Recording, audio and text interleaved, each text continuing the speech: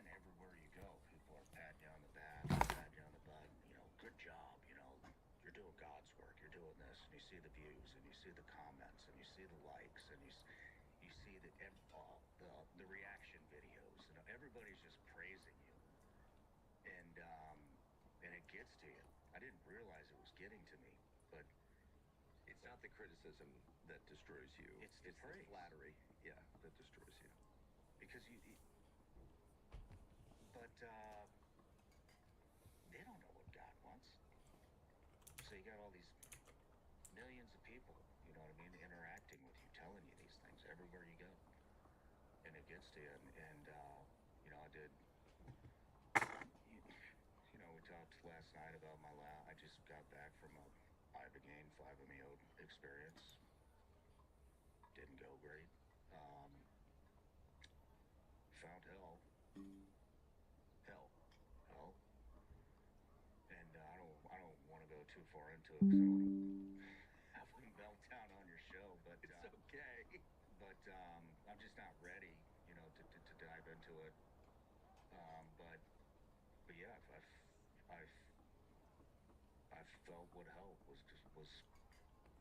gonna be like. Not like seeing devils and fire and whatever demons and all that. Like it was a feeling, and I never ever want to feel that again, ever. So you know, successful experience. I guess I never ever want to do it again. Maybe the most successful experience.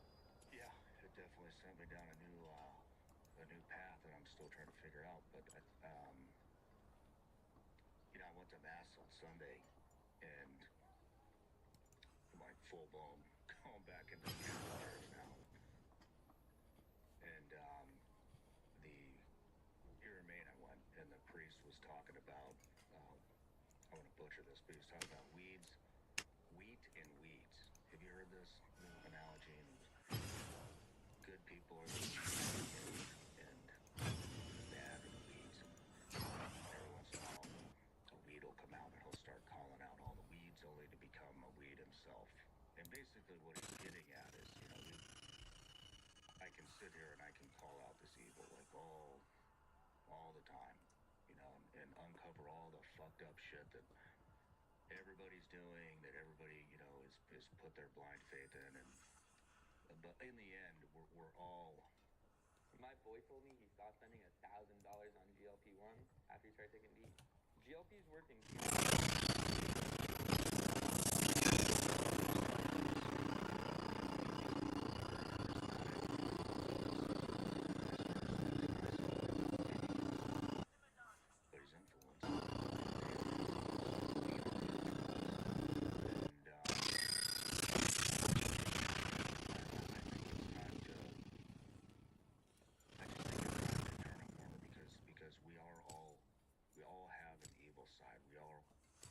Selfish in our own ways, and it's too easy to call other people out all the time.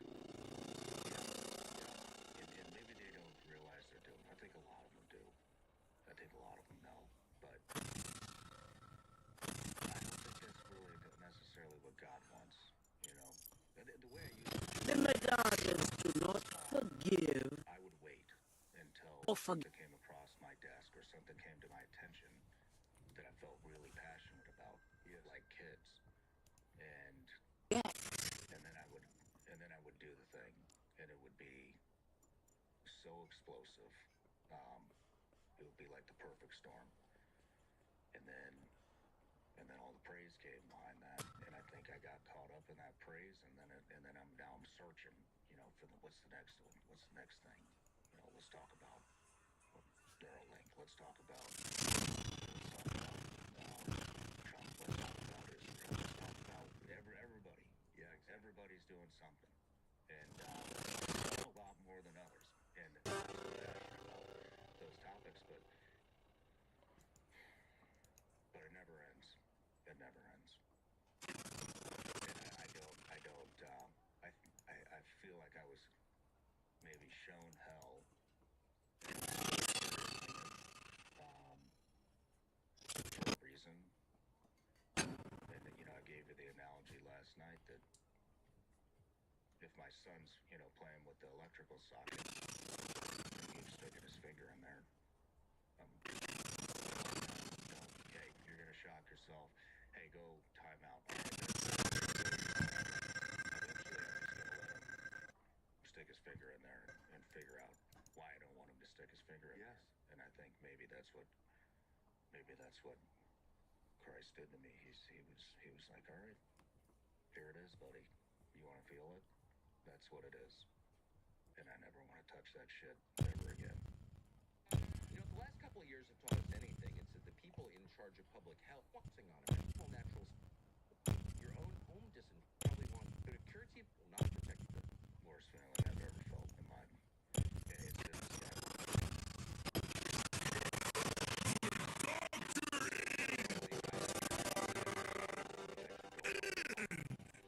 because it's upsetting even hearing that. And so you came away thinking that God directed you to this place to teach you something, and that thing was you want to avoid hell. I hope that's what it is. That's where I'm going. But now I think maybe that's what it is. What were your first reactions? Like your first reaction was, I don't want to go there. So what do you do to keep from going there? Pray, build a relationship, plant some seeds maybe. I don't know. I'm still trying to figure it out. One thing I told you I've read maybe half the Bible. I can comprehend maybe 5-10% of it. And so one thing I'm kind of kicking around is maybe going through every book and doing a full-blown. I mean, look, we both have access to pretty much anybody we want in the world, right? Yeah. And so that's the upside of the job. Is it? Yes, I think. Because they have access to you too. No, it's fair. But maybe I bring on the best and the best theologians, maybe whoever I want to learn from, and bring them in and well, let's start with Genesis. And it'll force me to read it, and then maybe we do this every week. Maybe we do it every other week. Maybe we do it every day. I don't know yet. I'm actually have a meeting with my team, who's like extended family to me, about how we're gonna put this all together.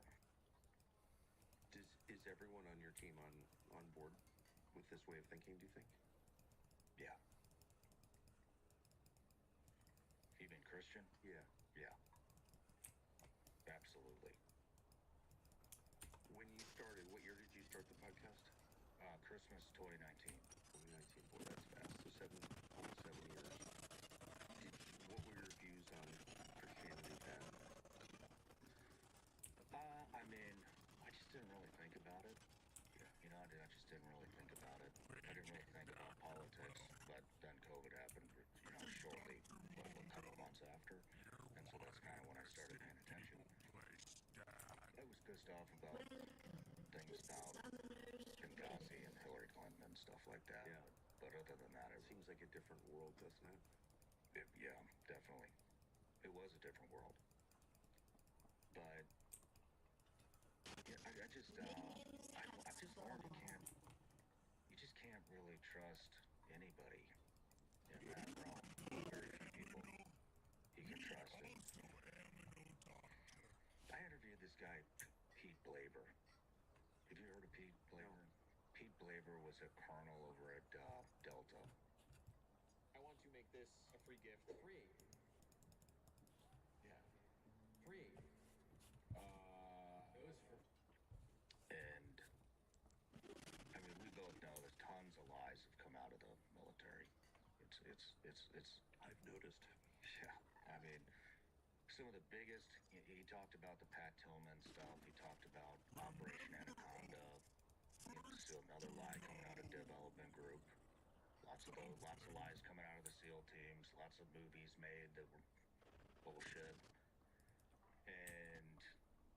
But he actually uncovered a lot of that stuff on my show because he was a part of it. And like the Iraq invasion was based off of lies. Do you know about this? The water truck and the air conditioning unit and the Sentry Guard? No. So there's a Delta unit out there, and when Colin Powell was sector, is that what he was? Yeah, Secretary of State. Yeah, Secretary Claire. And they sent him some imagery, and Pete said, I don't want to hear what you guys think this stuff is. Me and my guys will figure it out. We'll get it back to you. And then you have it unbiased. We don't want to be swayed. And so they checked into it, and so what I guess Department of State said was a mobile Scud missile launcher and a WMD factory with a huge air filtration system on the roof and sentry guards outside the door. What Delta, arguably the best special operations unit in the world came up with is that's a water truck, huge water truck that's in the middle of the desert, and they need water. And that big air filtration unit on the roof is air conditioning. And the sentry guard outside is dude taking a piss.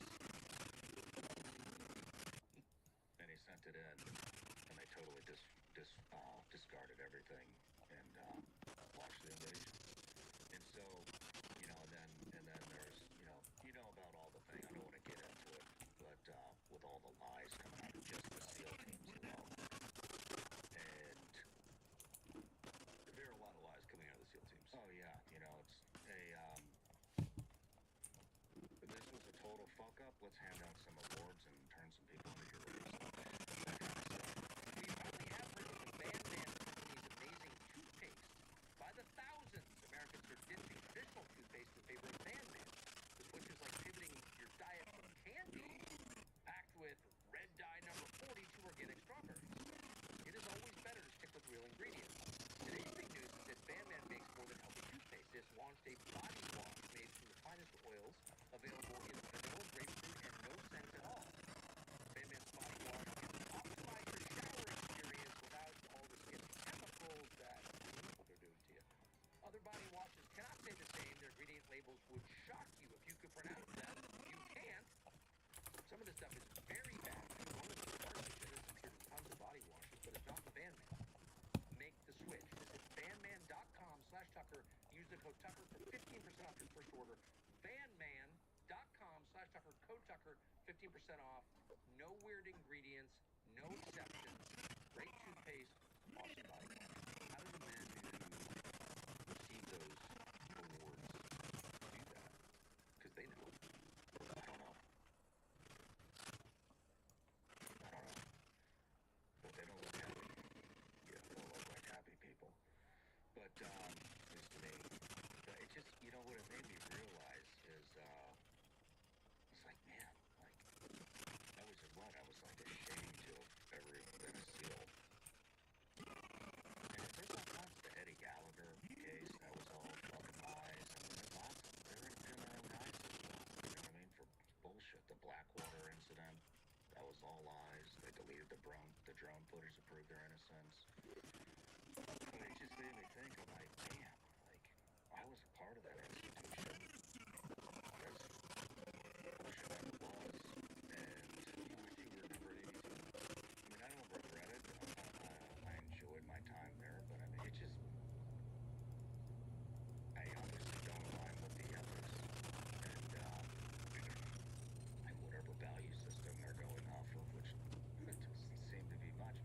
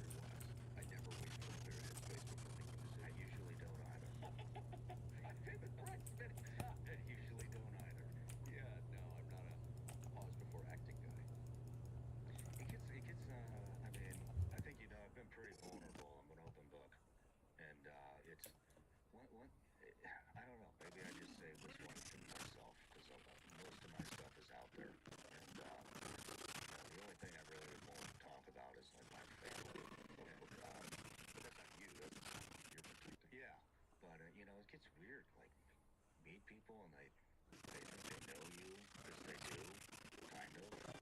But you like, what do you know about me? What have you heard that I've said? You know nothing about them, and it just puts you in a really uncomfortable state sometimes. Do you know what I mean? You know what I mean? Yeah. Yeah. You get used to it.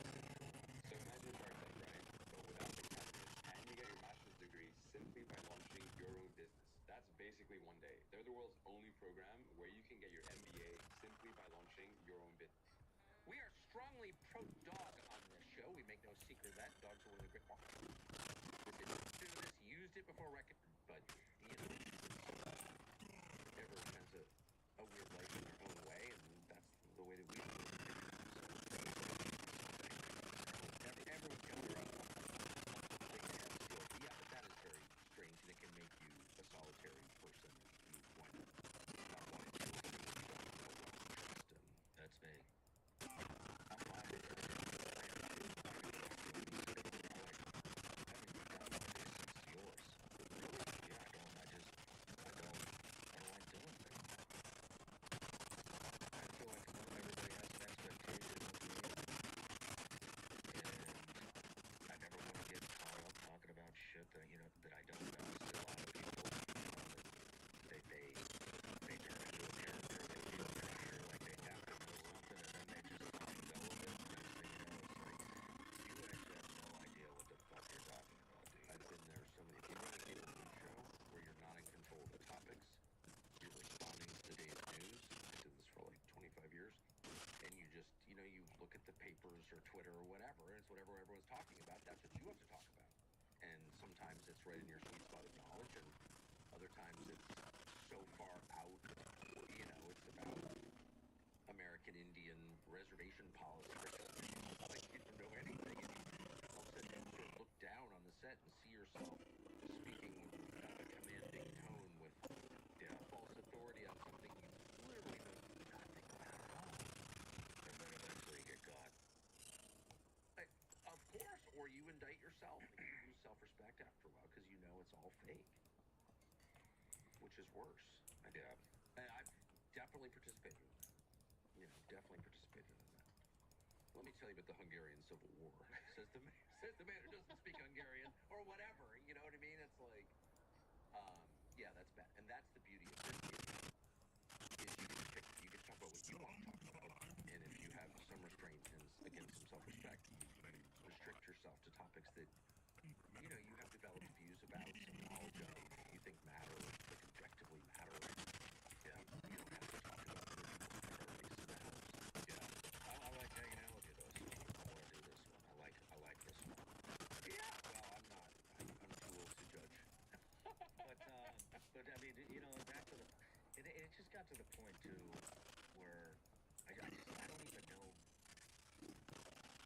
I don't even know why. Like, I'm just beating the same fucking job over and over. It's like, yeah, what are we doing here, man? Is anything getting solved? Like, everybody knows what's going on now. Right. It's out How many there. times can you point out that everything's a lie before it's like pointless? Pretty much. And discouraging, by the way, this is what I think to myself, because I have had exactly the same thought you're describing. It's like, is it good to keep telling? I mean, obviously 9/11 is not what they told us. I'm not exactly sure what it was, but they're lying about it. Kennedy assassination, obviously they're lying about it. Everything they're lying about because they're liars. So I've made all those points about a million times, but with decreasing enthusiasm at a certain point, you're like, I'm telling people something they already know. I'm not actually bringing the truth because the truth is unknowable. Like, I can't figure out what happened, really. And maybe I'm just making people hopeless. That's kind of what I'm getting at. I mean, what do you think it looks like if, well, not really. I mean, I don't even think we're the superpower anymore. I think that's becoming more and more obvious every day, but a lot of people do. So let's phrase it like this. What do you think it looks like if we do lose our place in the world? Do you think it's going to be that bad? I've been looking into some of this with what happened when Germany fell and what happened when the UK fell.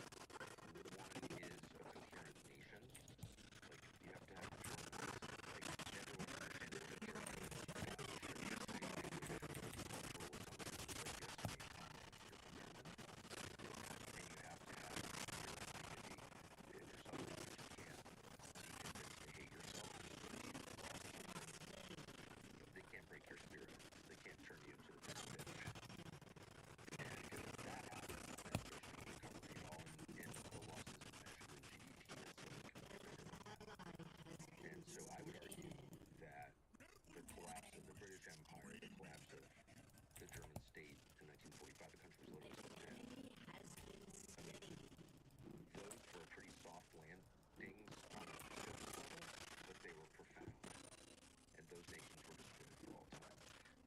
Whereas Russia went through in 91 when the Soviet Union dissolved, went through a period of 10 years of lawlessness and oligarchs and mafia and people getting shot to death in Moscow, life expectancy plummeting, everything that we read about in the Western press. But actually, Russia remained a coherent nation with a shared vision of the future. It remained an actual place, like a real place. And now it's recovered. And now it's a great power again. It's the world's largest country, and it has a sense of itself as that. And it will continue. It will outlive us. It will outlive Germany and the UK, that's for sure. Whether you, my ancestors are from the UK, from Germany. So like I'm shots to death in Moscow, life expectancy plummeting, and everything that we read about in the Western press. But actually, Russia remained a coherent nation with a shared vision of the future. It remained an actual place, like a real place. And now it's recovered, and now it's a great power again. It's the world's largest country, and it has a sense of itself as that, and it will continue. It will outlive us. It will outlive Germany and the UK, that's for sure. Whether you, my ancestors are from the UK and Germany, so like I'm kind of on their side in some deep sense, but just objectively, they're not going to exist because there's no such thing as a German anymore. The majority of votes in the UK are non-English, so like, what does it even mean? There's no country. But before that, I mean, it was a soft landing. Yeah, they had rationing in Britain for 10 years after the war, and They had rash. I didn't realize. oh yeah, they had. I think for 10. Some genius on the internet will correct me, but I think for 10 years. Oh, it wrecked the British economy. The fall of empire. The empire really ended in 1918, but whatever. The point is, Americans still thought Britain was a real country and impressive. It was our parent. Being ambassador of the court of St. James was the highest honor in the U.S. State Department. Like, there was a lot of prestige that attached to Britain. Not so much anymore, but the country itself was gone. And you're gone when you start importing people to replace your children. Like, that's just the most obvious. What's your birth rate doing? Are people reproducing? Do they have enough confidence and enough self-respect to keep the project going with their genes? And they don't. So I think the bigger the empire, the farther out over its skis it gets. Obviously, the more Harder it falls. exactly, the uglier the crash. And I'm worried about our country because there is no coherent nation. Yeah. I am addicted to this electrical engineering game. I downloaded it out of curiosity. Now I keep coming back to understand how things work, one idea at a time. This is what learning feels like when it actually makes sense. Try it and see for yourself.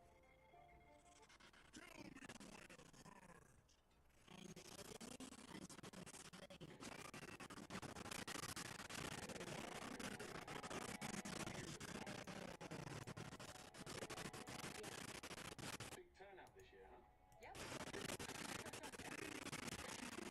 turnout this year. Every city has thing. I spoke to an employer this morning, a big industrial employer who's a close friend of mine. Republican, optimistic, very smart person, very and he said to me, we have zero unemployment in the state. Zero unemployment. I don't care what they tell you. We can't find English-speaking workers. Nobody's taking, and you have to work in our plant. You have to speak English to take the test. And we can't. Nobody speaks English. And this is in a major American Midwestern state. This is a major industrial company, makes things. In fact, he told me one of his competitors is going out of business because of labor shortages. And the problem is English. There just aren't enough English speakers in the United States to staff a factory. Holy shit. So I think those of us who live in kind of like legacy communities where, half of your neighbors had an ancestor in the Civil War are not seeing what the country's becoming because we're cut off. Because we live in these little pockets that look like our childhood. But that's not the shape of the country is. That's not happening in Russia. all this stuff like, oh, the nuclear program and whoever is running the country today and Yeltsin versus Putin. Like, who cares? That's all window dress. I mean, those are meaningful, I guess. I mean, of course they're meaningful, but they're not ultimately the measures that matter. What matters is who lives in your country.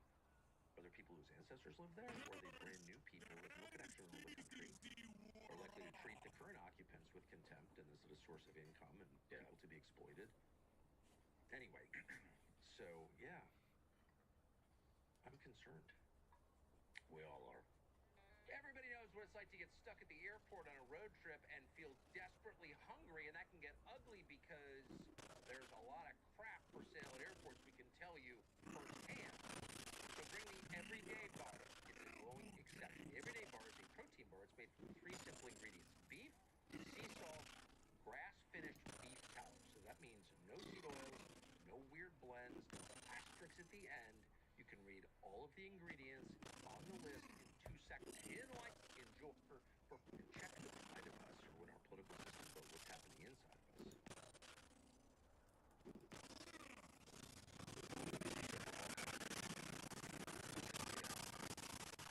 I think so. I don't know how to fix it, Tucker. I mean, what the fuck do I know? But I think that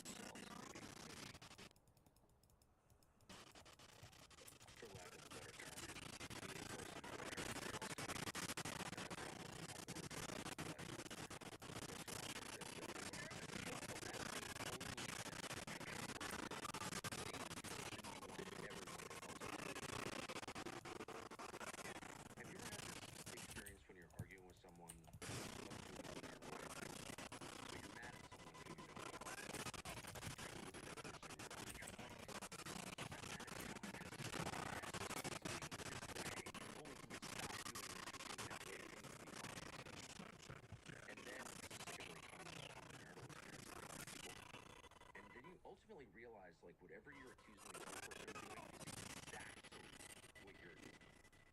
Like, you're being grouchy. Yeah, I realize, actually, I'm being grouchy. yeah, you don't think like me. That's what it is. Yeah. But there's something in people that wants to accuse others of doing exactly what they're doing. Have you done that? Oh, all the time. All the time. Sometimes I can't even see it. I'm big on self-reflection. And,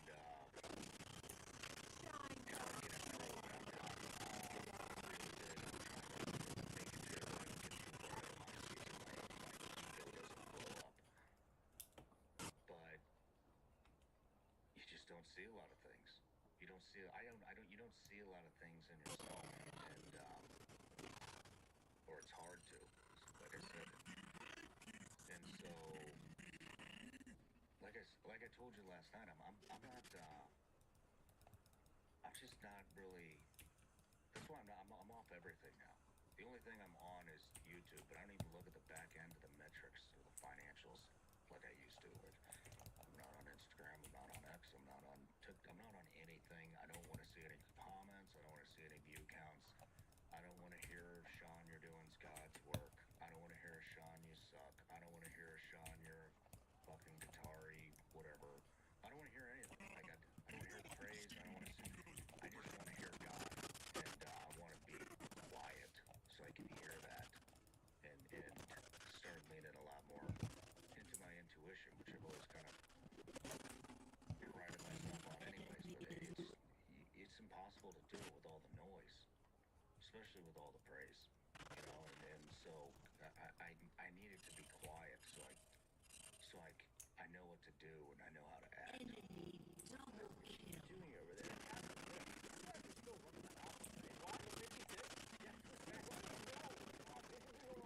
there still people eligible for the offer? I guess so, yeah. That's insane. You haven't tried Carbe yet? Dude, this is stupid. Jason's gonna kill me. It's on this intro offer going. For people who haven't tried it, they can get it for 56% off. You can use the list for your fragrance. Free gifts, free shipping. All that 56% off. That's stupid, man. You know how much money you're spending on the fragrances in here? It's a premium fragrance with a rival free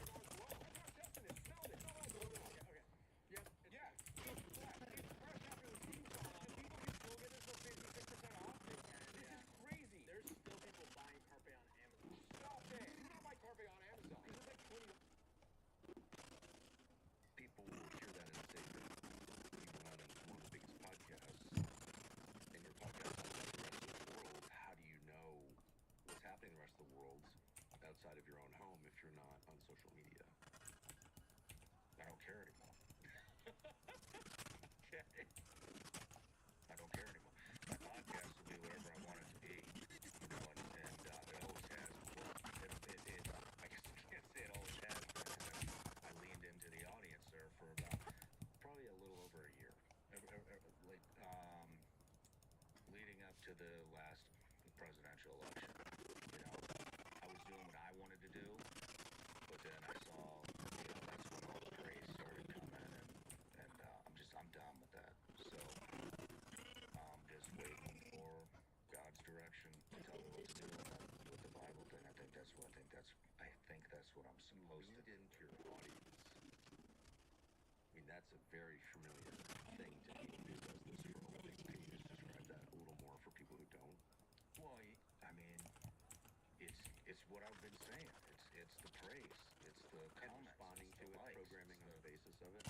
It's what do they? Oh, these numbers shot up. We need to do more of this. Oh, that's going to be big numbers. Let's do that. You know, and I mean, I'm not saying like I totally sold out to it or anything, but it was a big driver. It was a huge driver. Yes. You know, and I wanted to take the numbers one slot. I wanted the $200 million deal with Rogan guys. I'm not going to get it. That's just not how my life works. I always have to. Nothing has ever handed to me, and I always have to find other avenues to get what I want. Would you want $200 million? Yeah, I mean, of course that's what I wanted. Now I don't give a shit because now I see it. It just never fucking ends. It never ends. Well, now I don't, because now I was, you know, another thing, I was putting business and money over. I hate to say it like this, and that wasn't my intention when I was doing it. But now that I can self-reflect, I realized that I was putting money and attention and maybe power, and I fucking thought I was somebody because of who I'm associated with. I can fucking access anybody in the world. What the fuck do you know? They probably know more than I do. I don't know shit. And I'm watching my kids get it. And I'm like, fuck, man, I'm tired of this. Like, because my own bullshit, I don't want to go to one somebody. Look who I'm going to lunch with. Look who I'm going to see. Look who I'm going to do. I know everything.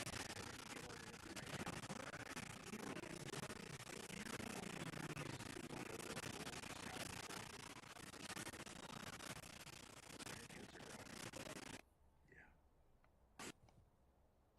Makes me sad. I don't want to do that again. It makes you feel better having been in this business my whole life. I think every single person who's through what you described in the life cycle of yours is if you like figure that out in a year, you know, while your children are still small, you haven't gotten to the cats in the cradle stage where they're like, yeah, you blew it, Dad. We hate you. I hope I never get to that stage. Well, you won't, because you figured it out young. You went through it really fast. But there are people, I can think of one in particular, really good guy, great guy, very well informed, very famous person in our business, missed his entire life. Why is he a great guy? Fun guy to have lunch with, you know, knows everybody, knows everything, funny storyteller, you know, you'd like him. But a tragic person, and was left at the end with literally nothing. It's gone, man. Gone, it's gone, it's gone. He in the world of lost his soul. You know, I know a lot of people like that. Me too. Yeah. So, no, I couldn't agree with you more. So you said that you have a program. I mean, if you don't mind, I'd love to know what your program is for keeping hubris at bay, keeping yourself from imagining or thinking you're not. Like, you're obviously disciplined. You were SEAL, so you're a self-disciplined person. Like, what steps do you go through other than getting off social media to keep yourself from getting delusions of omnipotence? Well, this is all new to me. Yeah, so I don't know, but I don't know what to tell you. You know, the psychedelics cracked me open, wide open again, and like I said, I'll probably never do them again. Because you got what you wanted from them? I can't say I got what I wanted,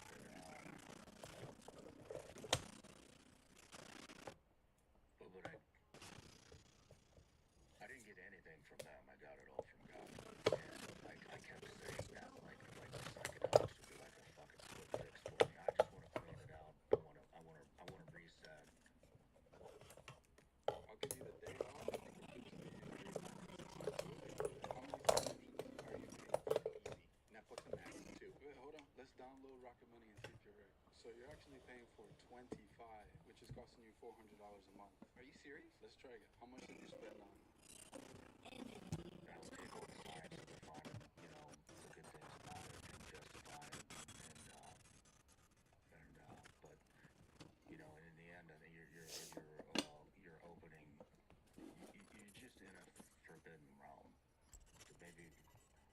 should or should not be fucking around in. But I won't be fucking around in that realm anymore. I can tell you that. And I got strict guidance, which last night that is, don't mess around in that anymore. But it's done a lot of great things for people. Strict guidance of this from God, and it's done a lot of great things for me. As painful as this is to go through, it you know, it's I'm thankful for it.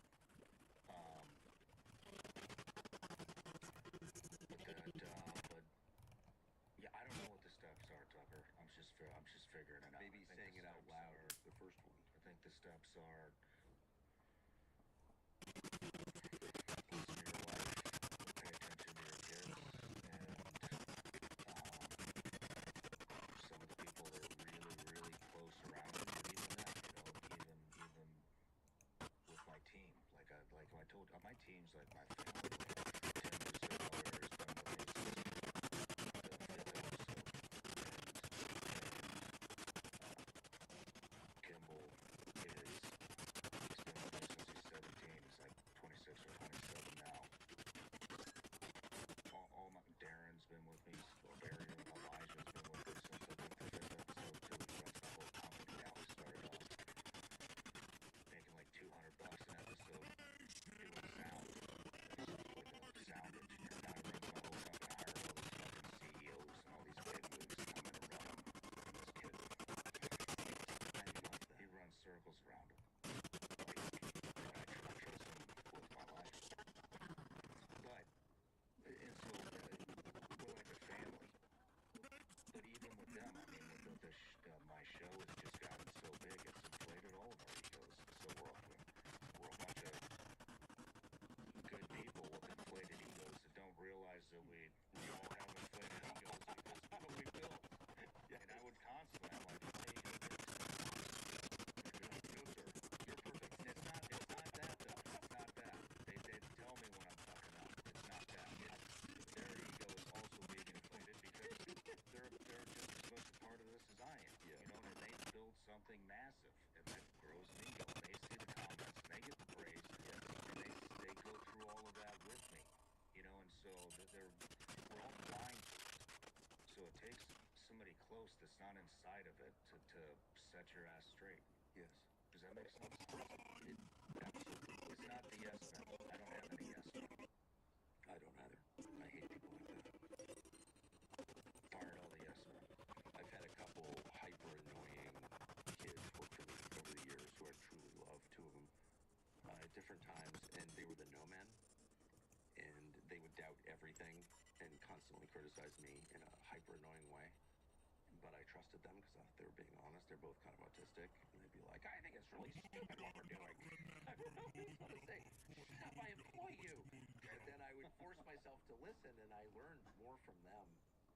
Both turned out to be very successful in life, actually. But I loved having people like that. Yeah. As much as I hated having people like that.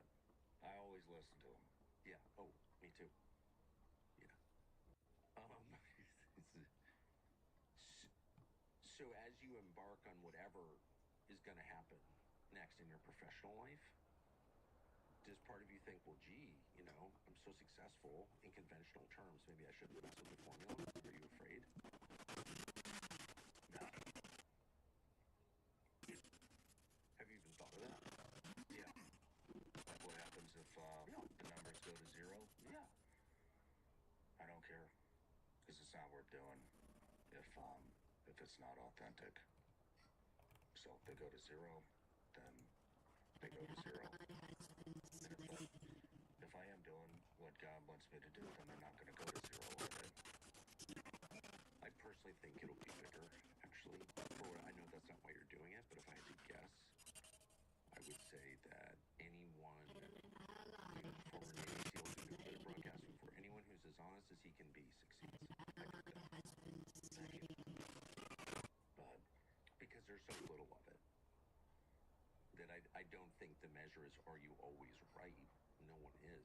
I'm certainly not. But if you're making like an obviously sincere effort to do things, people really they crave it because there's just not much of it at all. Like that's the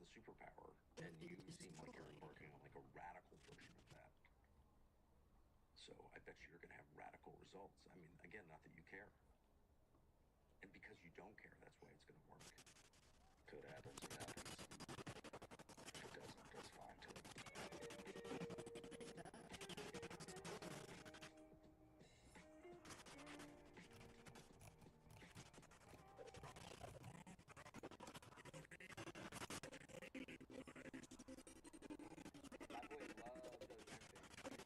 Version that I use, $40. GLP is working because it suppresses your appetite Are like the people closest to you totally on board with this? I think so. We'll find out later this week. We had the meeting, but they're gonna be, they're gonna be. So, Do you know that there were supernatural forces being invented at people? Did you grow up knowing that? Did you think about that? I definitely didn't grow up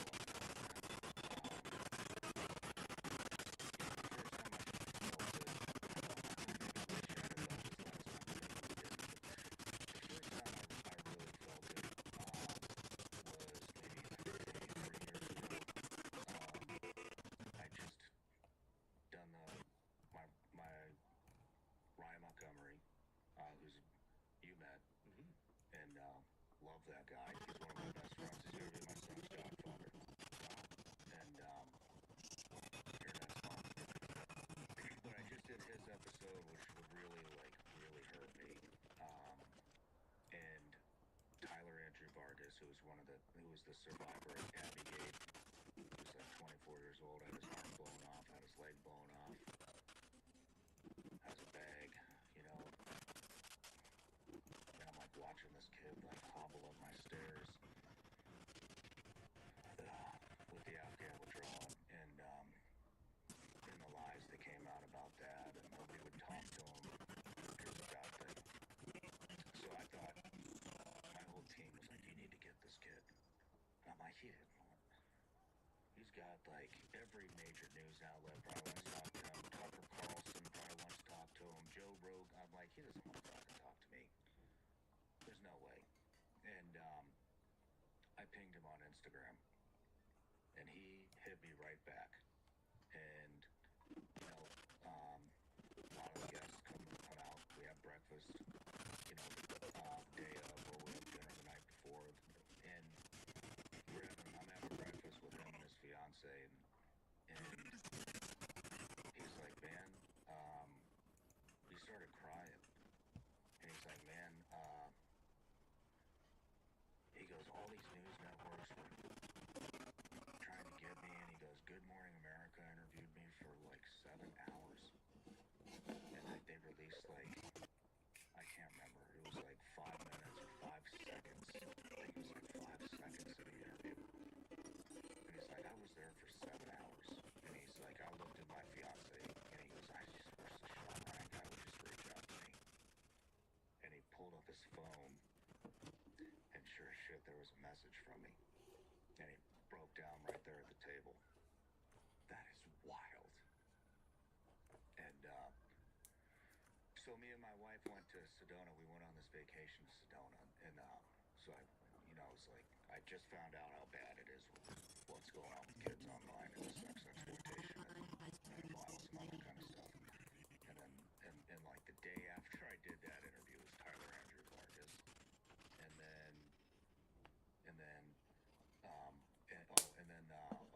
the one friend that I had and where I live at the time, who was like a genuine friend, successful guy, owns some hospitals. He didn't need anything from me. I don't need anything from him. I really enjoy those relationships. I know there's not a fucking hidden ass getting ready to happen, or some kind of agenda, or a photo op, or whatever it may be. And like just genuine. We can go out to eat, and it's not going to be, hey, do you mind if we just, could you? I got this new, that kind of shit, and it's just genuine friendship. Anyways, he died, and I was like, yeah, he died. He died on a hunting trip. His name's Dan Cirillo. He died on a hunting trip with his son. Had a heart attack. Oh, come on. How old age? I don't know. He was probably mid to late 50s, if I had to guess. But I mean, I'm happy for him. That's how I go.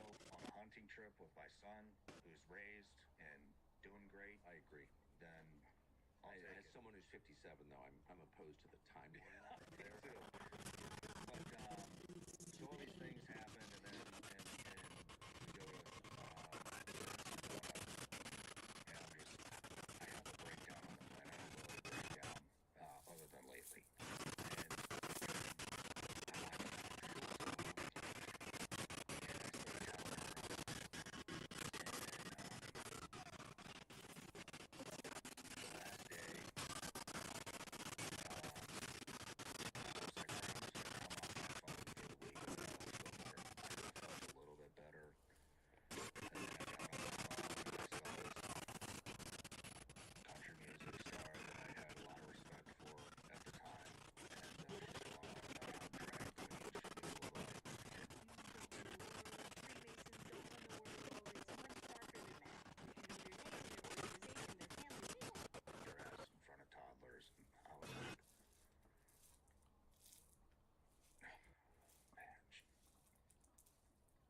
Later, she gets a big show. And, anyways, I see this stuff and I'm like, fuck, man. So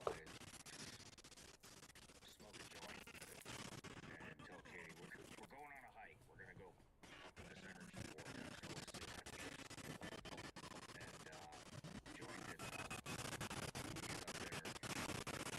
Maybe I would have liked it. This is one thing about the psychedelics. I didn't realize where it took me. It was actually crystals and all this shit. And all the energy comes out of the crystals, whatever. And we go up to this fucking vortex and I don't feel shit. And so we're marching back down, hiking back down, and I'm having like this internal battle in my head. And like I'm like maybe I shouldn't be worried about dismembering kids and politicians and schools and athletes and celebrities, like pushing, you should be the opposite sex and let's put some hormones in you. Let's get you in the hospital. And I'm like, maybe I'm the fucked up one. Maybe nobody else seems to give a shit. Maybe I'm the one. Maybe it's me. Maybe why are you fighting this shit? And I just kept. It felt like I was like surrendering my soul or my heart to the devil, maybe. But there was like this internal battle going on, and I was literally trying to convince myself that I was I'm feeling all this pain because this is when the MAPS thing started coming out. The minor attracted person. Yeah. Can't call him pedophile. Got to call him a minor attracted person because that's offensive, Tucker. And so I'm like trying to convince myself maybe this is old school thinking. Maybe you shouldn't be so upset about all this thing. You're the crazy one. Yeah. And it's dark, and we're staying at a really nice resort down there, and there's a guarded gate, and I pay attention to that shit because of my background, still contracted for CIA, and so I pay attention to that kind of shit, and those guys, that demographic of people love my show, because of all the military guys I've had on it, so they all know me, and I stop and talk to them all. We've been there for a week, and and this old man comes out of the guard shack. And,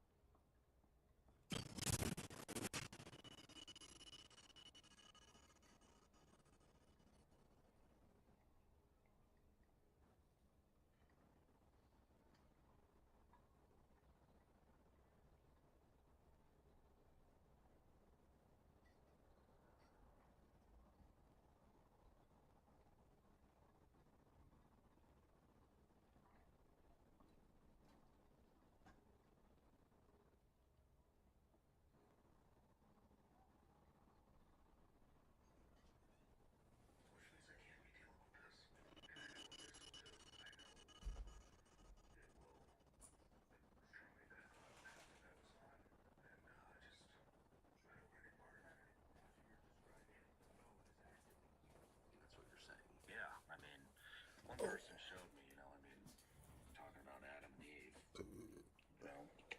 What is that?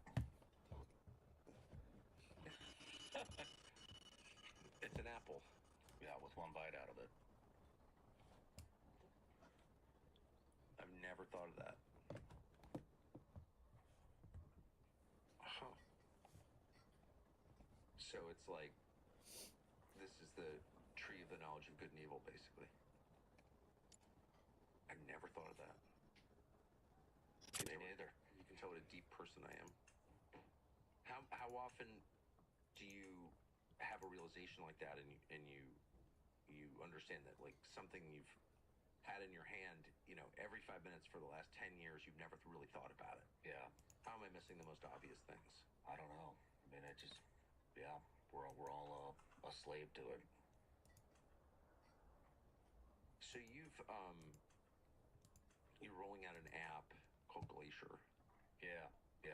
One of my least favorite things to talk about is technology, or apps, I should say, or other people's projects, or like what someone's selling or whatever. I would every time I interview someone, not every time, but very often, there's like, I've got this new thing. Can you talk about it? You actually didn't mention this to me at all. You didn't want to talk about it. And I hate this topic, but this is an interesting enough thing that I would actually like to push you on a little bit. Okay. So one of the big problems I have with phones is that they're not private, of course, and not just for us. I mean, it's obvious. This is what a bad deodorant looks like. And this is also what a bad... If you're in broadcasting, you know, you're going to be surveilled. So, and I know that I am. But just like everybody is. And it's upsetting. And there's really kind of no solution to it. I've spent a lot of time on this topic, and I've never seen anything that That's a protects people beautiful from it. change to the game. But it sounds like this app might Having help. just the potions and bandages right there. It's, can I just tell you the story? Yeah. That would be better than me trying to get into the technicalities of everything that I don't know and understand that well. Yeah. But, you know, it just came from paranoia, you know, and I mean, I think last time I checked, Oh, shoot. I think I interviewed 8 people that got picked up for the These guys administration. are rough. Just a lot of 2 of them thanked me personally because they said my interviews are the ones that got them in there. One of them got picked 5 days after I released the interview. Secretary of War.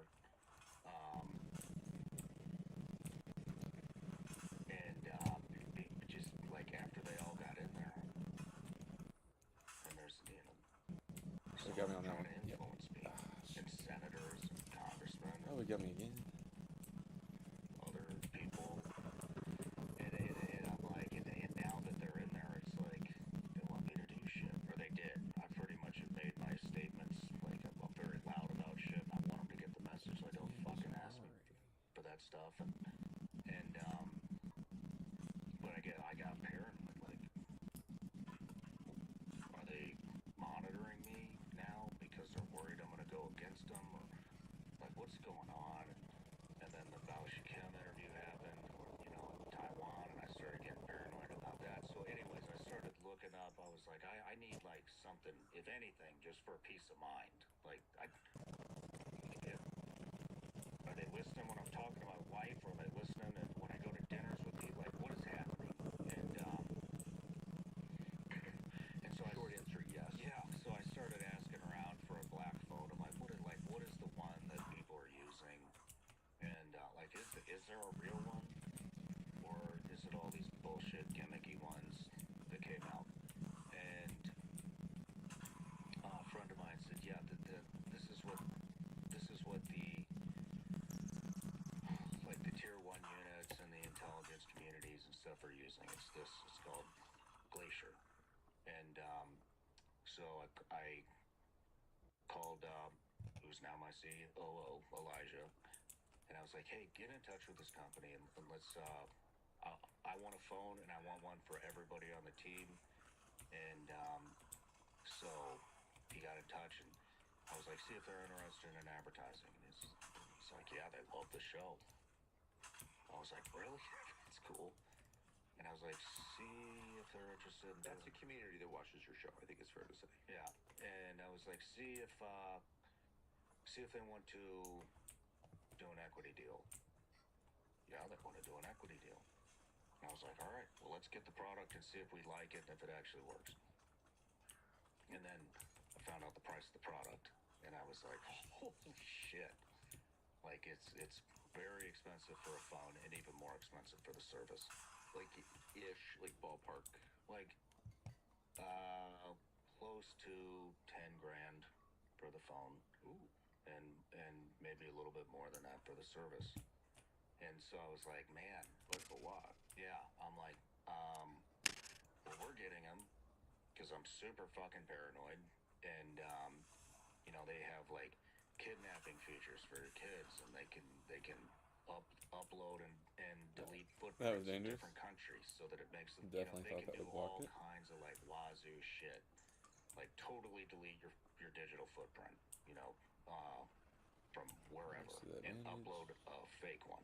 Like they can do all kinds of like, Press that they have a messaging service that tunnels you in. So like, you know, the signal leak that happened early on, that's impossible to happen. You could have your entire organization in this one chat where you can't accidentally add the wrong number in there. You know what I mean? And You couldn't put Jeffrey Goldberg from the Atlantic on your group text. Yeah, exactly. Okay. Yeah. So That might be worth 10 grand. Yeah.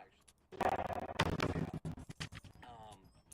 So anyways, I was like, man, I would love to do business with you guys, but I was like, we're shooting for like top tier tech CEOs, C-suite execs, and maybe government contracts, which you guys already have a foothold in. And I was like, I would be interested if you had like an application that was maybe, close to that, or maybe some of the features that you have in this aren't in that. Something that's more affordable that everybody can use. And they said, well, we obviously have a program. We can turn it into an app. And I was like, all right, let's see what that looks like. So we did it, and we spent about a year putting it all together. And so it's called the Glacier app. And it's, a lot of the VPN companies that podcasters are representing are owned by China, or they're owned by Israel, or they're owned by Russia. They're fake. Yeah. And, you can look it up. Don't take my word for I it. dropped a VPN sponsor over this exact question.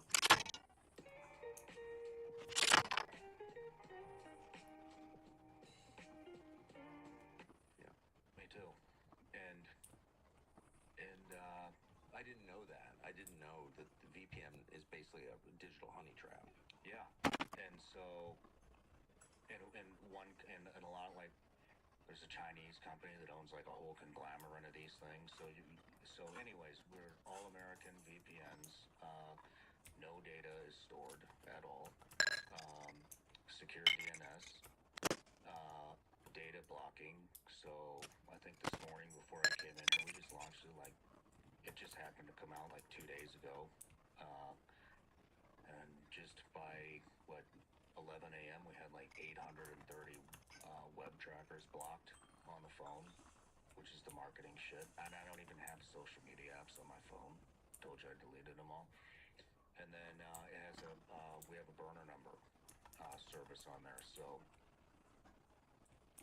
especially for somebody like you or I, who's meeting all these people, maybe you don't want everybody to have your number, so you can go in there and pick any area code you want, buy a burner number, and give that to these state actors, or for regular people, you get a hotel, you make a contribution to a political campaign, you order a pizza, A little nervous. That guy could have smoked me, to be real. He came up on me. Goes up for sale, and then you're getting 50 million spam calls. So you can buy however many burner numbers you want, and if the relationship goes sour, You just dropped me a cloak? you just burn the number and pick a new one. Yo. And then they have no way to contact you ever again. Let's be real, I thought about we call it sliming the him. Glacier app, and that's I'm glad I didn't, man. everybody can get it. Does it help prevent you from being spied on? It does the things that I told you it does, and so there's nothing that's foolproof, being honest. Like, I'm sure there's some way to possibly defeat it, but for the majority of stuff, it's gonna block 99% Wizard of hat. stuff that Yeah, comes let's up. go. I was able to give him something What back if your useful. phone number's on the internet? I did give him those gems. To be real, that gold gem was What if worth your quite a phone number's bit. on the internet? But I'm pretty loaded. I mean, that was a Well, good it's run. not going to And he really could have killed me, phone so, number off the- Oh, still got a gold gem necklace. But you can get as many new ones as you want. I think that's So, And you just go to the Apple Store and get a quest item at least. yep. You go to the Apple Store and get it. Or theglacieраpp.com, either one. It's just for iOS right now. Oh, and there's a bard dude. Android That's out funny. in a couple months. But with your number, just, I guess meta's be put it nice right aside. now. You never if you get rid of your number, you want to keep it and get a new one. You don't want to burn the number that you have all your banks and all that kind of Dude, stuff. sometimes Somebody people else just be picks that up, and fight on sight. it would be a bad deal for you. It would be a bad deal. I don't do online banking as a result. Or online whatever. Yeah, I don't do online anything. That's why. for you. Yeah, I don't. I never was impressed by all that stuff. That's it. It's the only transaction I do on my phone. Well, bet you got a lot of that. I do. Yeah, I have a lot of that. So what? I know you're not in the business of giving like advice to people. You're clearly coming from a place, especially now, of like genuine humility. And you said it's important to work on yourself before you start. Hold on, what running is around telling other this? people how to live, and I respect all of that. But if if you had a son who was like 15 or 25, New or, enchantments for each older, modifier. and said, So you what can advice would you give me reroll. about how to live? What would your advice be? Whoa. Don't put your faith in any man. What do you have to do? Yeah. You're going to be disappointed every single time. Yeah. Weapons. That's really wise. There's something in us that wants to believe in other people. I don't want to reroll that one. I'll try it. Did you put your faith in Pete Hegseth? Yep. Can't buy those for What was your takeaway from your interview with him? Well, if I remember right, I mean, I don't remember the interview that well, but if I remember right, Pete wanted to be the Secretary of the Veterans Affairs. He did in the first term. And Okay, so they slowed down the quest a I little just bit. don't really have much Slow interest down. in the Veterans Affairs. And so I steered the interview into what would you do if you were Secretary of Defense? Because I was much more interested in that kind of stuff than I was with the Veterans Affairs. Being a veteran, I just think the VA is a lost cause. Really? Yeah. And so I steered it that way. And then 5 days All later, this for after the 72? release, the guy gets. I didn't even want to interview Pete because it was a book. He had a book out, and he's a Fox News guy, and I fucking hate Fox News. And I was like, I don't know. I don't want to interview him because he's a Fox News guy. Yeah. And it was like, all right, like I think it was whatever. I was like, all right, we'll do it. And then it was like, all right, hurry up and get this interview out. You just get it out. Let's get this over with. You didn't think you were about to change. Try these out for 2 weeks and tell me your boss doesn't notice a difference. Your screen time goes down and your girlfriend doesn't notice. Look, I'm not here to judge you. I used to have an apple flavored vape under my pillow. When I got these in the mail, I was like, what are these? History of the world. No. Yeah. And then 5 days later, he gets picked up for Secretary of Defense. What did you think when you heard that? I was like, holy shit, that's crazy. And then it inflated my ego. I'm like, holy shit, the show has power. Then I went to the Army Navy football game, and he points at me. He goes, thank you. I'm like, I was up at the box with all the big wigs, Vance and Trump and all of them. I'm like, what the fuck am I doing here? But it inflates my ego. I'm like, holy shit. Then everybody else gets picked. Cash Patel, Tulsi, now I'm not saying like I'm the guy, but for that one, that interview definitely had some influence. How do you think it's gone? I don't know. I mean, I don't think any of these guys really have any. The funny thing is like, Man, this game is these good. people get up there and they get addicted to this fucking power that they do not have. You think you're so powerful that you can't even you can't even say what's on your mind. Like you're powerless. You have no fucking power. You're just around. You're around power. It's telling you what to do and what to say. And it's like, well, I don't get the addiction, but they probably don't see it. You know what I mean? They probably don't see it. But they think they have all this power, and they don't have any fucking power. Because they can't say what they really think. Yeah, they can't say what they won't even stand up for what they believe in, man. Like, look at the shit that's happening. You're gonna sit here and tell me the fucking country's going great while the president of the United States kids are buying private islands with bunkers? Must be going great. Fair. I hadn't thought of it that way. That's probably not a good sign then, right? Maybe not, I don't know. Maybe they got some insider information, but I mean, how can it, like, what?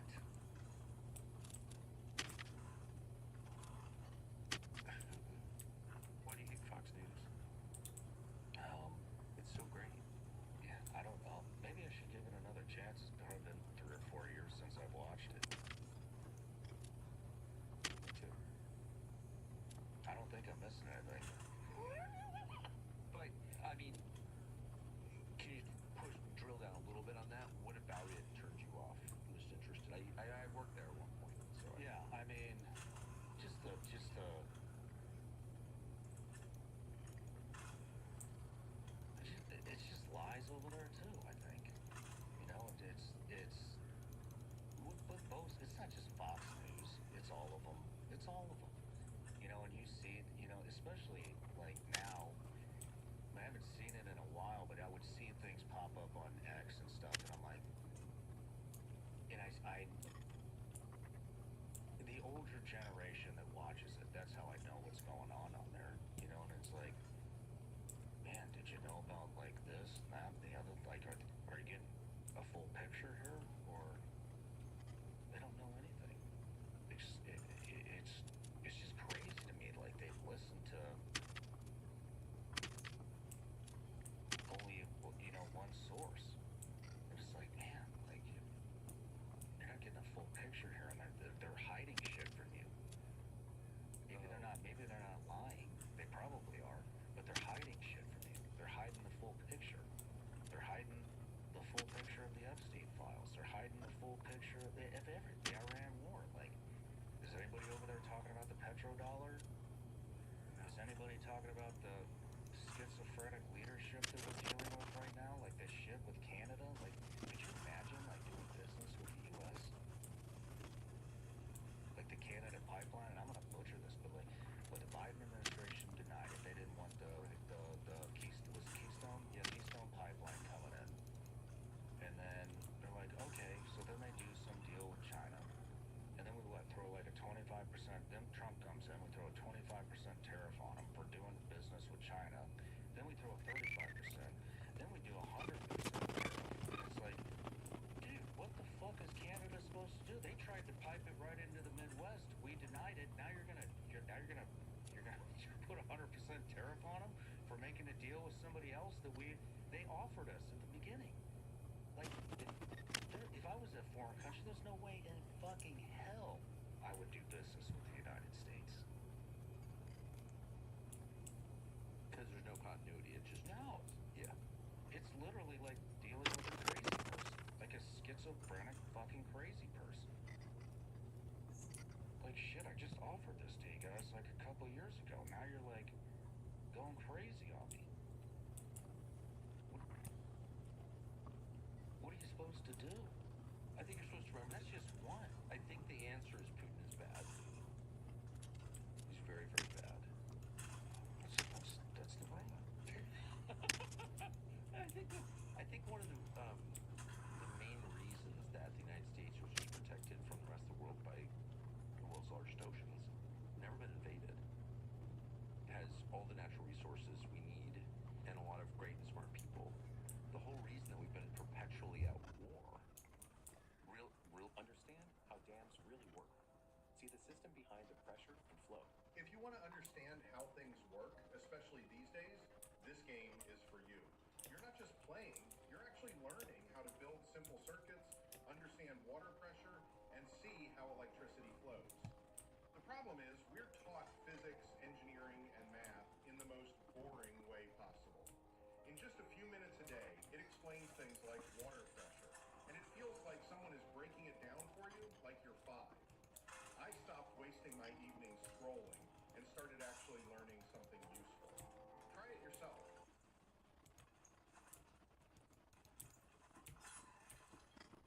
This place is huge. City Furniture is now City Home.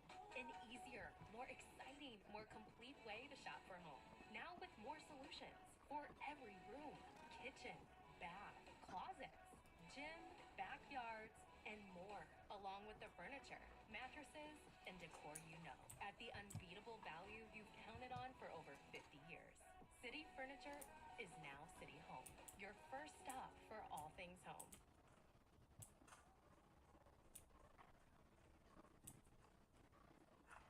Since 1917 is because identifying a foreign threat or foreign enemy or something to worry about far away removes attention from our own bad leadership. It's a way of like our leaders to be like, okay, you're right, but Putin. But honestly, the problem's Putin or Hitler, who's been dead for 85 years or whatever. It's like this Fred Moon stuff. Like, from what I understand, like nobody really controlled it before. No. Now, Iran has discovered like, holy shit, like the United States can't even shut us down. So now there's, I'm sure there's going to be tax and escorts and everything until the end of time, because if we can't shut them down, then nobody's going to shut. Of course, you know what I mean. And so, hello, new gas prices, like they're not fucking coming back. We just down. turned Iran into a global power. Yeah, and it will remain a global power for the rest of our lives, at least. Good job, admin. Yeah, good job. Did you think when you interviewed Pete Hegseth, since you served in the military under Secretary, well, then it was Defense, now it's a War. In fact, let me just interrupt myself and say, what do you think of the change from Defense Department to Department of War? Oh, I thought it was stupid. Yeah. I thought it was like, why? You know that's just gonna piss people off. Who cares? We had to make, and then of course we had to make a big show about it. I mean, I think Pete has done some good stuff. You know, I mean, Yep. He's cleaned up some of the maybe all of the DEI stuff. I think that's great. Good job. You know what I mean? But I mean, you know what I mean? I don't really know how much influence SecDef even has anymore. You know, so good job on that, because that sucked, and I saw a lot of I saw morale come back. I still got some buddies in, but I'll tell you what, I just had some buddies leave, and everybody knows what this is. Everybody knows they're fighting for Israel. It's a joke, and this isn't me saying this. This is not me saying this. Right. This is them. This is the guys that are going to go over there in tier 1, tier 2 units that are joking around, saying like, yeah, this isn't even for us. And you know, throughout history, that's not a winning strategy. Well, especially since if they don't believe in what they're potentially going to do, which hopefully they're going to do nothing. Yes. But high probability they're going to do something, and they know it's not for the United States, it's for a foreign country. Like, then fights out of the dog, buddy. Really? Well, especially because they could get killed. I mean, kind of high stakes. That's what I'm getting at. Yeah. They know it's not for us. We're not defending our country. And you think they know that? No, I don't think they know that. I know they know that, because I just had a going away party for one, and that's all he was talking about. And it's fucking sad. I mean, it's such a betrayal. It's such a betrayal. Like, why don't you just get out, man? Because it's what he does for a living, right? Yeah. What do you do after that? Exactly. We'd probably start a podcast. Yeah. No, but seriously, what do you do? I don't know if we need like more shooting schools or executive protection. I mean, I feel for those guys. They have these specialized talents, skills, honed at great expense over years. Well, you know, you got to give them hope, and so, because yeah, that's where most of them wind up, and a lot of them are happy doing it. You know, my guy is, but Just saying, if you don't, then you have to be willing to reinvent and start from zero and go to one, and that's really fucking hard to do. But that's what you have to do.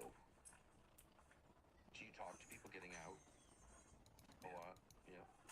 Not a lot, but I mean, I'm getting older, you know, so I'm losing touch, and most of my generation is out. How do they feel about what they did? Pissed. Really? Majority of them are pissed. And these are GWAT people. Yeah.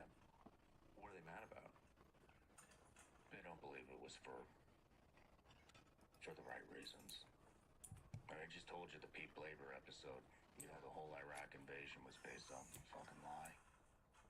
A water truck, an air conditioning unit, and a guy taking piss outside of a building. No, I agree to this ad because before I was approached for this, I've been a Rocket Money user for years. I downloaded out of sheer curiosity for the subscription cancellation feature just to see if it truly worked, and lo and behold, 4 subscriptions that I had completely forgotten about found and canceled. I found out that Rocket Money is genuinely one of the most user-friendly and most powerful budgeting apps that I had ever come across. I have money spread across multiple institutions, and it gets cumbersome having to deal with all these individual apps. Rocket Money actually takes all of those accounts and lets me see all of them all at once from within the app. A single app showing me all cash flows allows me to budget with ease and confidence.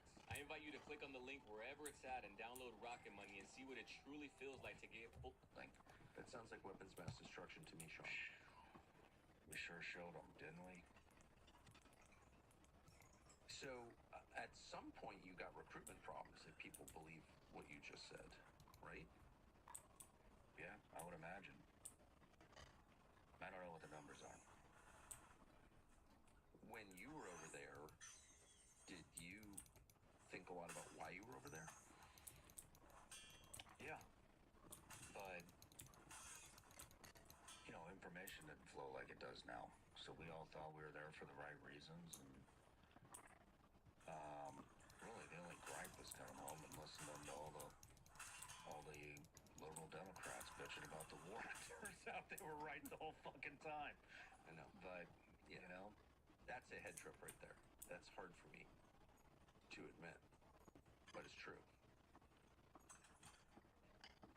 So that raises questions. So, like, guys in SEAL teams or Delta or any of the most famous and highly trained special operator types, I always assume that they're right-wing Republicans. I've always thought that. Is that still true? I don't know. You know, I don't know. I don't really. Everything's just so mixed up now. I mean, Yes. shit, you just got a love letter from my mother-in-law who hated you a year ago. You know what I mean? Everybody's mixed up. I don't think anybody Wrote does. me a very nice letter. She's now a subscriber. I thought she was ever going to talk to me when you wrote her a letter a year I ago. did. I wrote it in jest, but also, you know, from one Protestant to another, I thought I could make a connection. But anyway, And you did. It's hilarious. She seems very sweet, actually. Everything's so messed up now. That's right. Like, how would you describe your politics? Do you have politics, or you're just not even interested anymore? I'm a Christian. Yeah. So my last question is, like, what do you think? So you know what's going on in your life. You've had, and thank you for talking about it. I know it's like you're in the middle of it, so it's hard to talk about it. But do you see it happening in other people? Like, do you think there's Yeah. something bigger going on? Oh, yeah. I mean, yes, I do. I don't know what's real and what's not, though. I Right. think that there are people also that are, you know, coming to Christ who are like, oh, look what happened to that guy. You know what I mean? With his view counts or what it's like the thing to do now sometimes, you know. So I don't know. But yeah, I think there's a wave of it happening. I mean, there's definitely a resurgence in the younger generations. Yes. You know, and so that's really cool. That's really cool to see it. And you see that. Yeah, I see it. I see it. I see when I go to church, everybody's paying attention, and I bounce around from all kinds of different churches. Not this morning. Priest didn't show up out here. You should say.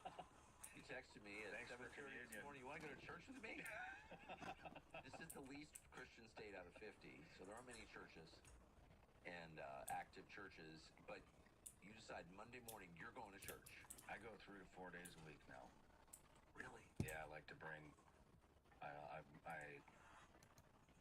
bring my 2-year-old, and then the next day I bring my 4-year-old, and after each time we go to mass, I bring him to breakfast, and we get some one-on-one time, and then take him home, and then I go to work. That's the best. It's awesome. I love it, and they're into it. Really? Yeah. I remember bringing my 2-year-olds to church, and it was like a nightmare. Like climbing on your head in the middle of communion. It will be if I bring them together. Right. Oh, is that right? You split them up. That's smart. Yeah. One-on-one time with Dad, and they want to go. They ask me, "Can I go with you today?" And Really? it's pretty cool. Yeah, we talk about communion. They ask about the special bread. It's pretty neat. And do people who you grew up with, who you talked to, your friends, guys you served with, are they thinking more about God than they Oh did? yeah, all of them. All of them. You know what's really cool actually is, you know, you're addicted to the fight. I can see it. These guys are addicted to the fight. I'm addicted to the fight. A lot of these guys have fought for 30 plus years, and like a guy like Tom Satterley, who I brought to the out party with me. Yeah. And he was in Somalia, you know, when that whole thing went down, and then Quite the whole a G1. man. Yeah, Quite a man. amazing upsetting human. Yes. Well, all these guys are like, addicted to the fight. Now there's just so many of us that are diving into spiritual warfare and learning about it, and so that seems to be the new thing with my old community. Really? Yeah, it's pretty neat. I think of it as guys who are the real dork. People are actually pulling the trigger. Pretty secular group, I always thought. Is that fair? Yeah, I would say so. But in these times, not so much. Amazing. Yeah. Thank you for talking about all this. My pleasure. I know it's painful, but I think it's really inspiring. Thank you. Well, thanks for having me. Literally anytime. I love coming out here. I love having you. John Rice, thank you.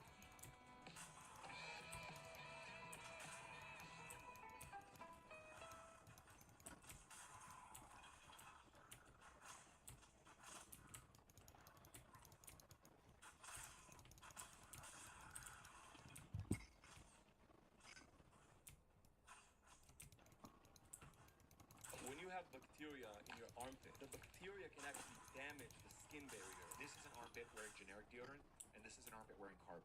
Carpe creates a dry environment where the smelly bacteria can't grow as easily. I've put 10 years of work into this to make the best possible product. I don't know why more people aren't trying this. It's so popular. The reviews are great. I don't know why everybody out there hasn't tried Carpe yet. like a big deal. No, we're doing that. Percentage We're doing that so right people now. can try it. We're doing 67% off right now. People can get. And what do you get? Well, they get to choose 4 sticks. No, And they- not good.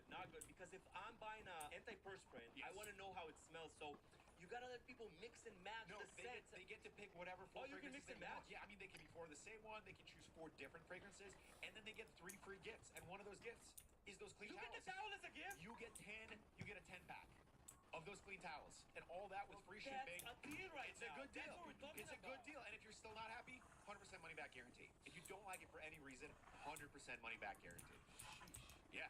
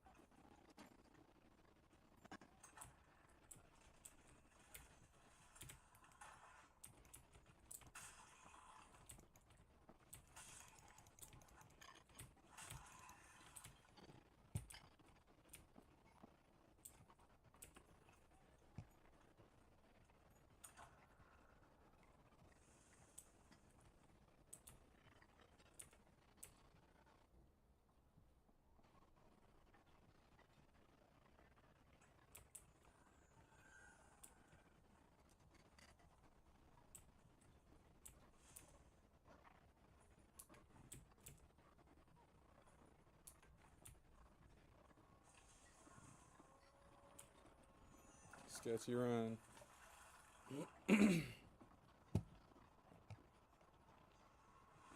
That last one though, that guy smoked me.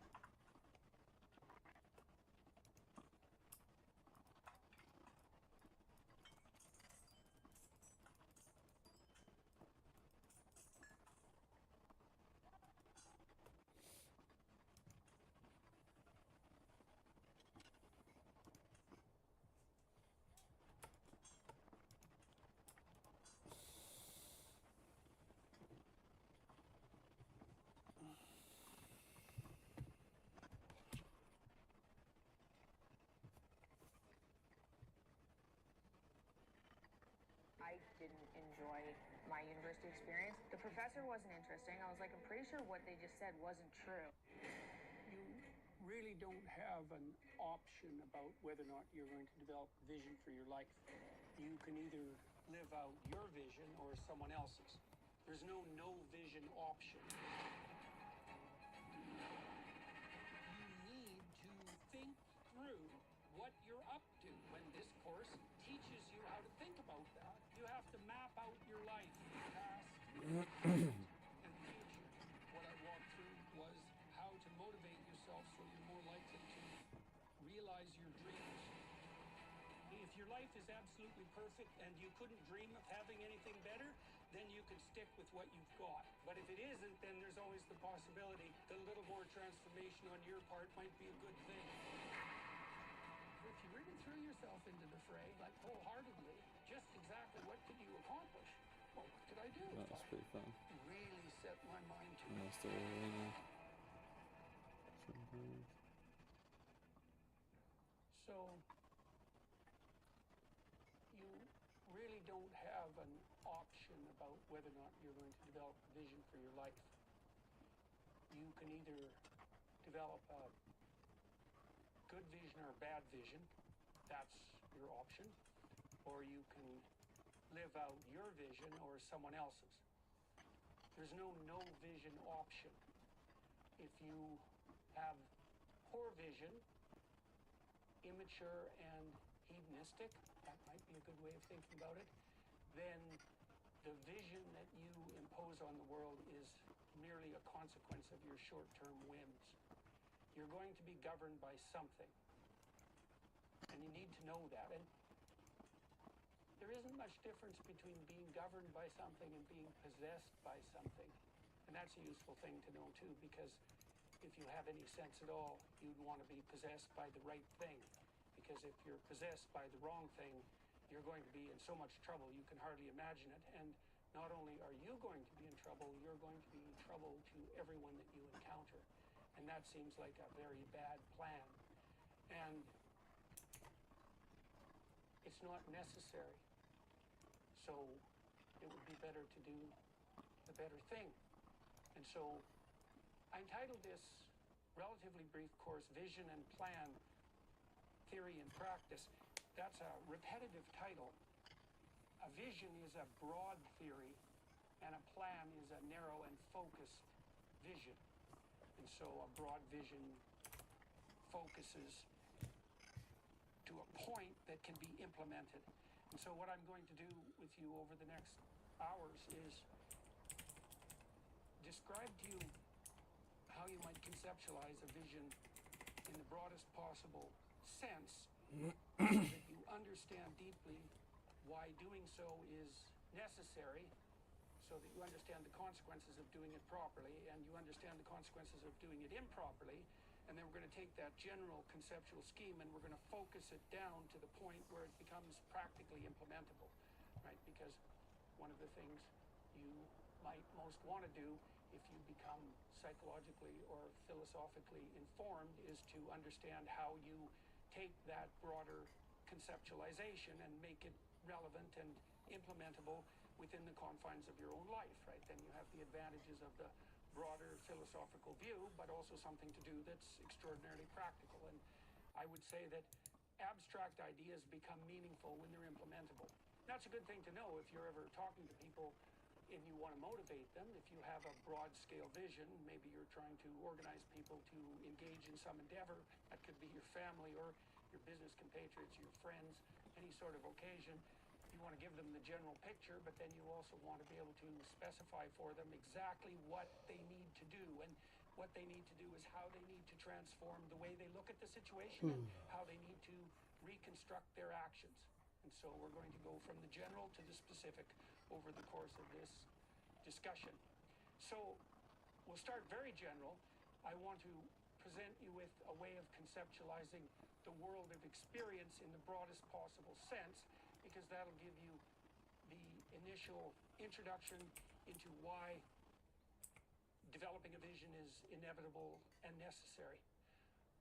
So this is a Taoist image of the world.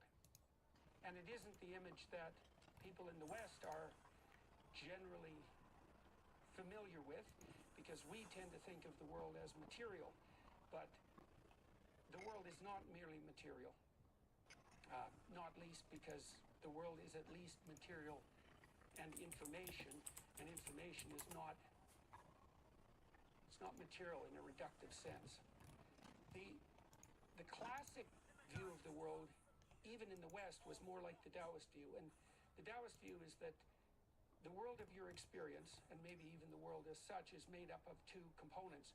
One you could conceptualize as chaos, and the other you could conceptualize as order. And in the yin and yang symbol, which is two serpents, by the way, head to tail, the black serpent is chaos and the white serpent is order. And the black serpent is generally identified with the feminine, which is not the same as the female or the woman, and the white serpent is characterized as masculine. I'll describe why that is as we progress. So what does this mean, that the world is chaos and order in its what would you say, initial differentiated conception? You could think of the world of experience as a transcendent unity, and that would be the unity of all things. And then you could think of that unity as falling into pieces. And each of us is a piece of an overarching unity. You might ask, well, what is the most fundamental initial breakdown of the unity? And the answer to that is, well, it's chaos and order, and it's always that, no matter where you are. And so here's a way of understanding that.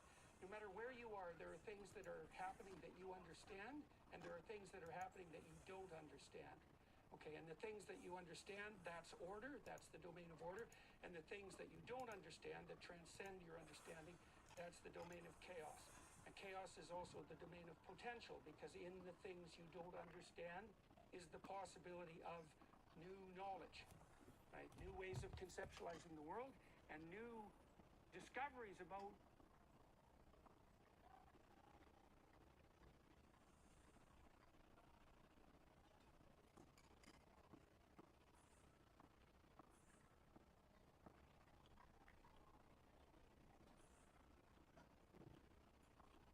And that's when you realize the biggest risk is just not taking any. And this is actually one of the stages of scaling. And so that's why we put together the $100 million. You cannot control what a great military event can set loose. More battle casualties than U.S. forces had suffered in every war combined down to that point happened in 2 days. 2.5 months after that, George B. McClellan's army engaged with Lee's army in what came to be called the 7 Days Battles at Richmond, 36,000 casualties. So those two together just showed that this was going to be on a totally different scale. He added a psychological twist.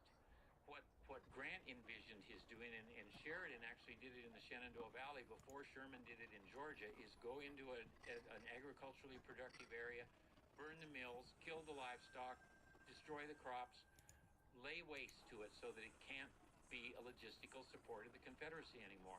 Sheridan did it in the Shenandoah Valley, and then Sherman did it in Georgia. But Sherman said, but I'm also going to break them psychologically. I'm going to show them that my army can go wherever it wants to go, whenever it wants to go, and there's nothing Jefferson Davis can do about it. The great forces are all that matters, and individuals don't really matter. Notion of history, I think, is ridiculous. Individuals really matter. For the United States, Lincoln and Grant matter beyond calculation in this war. And on the Confederate side, if you take Lee out of the picture, the war doesn't last nearly as long as it does. In terms of causation, if you take slavery out of the picture, there is no Civil War. Period. The following is a conversation with Gary Gallagher, a historian of the American Civil War. This is the Lex Friedman Podcast. To support it, please check out our sponsors in the description, where you could also find links to contact me, ask questions, give feedback, and so on. And now, dear friends, here's Gary Gallagher. The American Civil War broke out in 1861. What were the causes of the Civil War? Could it have been avoided, or was it inevitable? I don't know if anything is inevitable in history, but it's certainly 1861. What were the causes of the Civil War? Could it have been avoided, or was it inevitable? I don't know if anything is inevitable in history, but it's certainly safe to say that the conditions were in place to make it possible by the winter of 1860-61. And the conditions that made it possible were all related to the institution of slavery and its effects both in the states where slavery was allowed and the states where it was not allowed. And there had been a series of tensions that grew in the decade preceding the 1850s.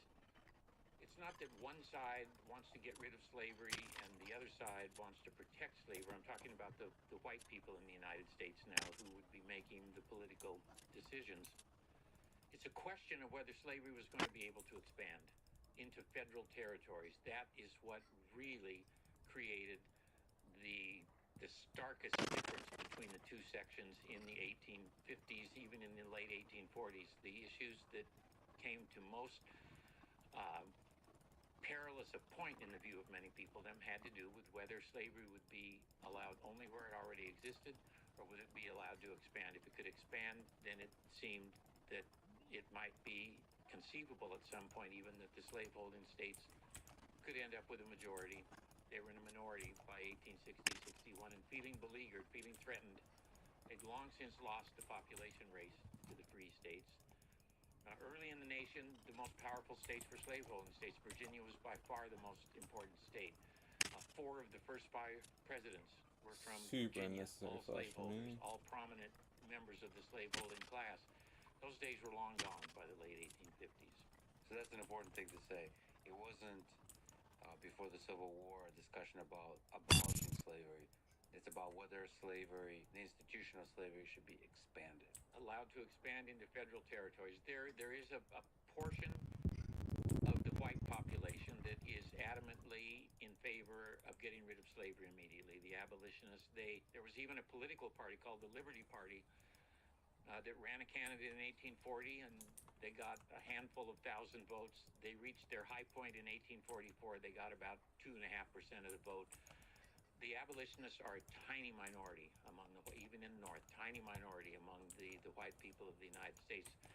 The African American population, nearly 4 million of them by 1860, of course, would have embraced it instantly and yearned for it. But in the white population, the abolitionists are a tiny minority. They are much despised, even across much of the North, because they were seen as agitators who roiled the Union and deepened rifts that might bring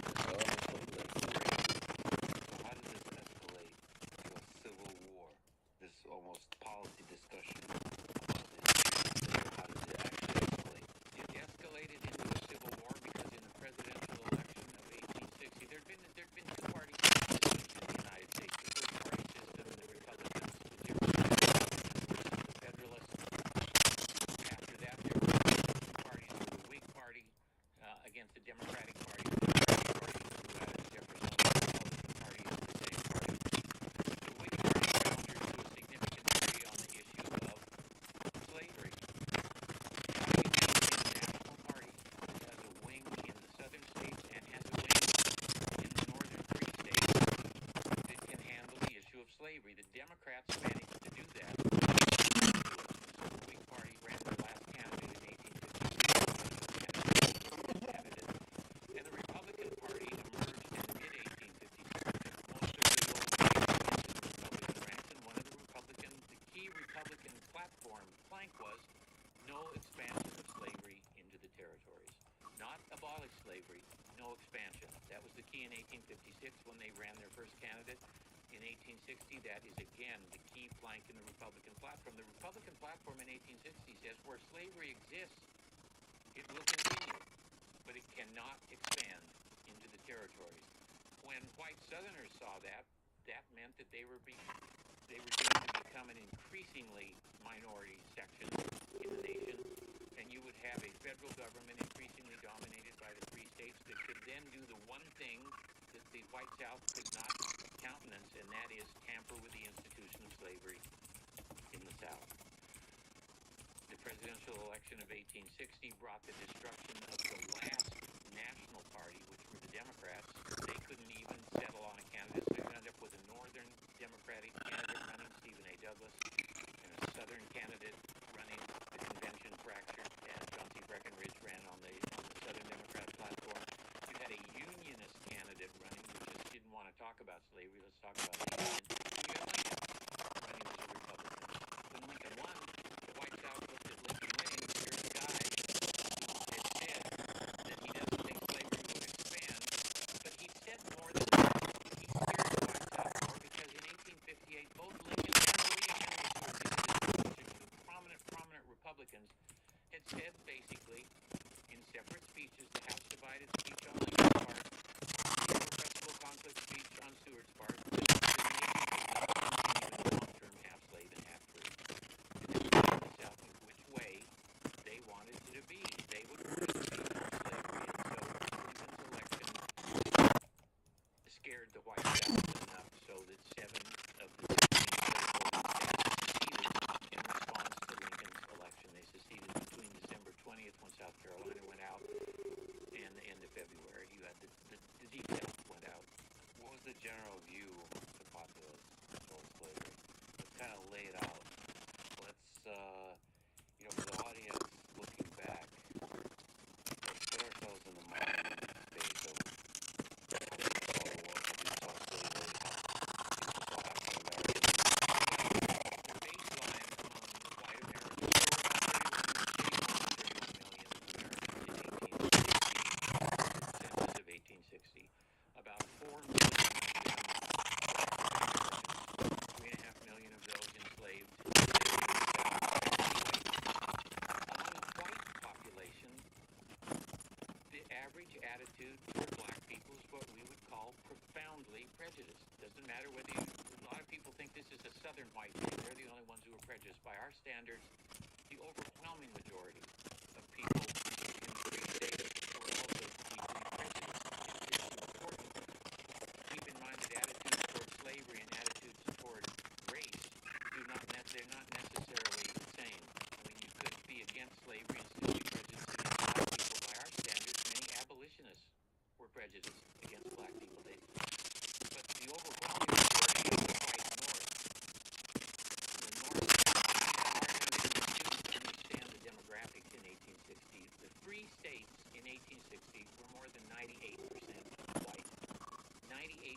white. African Americans are a tiny minority in the Free States. Black people lived in the 15 slaveholding states in 1860. I thought about it when I first, and honestly, I just sent him a screenshot because I wanted him to see how crazy it was. Most of the white North, by our standards, were prejudiced.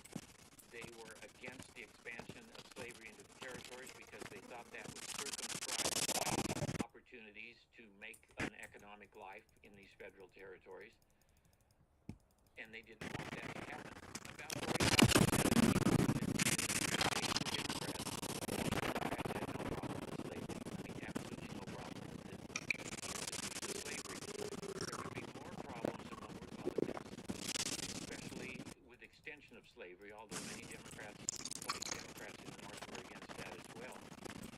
The white South was overwhelmingly in favor of slavery. You often read the argument, the kind of neo-Confederate argument, that they'll talk about how most Confederate soldiers didn't own slaves. That's true. A large majority of families in the South did not own a single slave. But all white Southerners had a stake in slavery.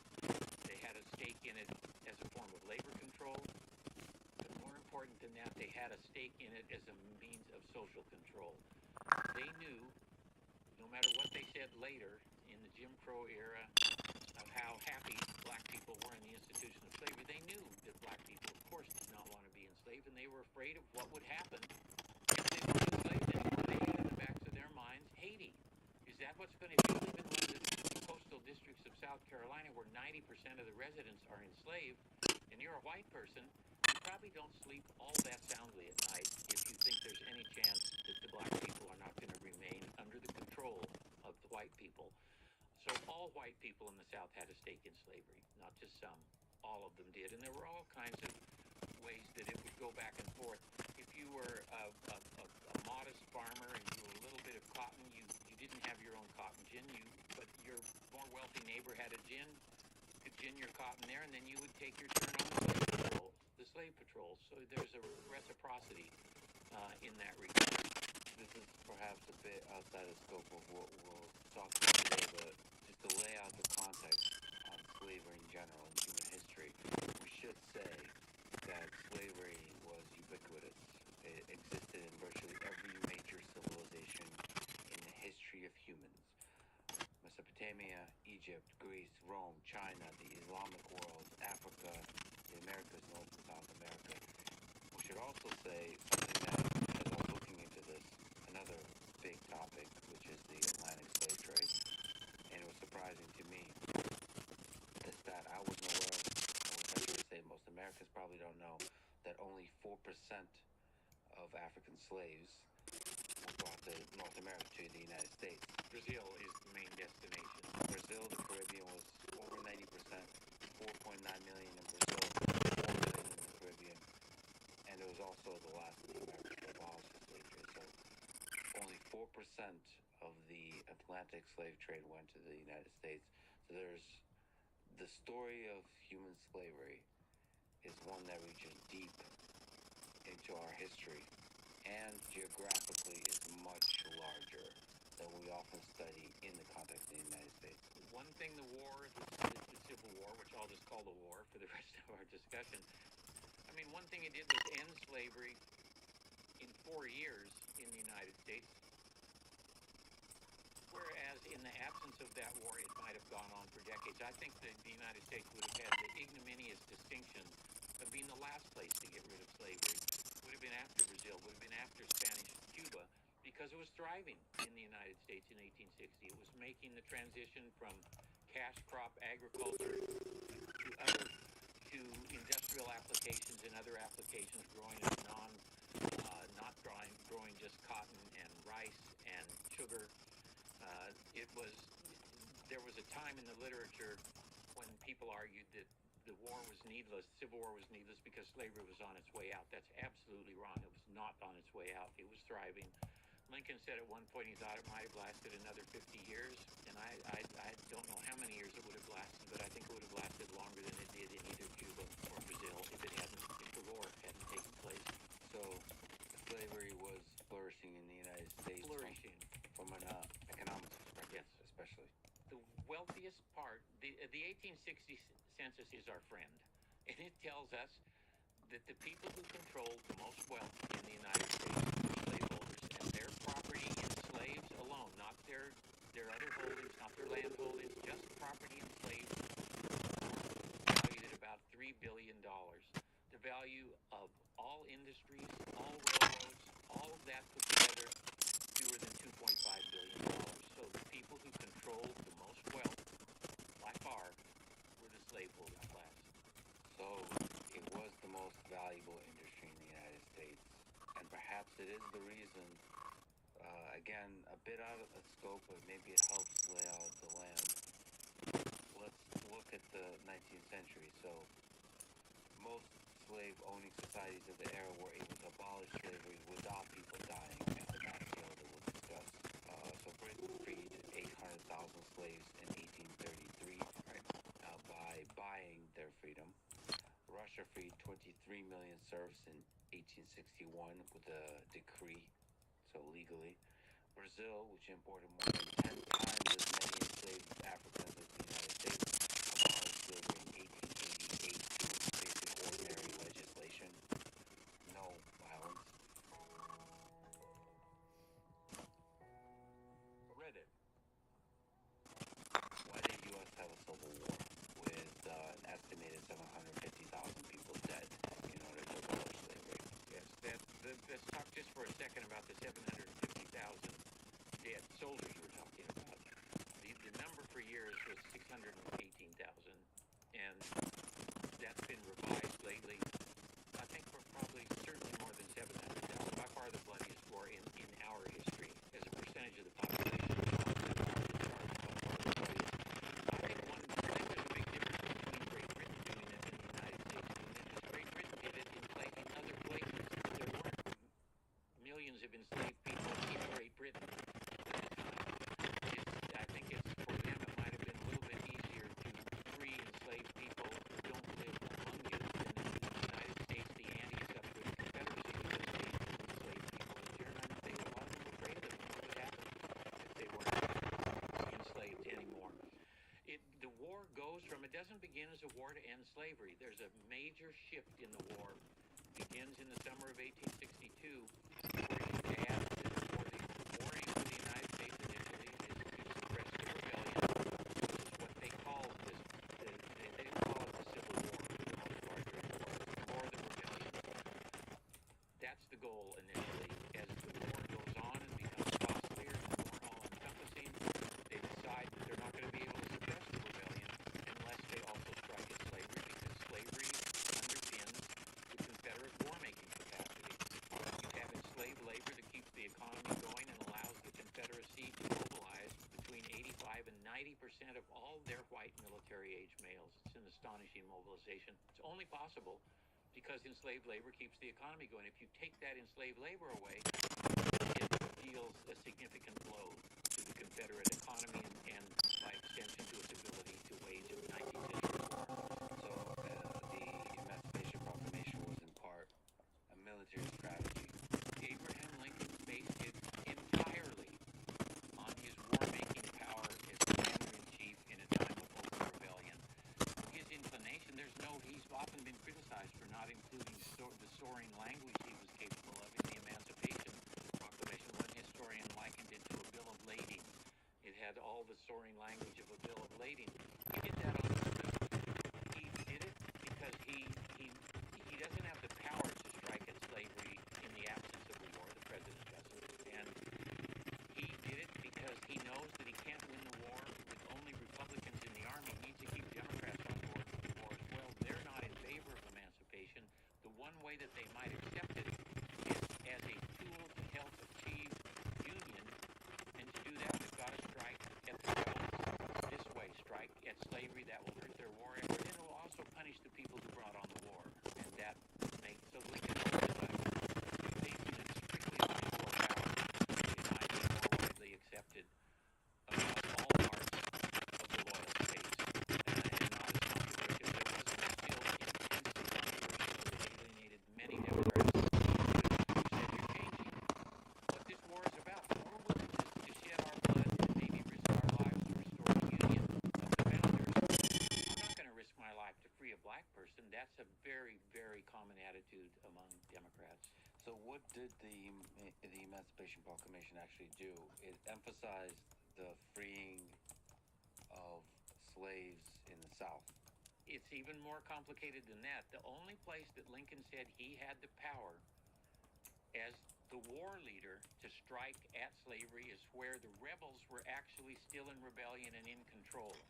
So any place where the U.S. Army was in control, any place, he said that is in essence United States territory. Now, I can't free them there because I don't have the power. I can only free them where we don't have the power. So he exempted parts of states and areas in the South that it didn't apply to as of the moment he signed it. Going forward, any place that the United States Army went where it hadn't been on January 1st, 1863, the Emancipation Proclamation applied, and enslaved people would be freed by it. Literally at the time he signed it, he didn't free anybody because he's only saying I can free them where we're not in control. We have to be in control for this to have effect and for this to have power. So in part, this is why the Army was the boundary which the freeing was happening. It's absolutely the boundary. And Congress had already passed what was called the Second Confiscation Act. It passed this in July of 1862. That announced that all enslaved people belonging to rebels were free. It didn't apply to people who could prove they were Unionists living in the South and owned slaves. Lincoln didn't make that distinction in the Emancipation Proclamation. His proclamation is broader than the Second Confiscation Act was. Okay, there's so many tangents we can take, but let's zoom out once again. There's a difference between cause, as you've talked about, cause and motivation. Absolutely. Quite a large number of people volunteered to fight. In fact, a majority of all the soldiers who fought on both sides were volunteers during the Civil War. About 3 million served, 2.2 million in the United States, 800, 900,000 in the Confederacy. I use lemons. It kind of maintains the odor and pH. Yeah, because like if you just get the pH low enough, it kills a lot of the odor-causing bacteria. Exactly. We do the same thing. We kill the odor-causing bacteria. How long does this? It's, again, I talk about things that are hard to get students to understand. This is one of them. They have to separate. Causation and motivation are often conflated, and not just by students, but also by lots of talking heads on newscasts in the United States who don't know anything about United States history, but know what they know. In terms of causation, if you take slavery out of the picture, there is no Civil War, period. That's not a long conversation you need. You ask the question, that's the answer, let's go to the next question.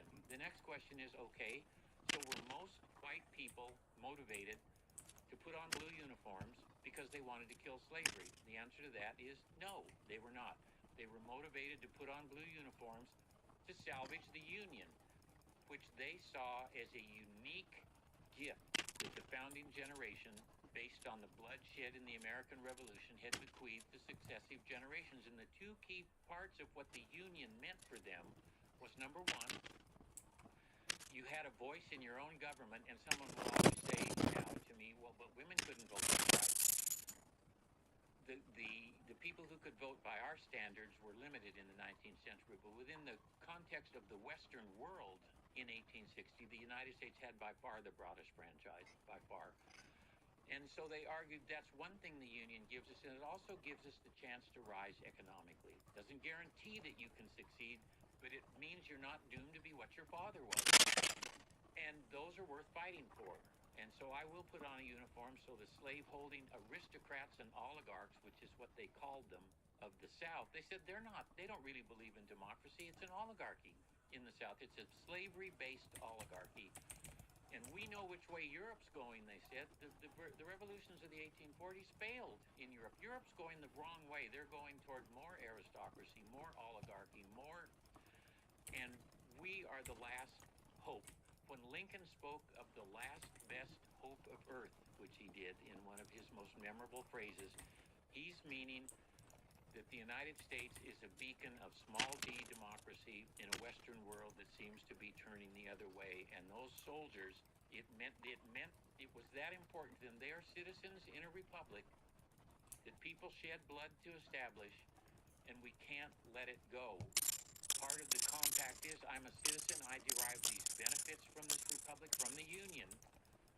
I can have a voice in government, I can rise economically or have the chance to. I owe my service to that republic. pressed them on why they're doing it. Doesn't mean everybody was on fire with ideology that way. Some guys would say, well, you know what? I'm broke and I'm going to get fed and clothed in the army. But this sense of exceptionalism's unpopular in the United States, but Americans had a sense of themselves as a truly exceptionalist society within the context of the Western world. And as a small aside, terminology-wise, blue is the Union, or what we think of as the United States, and red is the Confederacy. Yes, on the maps, the Confederate units are red blocks, and the United States units are blue blocks. That's right. And that is correct. And the North and the South is another way we'll refer to it, just to clarify. And let me have a very brief rant on North and South. Yeah. I prefer to see this as a war between two mid-19th century republics, one of which didn't last very long and spent its whole life in the midst of a great war. There were 15 slaveholding states in 1860. Only 11 of them seceded from the United States. Even though there's 13 stars, we'll talk about that. We'll talk about that demented notion of things in just a minute. But there's only 11 leave. So there are 4 slaveholding states in the United States. Kentucky and Missouri and Maryland and Delaware remain in the United States. So it's not just North versus South. Those states are all part of the South. It's the United States versus the Confederacy. But see how you refer to it as the United States. So the Union is also referred to as the United States. That's correct. Yes. Yes. But the Confederacy was, as you write about, a set of people who also had a sense of nationalism, pride. Well, and took their founding document. I mean, it took the whole summer of 1787 in Philadelphia, that hot, steamy, humid summer of 1787 to come up with the Constitution. The Confederates did it quickly because they basically had the U.S. Constitution here, a blank piece of paper over here, copied most of the Constitution over here, just changed the parts that they needed to make sure slavery was protected and you didn't have the wrong kind of tariffs and so forth. That's one reason they could do it so quickly. It's absolutely based on the government they've been thriving under, which is under the United States Constitution. Both sides claimed they were the true inheritors of the revolutionary generation. That was one of their... They all... Jefferson Davis loved the Declaration of Independence. The Declaration is Abraham Lincoln's favorite document. They just liked different parts of it. So we should think of this as 2 republics. I argue that. That makes many people very angry. I will make many people angry today. They say that I am conferring legitimacy on the Confederacy that they don't deserve. And my response to that is they have a national government, they have a Senate, they have a Congress, they have an Army, they have a Navy, they have departments. It walks like a duck, it quacks like a duck. In the end, it's a slaughtered duck faster than it would have been because the United States military forces crushed it. We should say that you are respected, admired, loved by most people on both sides from a perspective sense. You're deeply respected by historians of Civil War and just historians of American history. But, of course, you do your job well on a controversial topic in a controversial period of human history. You're going to get, hopefully, an equal amount of critics on both sides. And that's when you do your job well. So, sometimes when we speak today, some of the controversial, quote-unquote controversial things that you express are controversial from that small minority of folks on both sides for different reasons. Yes, I won't. One of my favorite pieces of hate mail I got was an email from this guy. He was upset that I referred to the Confederacy as a slaveholding republic. It was that he hoped I would develop virulent pancreatic cancer and die a horrible death. Not just regular pancreatic cancer. He was virulent pancreatic cancer. And then he signed his name and he said he'd be happy to talk to me anytime I wanted to. I'm sure that'd be a wonderful conversation. There's also a really strong census throughout the United States. The United States. Diversity of opinion of what is the United States. And that's where the passion is really rooted. Both sides, in the election of 1860, Douglas talked about how much he loved the Union. Lincoln talked about how much he loved the Union. Breckinridge talked about how much he loved the Union. They're all, and John Bell, who's the Unionist, that's all he talked about. They just had different versions of what the Union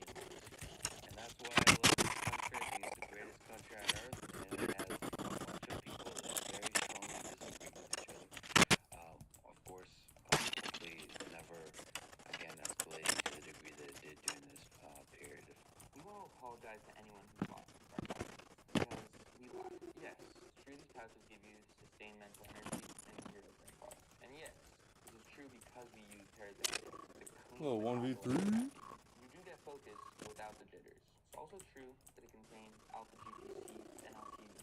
Calm and locked in for hours. And yeah, so we talked about the blue meatball on the map and the red meatball on the map. It may be a silly thing to ask, but sticking with motivation, why would, let's say, a farm boy in Ohio want to die for the Union? That is the most important, and I didn't even ask you to ask that question. That's the hardest thing. You paid me a lot of money to ask that question, man. I didn't think it was so much.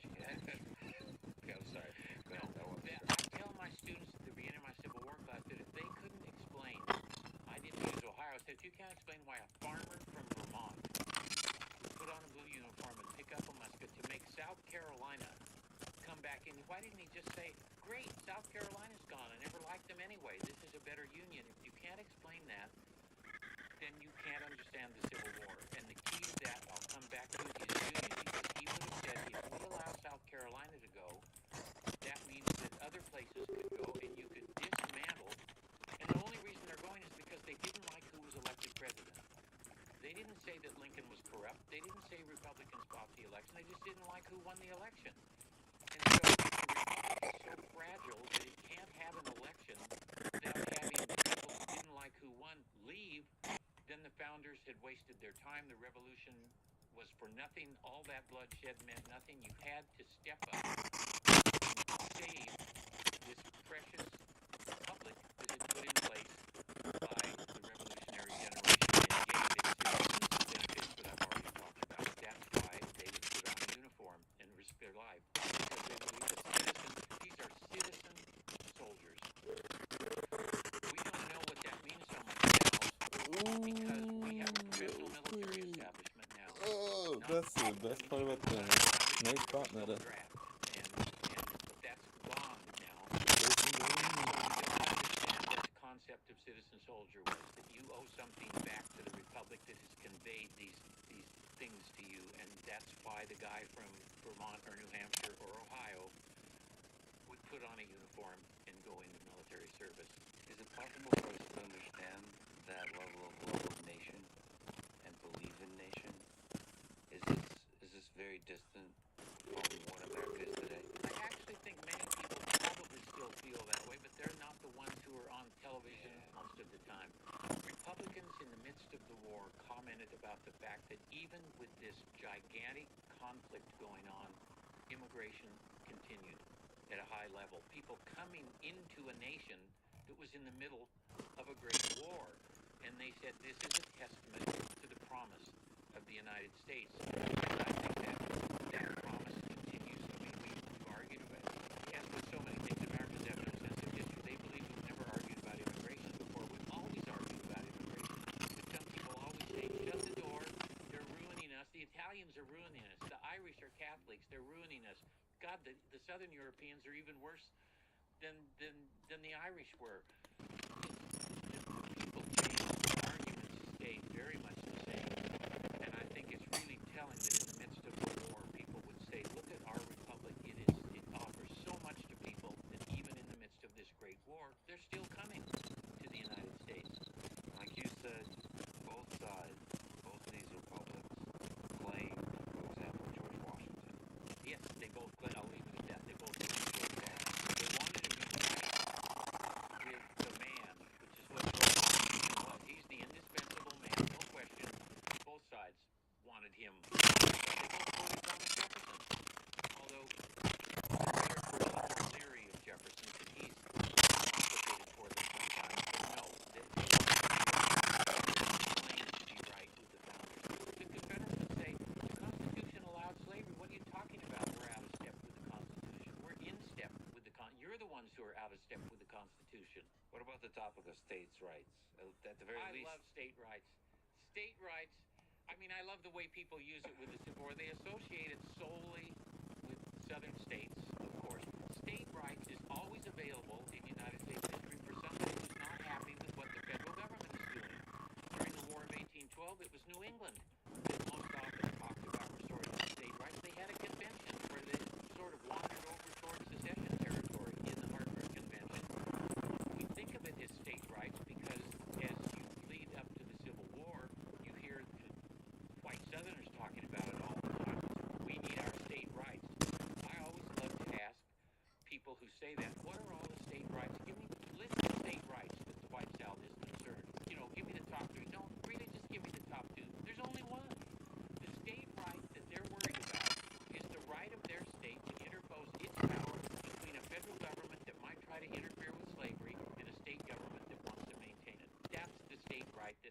then.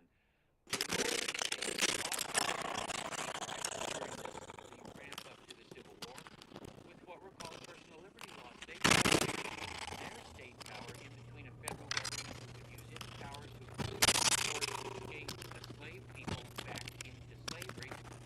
It's whoever's unhappy with the federal government. The concept of state rights is available. The beautiful, dark, ironic hypocrisy was illustrated by the Confederacy when they were the first to pass a national draft in American history. Like, irony is wonderful in history. Another thing that I love to teach is that the most intrusive central government in American history, by far, until deep into the 20th century, was the Confederate central government, because it had to do things to keep the war going that it couldn't have done unless the central government stepped in, such as passing the first national conscription law in American history. It had to do is that the most intrusive central government in American history, by far, until deep into the 20th century, was the Confederate central government, because it had to do things to keep the war going that it couldn't have done unless the central government stepped in, such as passing the first national conscription law in American history. The U.S. government never forced people into uniform before the Civil War. The Confederates did it first. They did it in the spring of 1862. They passed a national graduated income tax.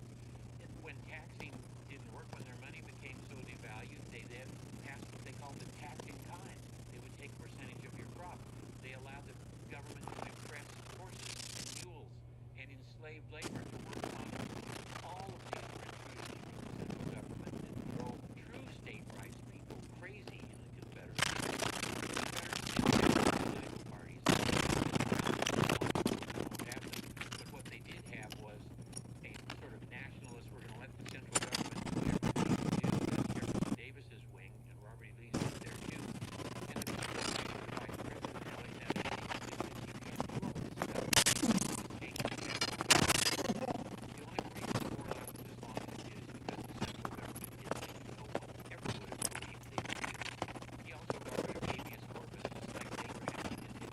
And of course, we should really emphasize that both sides of the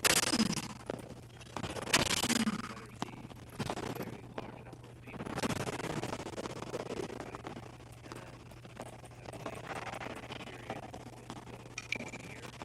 And then there's all kind of concrete stuff that the government are doing to trap those people into then serving. Here's what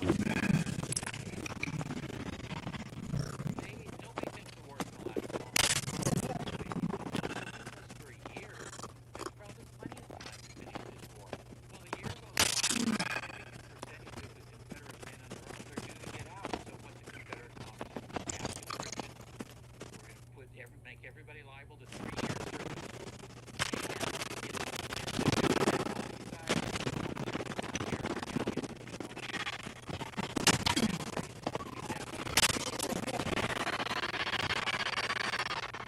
Later they revised it when the war kept going on, and then 3 years later, then the Congress stepped in and said you're in for the duration. The bottom line is, the Confederacy ever gets you in uniform, you don't get out, because they keep changing the rules on you. And that was considered, national conscription was considered a fundamental abridgment of individual rights by many people. That's something the government should never force a citizen to uniform. A citizen should volunteer their service. The U.S. government waited a year, then it did it in the spring of 1863, although it always respected original terms of enlistment.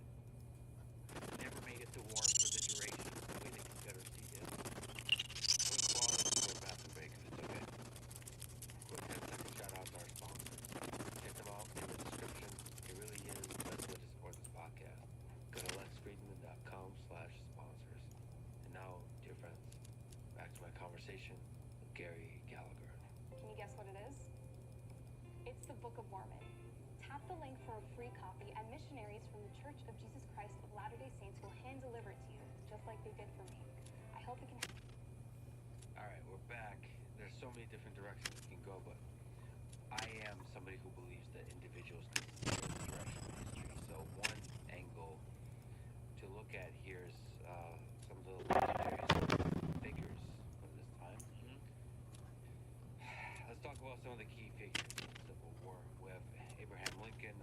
President of the United States who held the Union together and turned the war into a fight for a new birth of freedom. Jefferson Davis, who you mentioned, President of the Confederacy. Ulysses S. Grant, somebody we'll talk about quite a bit, General-in-Chief of the Union Armies. Robert E. Lee, on the other side, the commander of the Army of Northern Virginia, somebody who you've studied for decades now. We'll talk a lot about him. There's Sherman, there's Stonewall Jackson, there's Frederick Douglass, there's McClellan, there is John Brown, and abolitionist, many more figures, but let's look at three. At first, let's look at Lincoln, Grant, and Lee. Lincoln first. So, Abraham Lincoln, we have this backwoods lawyer with a single year of schooling, who somehow outgrew every polished man around him and became one of the most consequential leaders in human history. So what do we need to understand? What can we possibly understand at a 10,000-foot level about Lincoln that made it all possible? What was it about Lincoln's mind that made this man do what he did? Almost nobody continues to go up in my estimation as I get older and older, but Lincoln is one of the people who does. And Lincoln is quite frankly a mystery to me. I don't see how you get Abraham Lincoln out of someone who came from his very poor background. You said he had a year of schooling. You're being very generous to him there. He didn't even really have a year of formal schooling. And you end up with a person who is the most eloquent president we've ever had by a very wide margin, and I think even more eloquent than Jefferson, and who is able to distill into the fewest possible words the most complex ideas and topics imaginable, and just have them ring in a way that almost no one is able to do. He is someone, he had an ego, but I think one of his real gifts was the ability to put his ego aside and keep his eyes on the goal. He was able to really focus, and he focused relentlessly on number one, suppressing the rebellion, restoring the Union, but also he hated the institution of slavery. He's not an abolitionist. He hated the institution of slavery, and he was very happy to see that slavery was added to the roster of the United States was at the end of the war. Just let all the other things go. He can pay attention to many things, but he never loses his principle of a great war. And it's it's really hard to get people to understand the scope of the Civil War. There are 31 million people in the United States then, about a shade more than 3 million put on uniforms. It would be as if we had 35 to 40 million people under arms. Now, for the Confederates, it would be like having more like 55 million people under arms as a percentage of the population. The dead would be between 6 million and 7.5 million, depending on how you count it. The scope is just, during the Gulf Wars, New York Times took a picture of every United States serviceman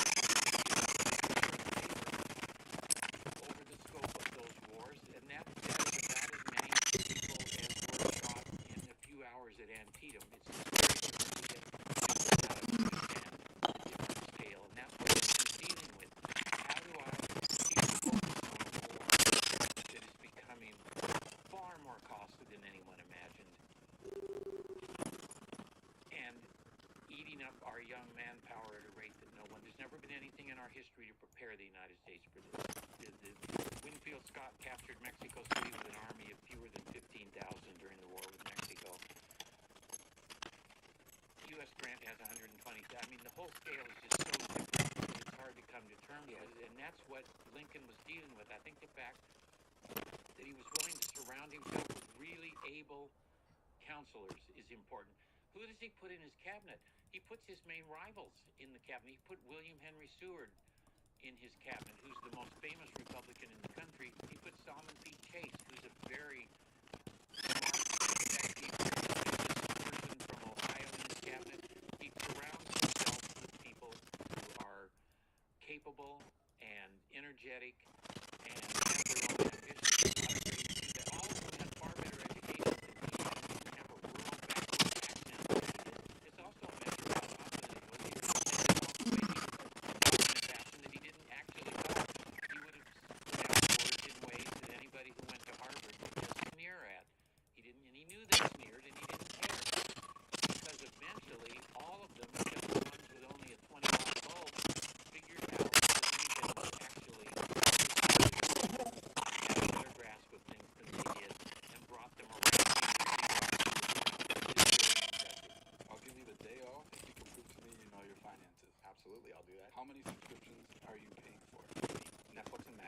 Wait, hold on. Let's download Rocket Money and see here.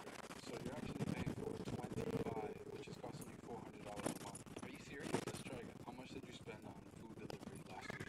Pretty much like 130 maybe. It was actually $300. I'll give you one more try. How many max accounts are you paying for? I mean, it's gotta be one. It can't be. It should be one. You actually have two. That cannot be right. Why do you have two?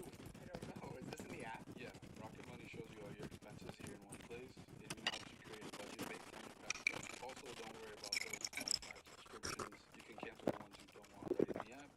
Even try and get your refund or something. That's insane. I definitely need this app. Exactly. Unfortunately, you don't get the day off, but I do got this soda for you. Wait, this is from the fridge. They're free, right? You know that. I don't know. I don't work here. Download Rocket Money today.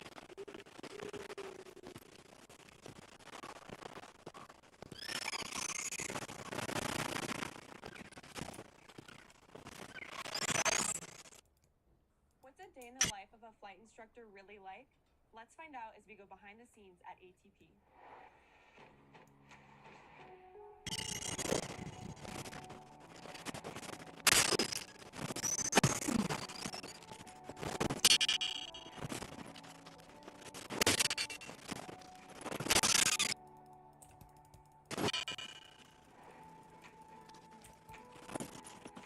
Today we're in Boulder following ATP flight instructor Adrian. From morning routine to multiple flights, we'll get an inside look into how she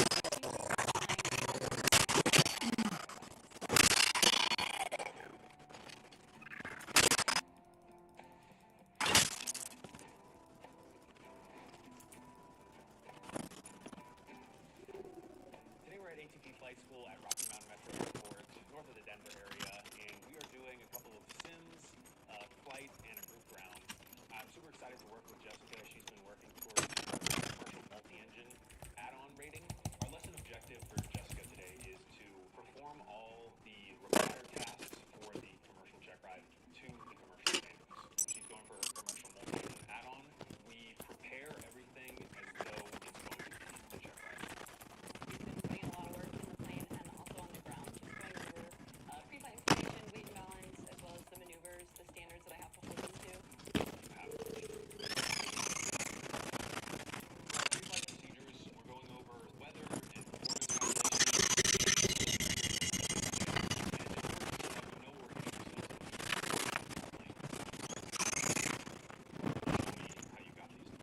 Of course. So I have the temperature today, so we've got just about 25 degrees Celsius, and then I just drew that line going upwards to intersect to our pressure altitude. It's going to be somewhere right near 6,000.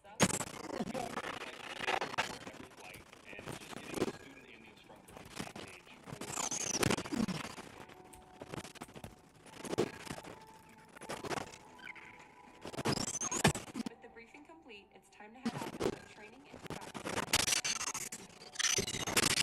We're here on the ramp at ATP at Rocky Mountain Metro. We are conducting a pre-flight to ensure the aircraft is airworthy. So Jessica's starting off by... Yeah, there's so many fascinating things about Lincoln. So back when Kentucky is a very important state in this story, and the right words, the right speeches, the right debates at this moment in history, it really does make me wonder,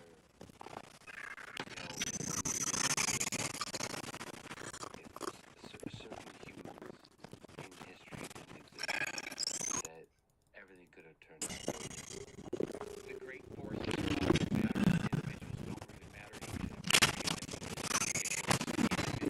really matter. The United States, Lincoln and Grant in this. On the Confederate side, if you take Lee out of the picture, the war it does. In fact, we'll talk about this later probably. I think it could have ended in the summer of 1862 in a perverse way. Lee furthers the cause of emancipation because he extends the war long enough that the United States says we have to do this. We've got to get rid of slavery to defeat the rebels. So, and also on the psychological side, Lincoln is a fascinating study because he carried deep depression all his life. He had black moods in his life. Yes, he did. And so somebody that has to go through an all-encompassing war to be able to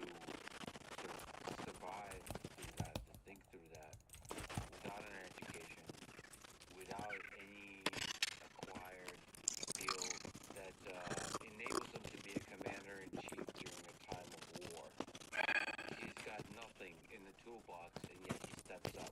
If you looked at his resume and Jefferson Davis's in 1860 and said, okay, here are the two guys who are going to be commanders-in-chief. Who do you want on your team? Lincoln had no administrative experience beyond the law, but he had one in the House of Representatives in terms of government, military services because of the Rhode Island Black Hawk War as a junior officer in the Black Hawk War.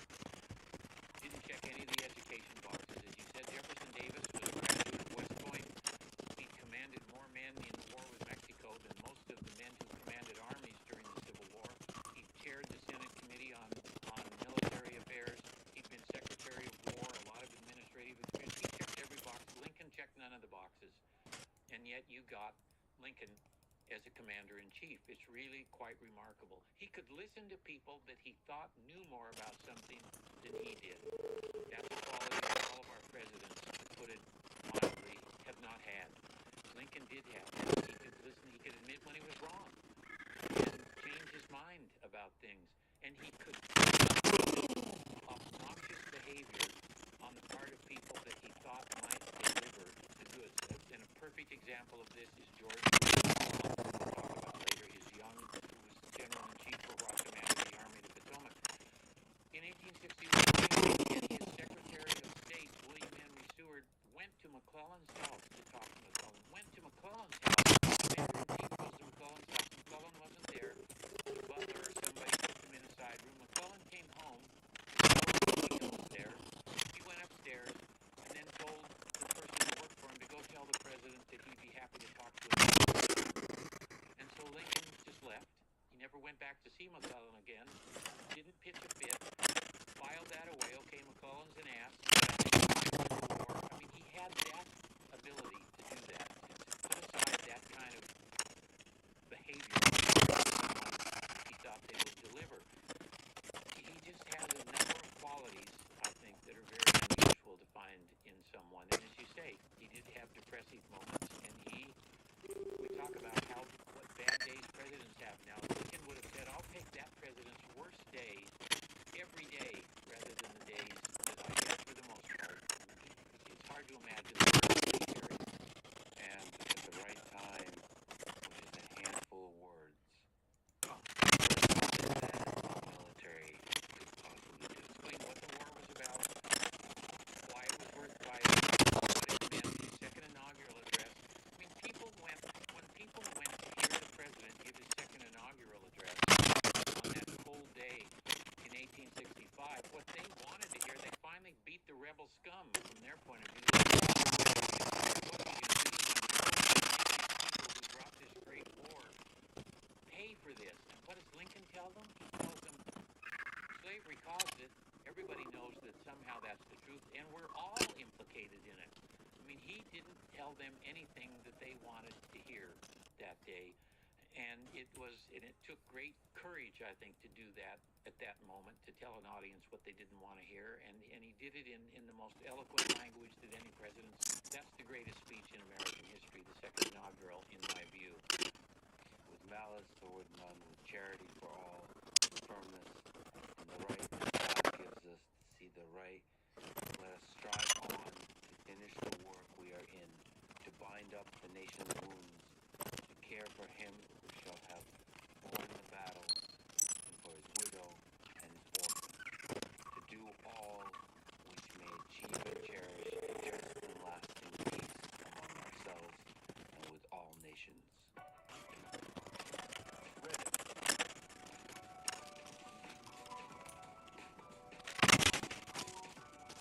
Download now. And we're all complicit in this because we all countenance slavery. That's all in that one speech. And it's a short speech. The whole speech probably only lasted 8 or 9 minutes. And he also pays tribute to the citizen soldiers at the beginning of it because he says that the war's going well and we all know that everything depends on what our soldiers do. And by that he meant saving the Union, killing slavery. It all depends on them. And then he comes back and finishes with his tribute to the soldiers at the end. And I have to say, the Gettysburg Address. Oh, no, you can't. If I may, it's only maybe 200 words.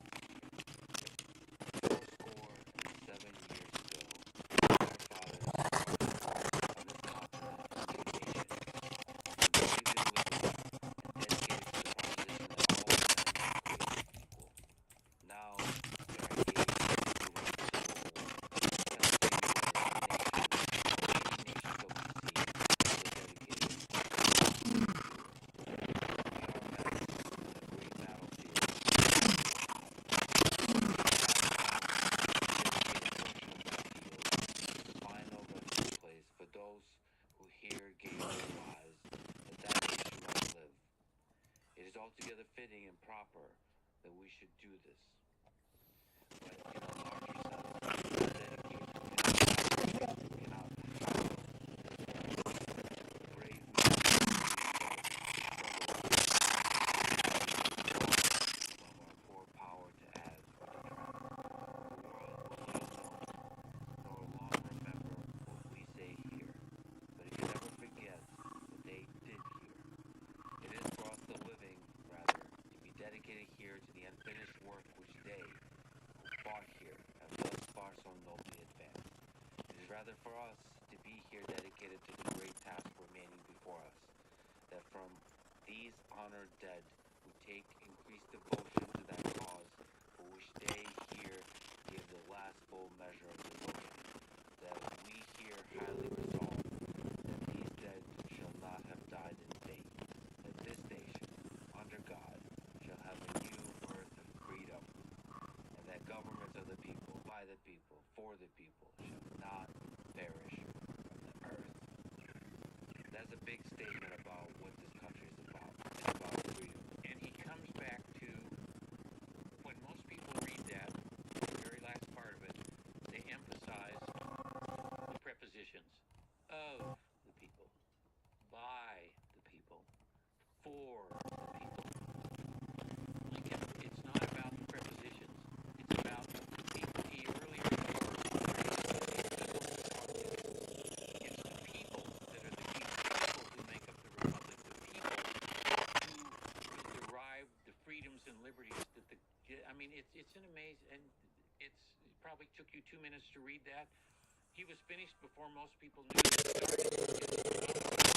Say that. What's funny about it is when he said no one would remember very long what he said there. It's been remembered.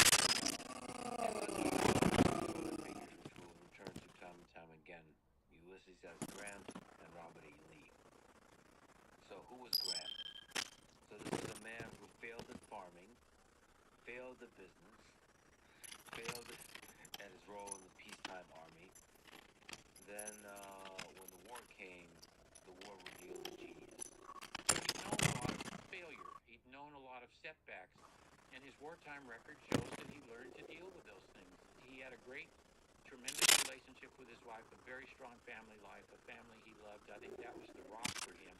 But during the war, what he exhibited was an absolute willingness to break rules, to take risks, to take responsibility for what he was doing, whether it was a success or a failure, and not to be cast down by things that didn't work. If something didn't work, he'd say, okay, that didn't work.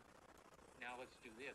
He very famously, when he got to Virginia in 1864 and took over the Army of the Potomac, he had all these subordinates who were saying, well, what if General Lee does this? What if General Lee does that? He finally said, why don't we start not worrying about what General Lee is going to do and let General Lee worry about what we're going to do. And he was unflappable, under stress. He was the perfect person to end up heading the Union armies, and Lincoln realized that, and he proved indispensable. But he has this reputation as a butcher, Grant the Butcher. That's something that some Confederates and some Democrats in the North fastened on him.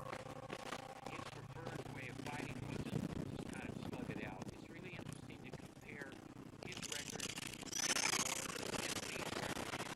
before they wound up opposing each other in Virginia in the Overland Campaign. Grant's total casualties in all his great battles before they met were 37,000. Lee's were over 98,000 in the same period. The bloodiest general in U.S. history by far. Robert E. Lee. Careful demographic study of any Civil War army is one done in this army by a scholar named Joe Blackar, and Joe figured out that if you were a soldier in Robert E. Lee's army, you had a 73% chance of becoming a casualty. 73%. Grant's casualties get high when he runs into Robert E. Lee, just like everybody else. So to put your tag is completely unfair about it. And people have gone back and forth on that, whether he just had a weakness, couldn't hold his alcohol very well, or was okay as long as his wife was around and he had a key staff officer to help him. The point is, alcohol never got in the way of anything Grant did to him. He had a superb leadership. He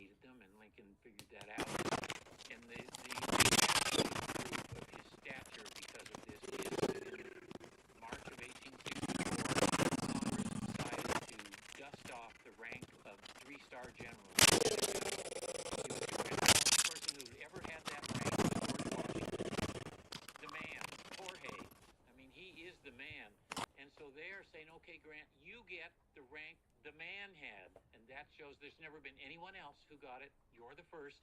He would also be the first to get a 4-star rank in the United States. That's an even better indication than we got Washington's rank. Winfield Scott had it by brevet. Grant got the actual rank. So, in part, Grant the Butcher label was from the Overland Campaign. Maybe it's from the Overland Campaign. The military decisions made there. Many would argue that those are critically important for the success of the war. He and Lee are often compared, but for the last year of the war, they're operating on, it's not apples to apples, because Grant is general-in-chief and is managing the entire war effort. He's managing what Sherman's doing and what Sheridan's doing and what Nathaniel Banks. Lee is an army commander. He can recommend things to Jefferson Davis, but he never commands more than an army, and so he never operates at the level that Grant did. Very late in the war, he was made general-in-chief when it was so late that it didn't matter. So who was Robert E. Lee? In April 1861, he was offered the command of the Union Army. He was. And chose Virginia instead. He did. What was he actually choosing in that decision? Was he choosing home? Was he choosing honor? Was he choosing slavery? And maybe just to give me an opportunity to understand the early steps about Robert E. Lee. What was in that? Well, Lee is sort of the antithesis of Grant in some ways. Lee is from an aristocratic family. Grant was from a solidly middle-class family. Lee's from an aristocratic family at the very top of the Virginia aristocracy. The Lees are all, he has uncles who were prominent. Two signed the Declaration of Independence. His father was a famous commander under George Washington. His father wanted that Washington was first in war, first in peace, first in the cause of his country. And that's Lee's father, who was later a prominent Virginia politician. Lee's idol is George Washington. He differs from him in some ways, but he patterns himself on Washington. He considered Washington the most admirable person in United States history, and then of course Virginia.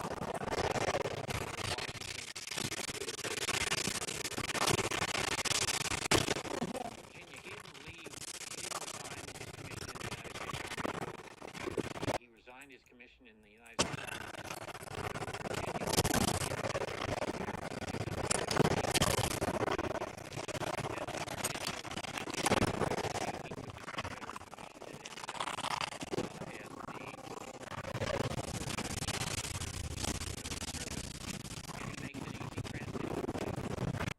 Confederate loyalty. I think his loyalty to Virginia and his family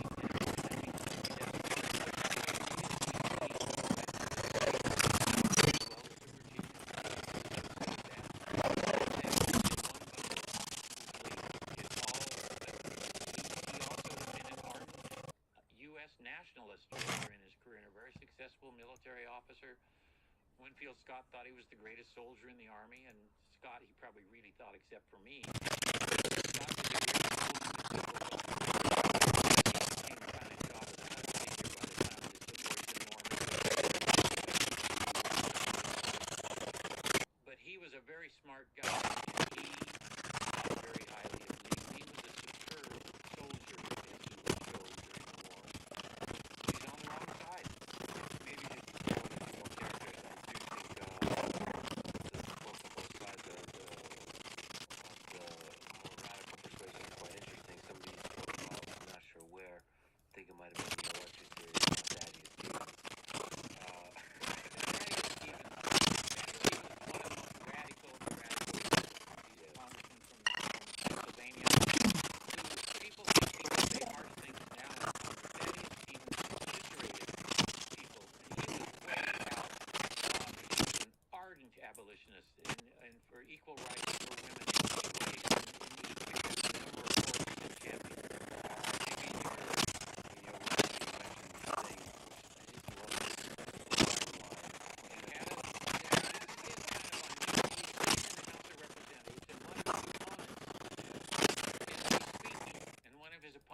starts to come down to the floor, and he says, and this is a paraphrase, I'm going to pause while my colleague from wherever he is slinks across the floor of his house and adheres to his seat by his own line. It's a great line, impromptu. He had used to ask for locks of hair as famous people, and he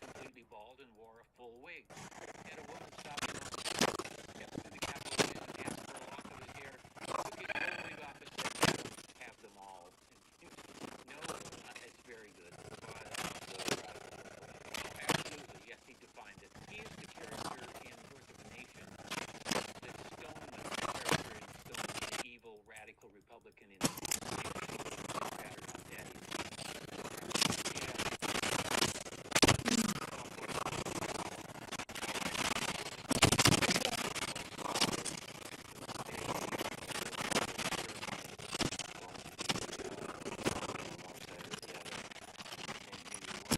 Ones that are critical at the airport. States that were in the forefront of the discussion, South Carolina was kind of ground central for what was going on there. It just so happened that the Democrats had their national convention in Charleston in 1860, which is the worst place in the world they could have had it if they wanted a quiet, rational discussion of anything. Yeah. South Carolina is the first state to secede and then is quickly followed. You can just go the tier across Alabama, Mississippi, Florida, Georgia, Texas. That's it's 7 states, the deep 7 states that go out in that initial long period. And they gathered in Alabama to establish a new government with Montgomery as the Confederacy. Delegates from those states too. And they set up a provisional government in the last year, called the first national elections in 1861. The energy's been great. Huge audiences, there's crowded floors. I mean, this is exactly what we want to see. I'm Brad Kennedy, co-founder, CEO of Robinhood. There are only 7 states there, and really only 6 for a lot of it, because Texas got there late. It was the last of the first 7 to secede. But the states that haven't seceded yet are the ones with the most people. Virginia, which is the most populous, North Carolina, Tennessee, Missouri. 8 states have not gone out. 8 slave-holding states have not gone out. The most important one is Virginia, among those that have not gone out. The question is, can they find some resolution to all of this, or is it going to get more serious, and are those states going to go? And it came to focus, once again, on Charleston, South Carolina, and a federal installation in Charleston Harbor, Fort Sumter. Much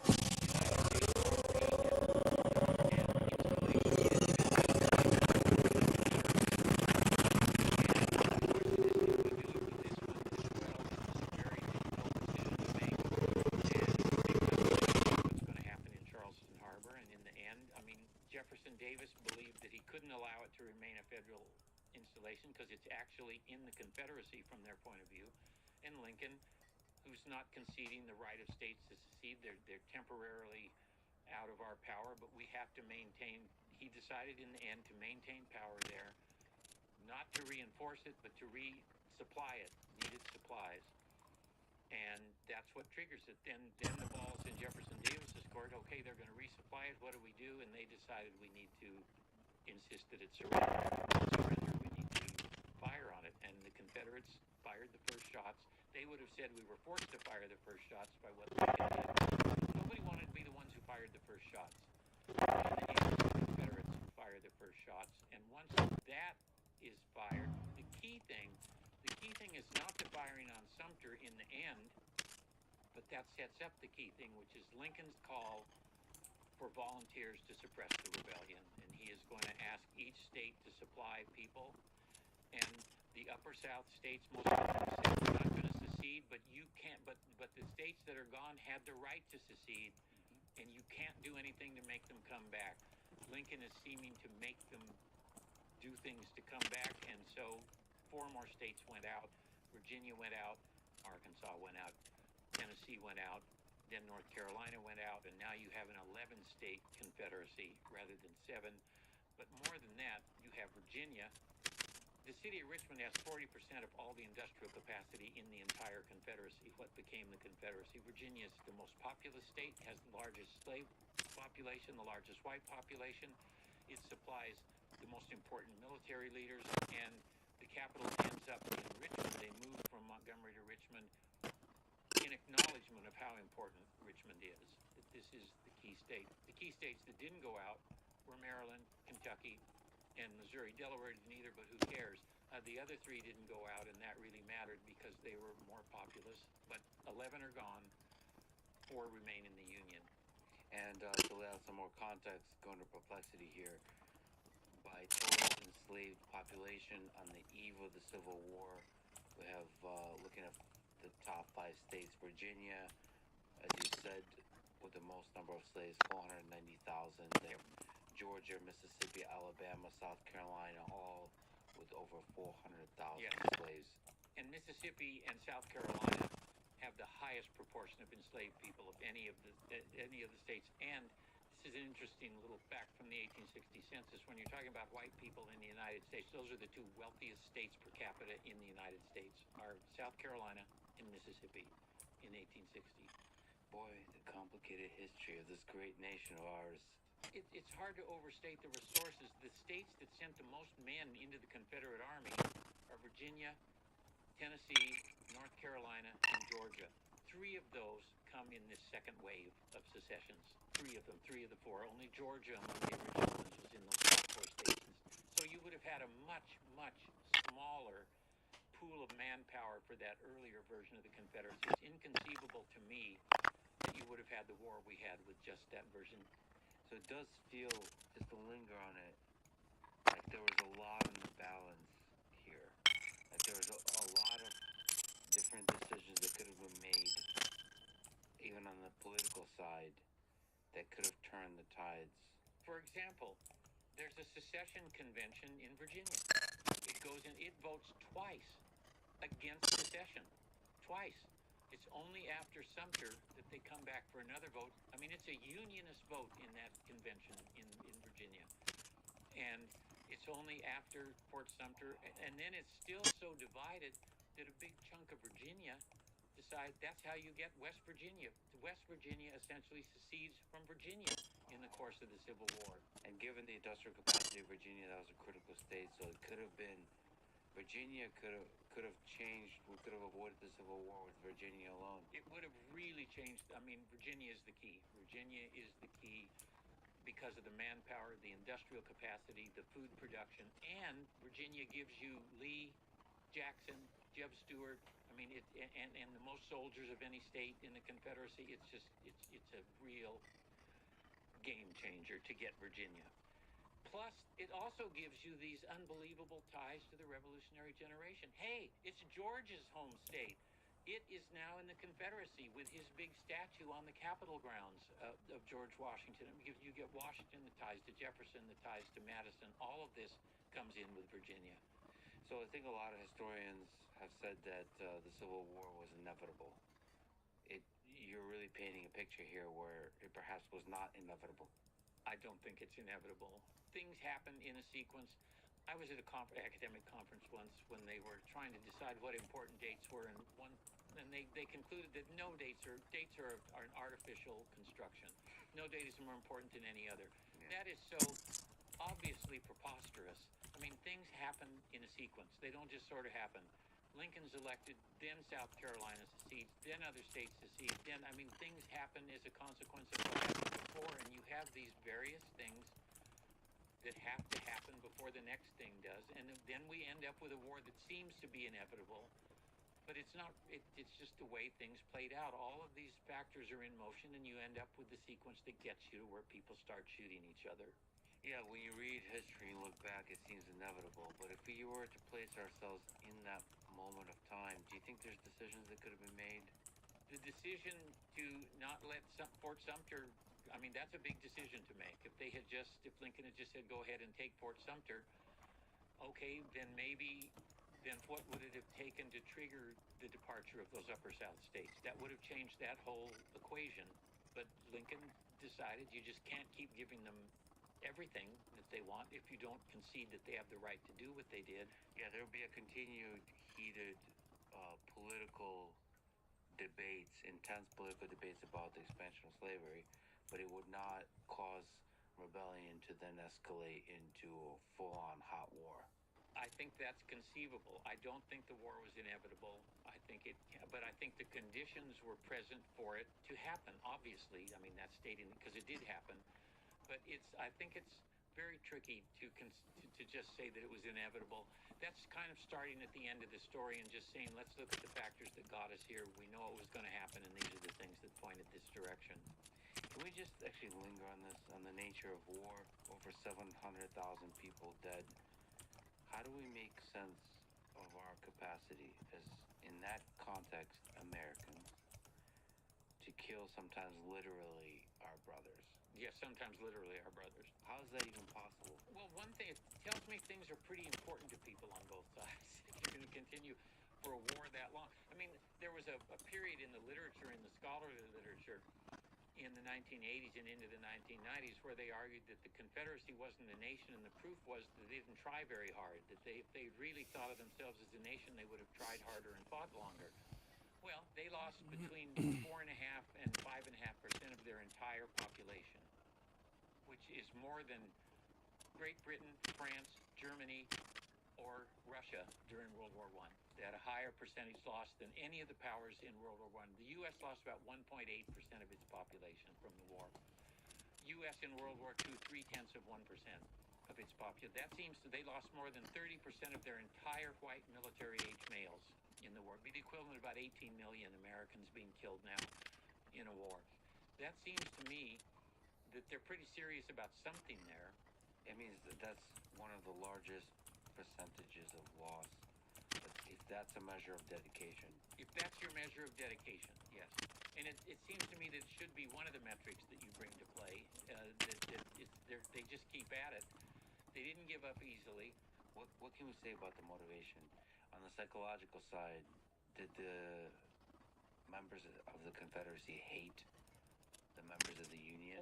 That escalated on both sides during the war. As more and more loss came, there was more hatred directed toward the enemy, more and more. This notion that they're all brothers and not really mad at each other, and that just doesn't hold up. There are places where the soldiers fraternized with one another and traded tobacco for coffee and that kind of stuff. But no, the bitterness as the war went on, and there was greater loss on the home front, and as the war became more all-encompassing and really went after the civilian side of the Confederacy was not shielded from it, the bitterness increased and increased and increased. And there's a lot of unhappiness with the war behind the lines in the Confederacy. Absolutely. Unhappiness with the government. There's desertion. About 15% of Confederate soldiers deserted. About 12% of United States soldiers deserted. So there's desertion on both sides. There's war weariness. But the war goes on because I think if you had been able to poll most white Southerners even late in the war and say, okay, here are your choices. You either have Jefferson Davis in the government and the war goes on, or you're going back into the United States and the Lincoln government will be in charge and you won't have slavery. Which one do you pick? They're going to pick the first one. And that's why the war went on as long as it did. But at the same time, to fast forward, and that maybe teaches you something about the nature of war, but after the war, maybe some of the decisions that Grant made, people were able to rediscover the brotherhood. You mean at Appomattox you're talking about? Appomattox. The terms at Appomattox. Yes. And he didn't just reach up in the air and say, I've got some terms. Lincoln very specifically, he met with Lincoln shortly before Appomattox. Sherman was there. One top naval officer was there, Grant and Lincoln said, this is what I want. This is the kind of peace I want. The whole point of this war is to put the nation back together, and a good start on that is, I mean, if it's just a rebellion, what do you do with traitors and rebels? You hang them. You don't bring them back. You don't treat them as prisoners of war, which the United States did during this. But the goal is to put the nation back together, and Lincoln said this is a good start. Make them sign a parole, make them accept the end of slavery and the fact that they're back in the Union. If they do that, they get to go home and resume their lives. It hadn't been decided yet whether they'll get to vote, but let them go home. Don't imprison them. Don't execute them. Don't execute their leaders. That's the decision. From the perspective of the Union, what do you think about that kind of forgiveness? Well, I think that it was sort of a nod toward the direction of forgiveness, but I don't think real forgiveness was. There was still extremely hard feelings on both sides, and Lincoln's assassination upped the ante on that, especially for a while in the United States. The forgiveness. Get hit by Q. In terms of the aftermath of the war, two words that often come into play are reunion and reconciliation. Those are two other things that are often conflated. Reunion is literally putting the nation back together. That happened. True reconciliation, that's much, much, much tougher. And that didn't come anytime soon on the part of millions of people on both sides, I think. and we'll probably maybe talk about in multiple ways how maybe that is something that's still going on. Oh, there are echoes of the Civil War all over the place. It's not still being fought, but you can see resonances of the Civil War because it's such a profoundly disruptive event that gets right at the heart of what the Republic means. I mean, and so there's nothing else like it in U.S. history, and it's a great moment of truth. The residual aftermath and effects of which lingered for decades and are still present in some ways, I think. So, in 1859, most Americans were just living their life. Did they have a sense what was on the horizon? It's what I like to call the Appomattox Syndrome, which starts at the end of the story and says, of course, there was going to be a war because the war was inevitable. And, of course, the United States was going to win and slavery was going to be destroyed because they were. So let's find out how we got right here. But no, most people didn't wake up in Iowa in 1857 and their first thought was, boy, I hate the South. Those slaveholders, they're really... No, people got on with their quotidian lives and they got to the farm or they went to their business and they weren't... Nobody knew that they were living in the antebellum era, and that those great antebellum years were about to come to an end. That is something that it's hard to get people not to just put it out of your mind, that's all anybody is thinking about. They're thinking there's a lot of other stuff going on. There's a big gold rush in Colorado. More people go to California for a while. There is, and you have these tremendous changes about technological changes of the 1850s, where you have the real expansion of railroads, the real expansion of the telegraph. There's a shrinking of time and space that's remarkable for people at the time. It seemed dizzying to them at the time. There are a lot of things to think about other than how much I hate Yankees if I'm in South Carolina or I hate slaveholders if I live in New Hampshire. But periodically there are these events that pop up that refocus on the differences between the sections. And you have the Kansas-Nebraska Act, you have Dred Scott, you have the caning of Charles Sumner on the floor of the Senate. The medallion do not forgive or forget. That had on attitudes towards slavery doesn't create a bunch of abolitionists, but it creates a bunch of people who rethink their thoughts about slavery. Oh, this place is huge. City Furniture is now City Home. An easier, more exciting, more complete way to shop for home. Now with more solutions for every room, kitchen, bath, closets, gym, backyards, and more, along with the furniture, mattresses, and decor you know, at the unbeatable value you've counted on for over 50 years. City Furniture is now City Home, your first stop for all things home.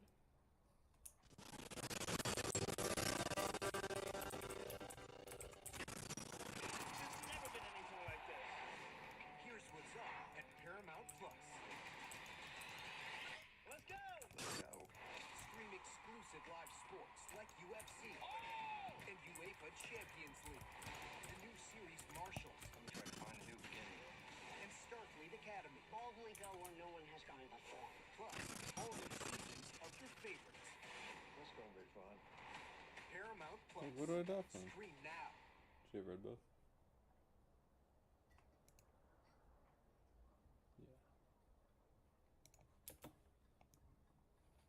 Sorry to ask the big question about history. You know, we're living today, 2026,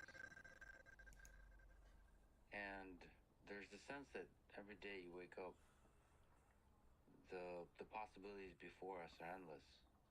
For the good, for the bad, for the truly destructive.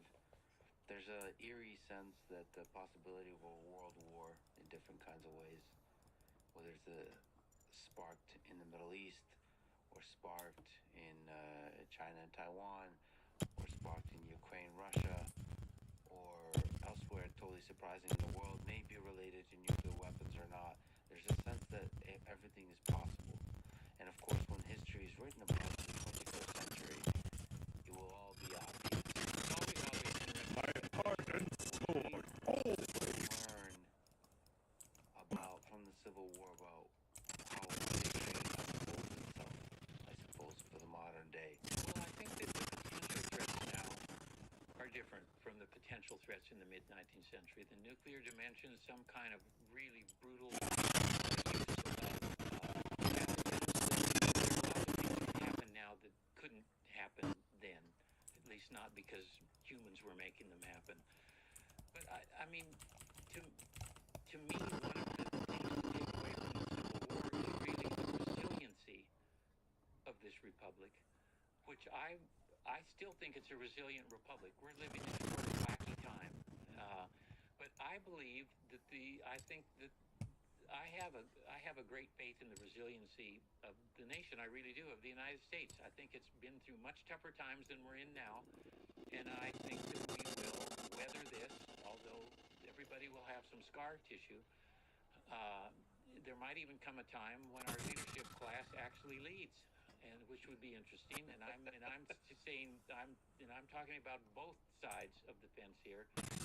But it is that to me, this is the supreme test of a republic that has been put in place in the late 18th century. Can that late 18th century republic adjust, including adjusting to deal with the profoundly disruptive issue of slavery in a way that allows it to go forward? And the answer is yes. In a war that brings slaughter on an unimaginable scale, the Madonnas do not forgive or forget. just couldn't be more profoundly disruptive if you're a Confederate. There's not slavery anymore, and we lost the war, and a third of our military-aged white men are dead. Wow, that's a bad 4 years for our team. What's going to happen here? Work it out, and I think it goes back. You can tell this guy's not going to FF, and he's going to the intelligence of the try to win founding the game. generation that He's got put in Gandalf place with his name. documents that Shut actually that allowed the 1v4. republic to deal with something like this. And it's sort of a miracle to me that from a nation that was as prejudiced, racially prejudiced as the United States was, you get the 13th, 14th, and 15th Amendments out of this. It's just kind of mind-boggling that happens. Yeah, I think resilience and adaptive innovation often looks like chaos in the moment. It absolutely does. It absolutely does. But then when you really get to the end of that story, you look, and there you are. And, oh, it's okay, the nation is still intact. And the 13th Amendment is in place. Wow, that was going to happen in 1861 when secession started. I mean, it really, another lesson is that you cannot control what a great military event can set loose. I mean, no things that nobody imagined would happen, including expansion of potential power in ways that no one would have imagined. You don't get to ratchet that back and say, well, that'll never happen again. No, you know what? It happened, and maybe it will happen again because we've seen it happen. Nobody imagined that. The federal budget in 1860 was $63 million.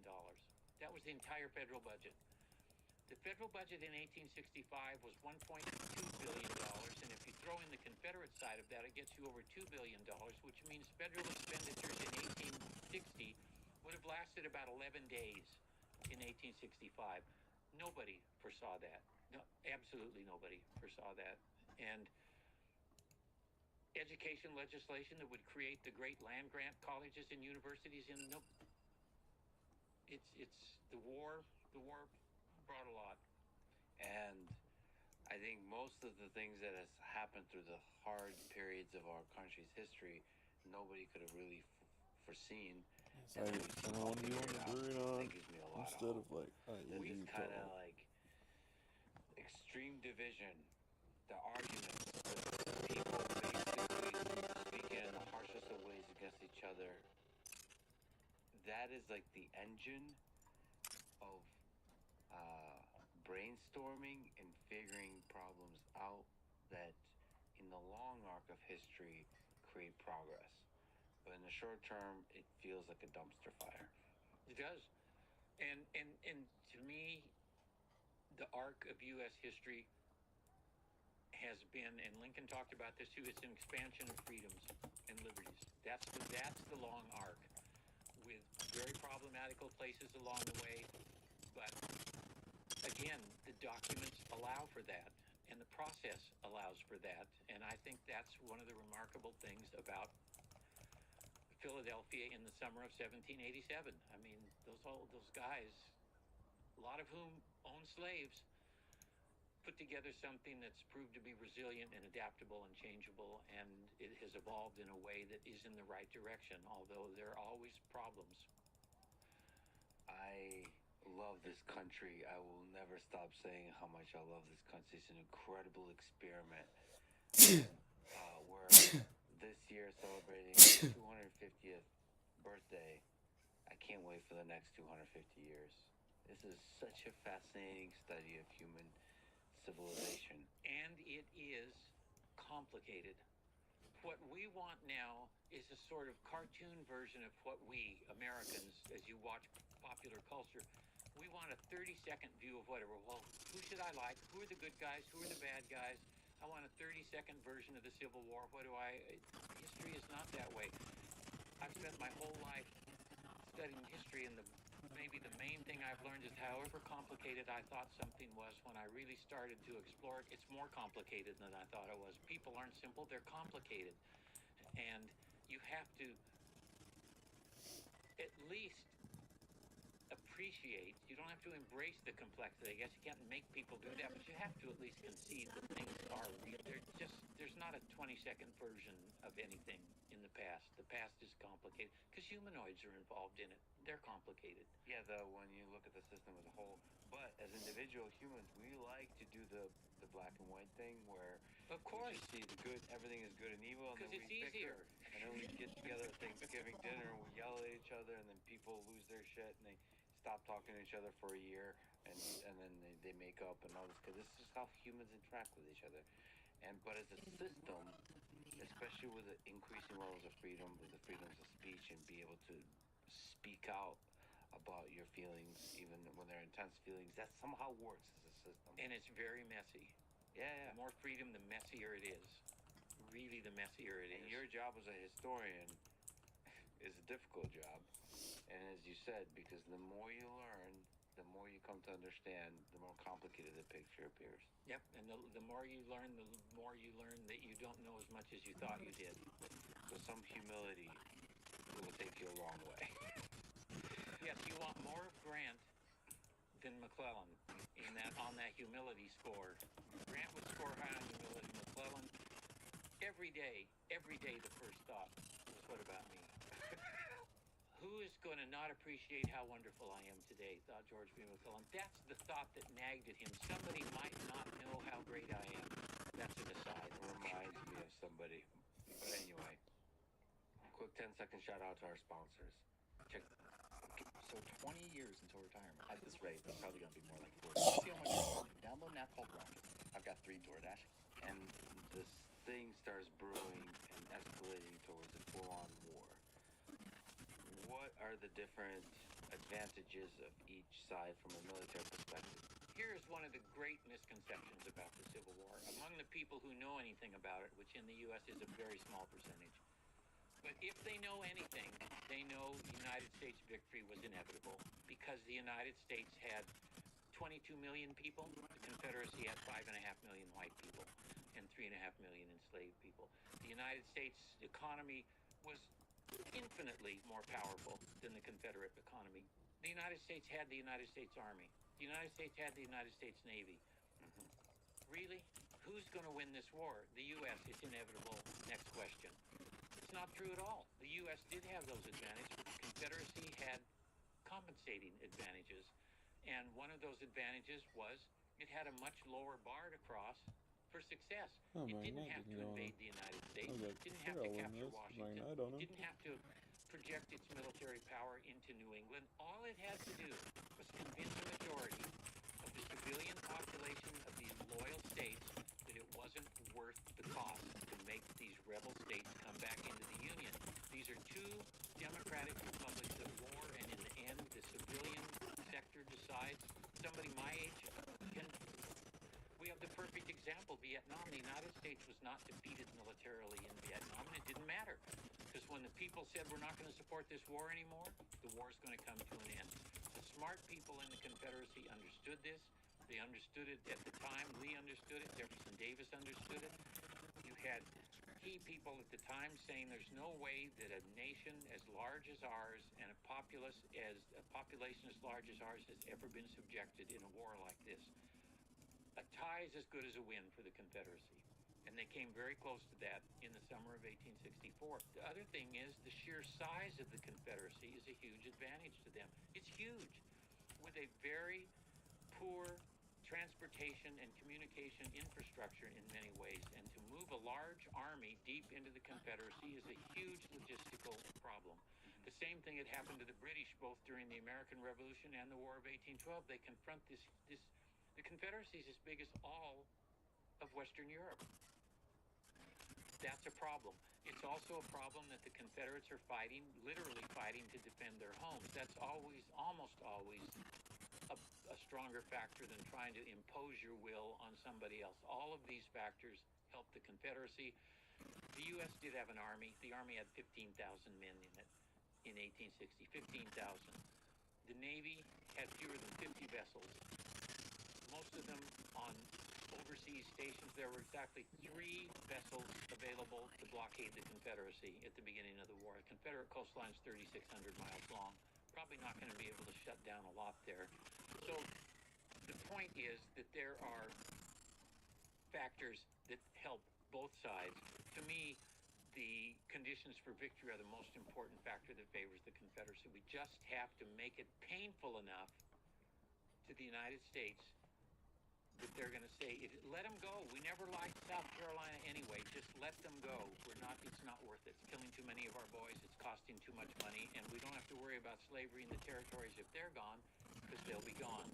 And our territories will be free of slavery. So, again, the Union is the invading force. Yes. Geography comes into play, as you mentioned. Immediately, yes. Land.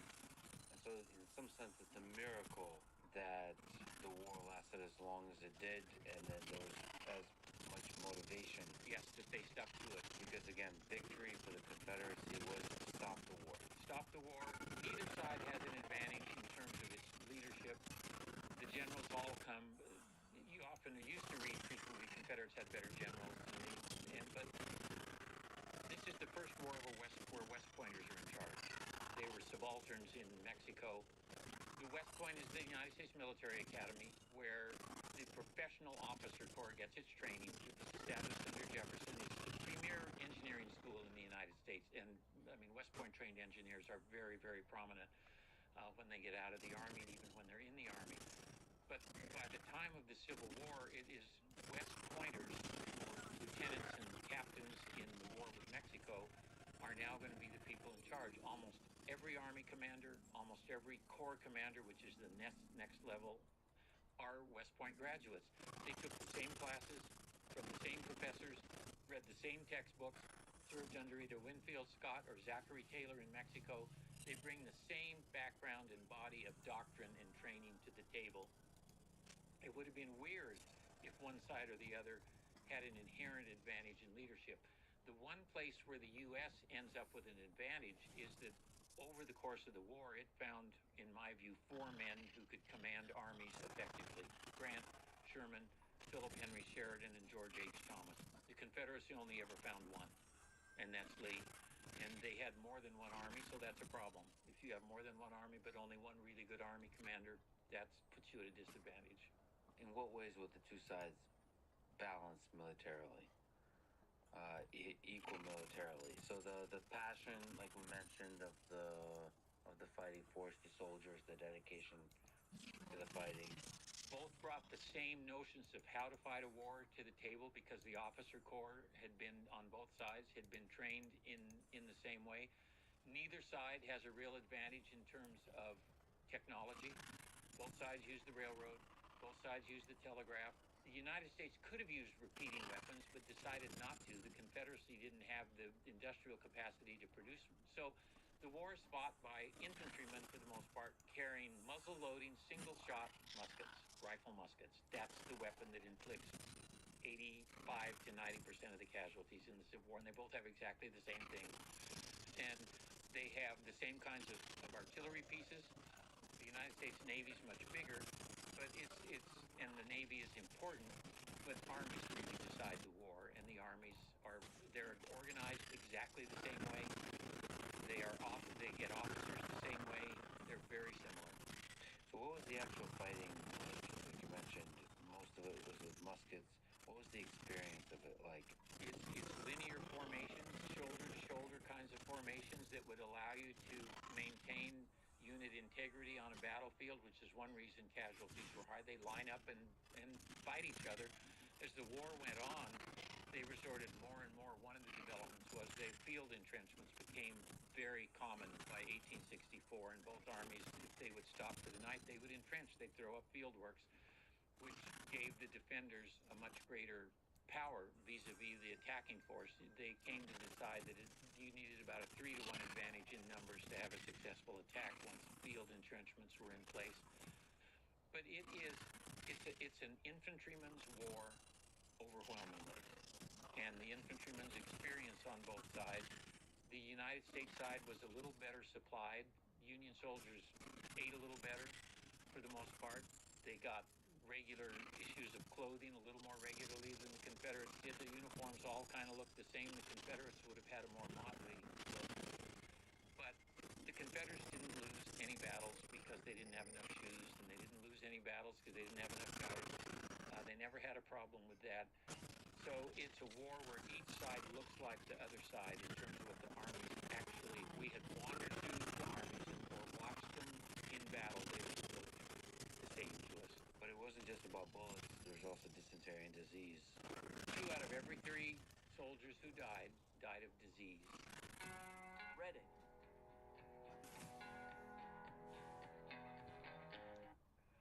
It depends on what unit you're in. If you're in the Irish Brigade, God love them. You know, just point us towards something and let us indulge in self-immolation, for God's sake. The Irish Brigade had the reverse. They had 2 men who died from battle wounds for every man who died from disease. But overall, it's 1 man died from battle wounds and 2 died from disease. Overall casualties, killed, wounded, prisoners of war, about 1.5 million casualties in the Civil War. There's this idea that a big part of the American spirit is the Scots-Irish spirit, the fighting spirit. You think there's some truth to that? Well, the songs are Irish songs that both sides sing with different words. And, I mean, there are a lot of Irish soldiers in the Union Army. But in the entire military-age white population of the loyal states in 1860, just about a third were born somewhere other than the United States. And they made up about a quarter of all the soldiers. So they're actually underrepresented in the United States Army. Far lower percentage of foreign-born soldiers in the Confederate Army, but they're a little bit overrepresented. So there are lots of foreign-born soldiers in the Army. The largest group are not Irish. They're the second largest group. The largest group are Germans on the U.S. side. The Irish are second. And then you'd go way down the line to get others. So we talked pretty thoroughly about slavery. Can we talk about immigration? What was the view at the time of immigrants? Well, I think you know the answer to that. We need to have all that stuff done, but we don't especially like the people doing it. That's basically the... I mean, America. The anti-Irish, and a lot of it is bound up with anti-Catholic sentiment, because the Irish are changing the nature of the country. The country's a Protestant, British country, and here come all these Irishmen, and especially in the 40s and 50s, the Mike Gallaghers came in the late 50s.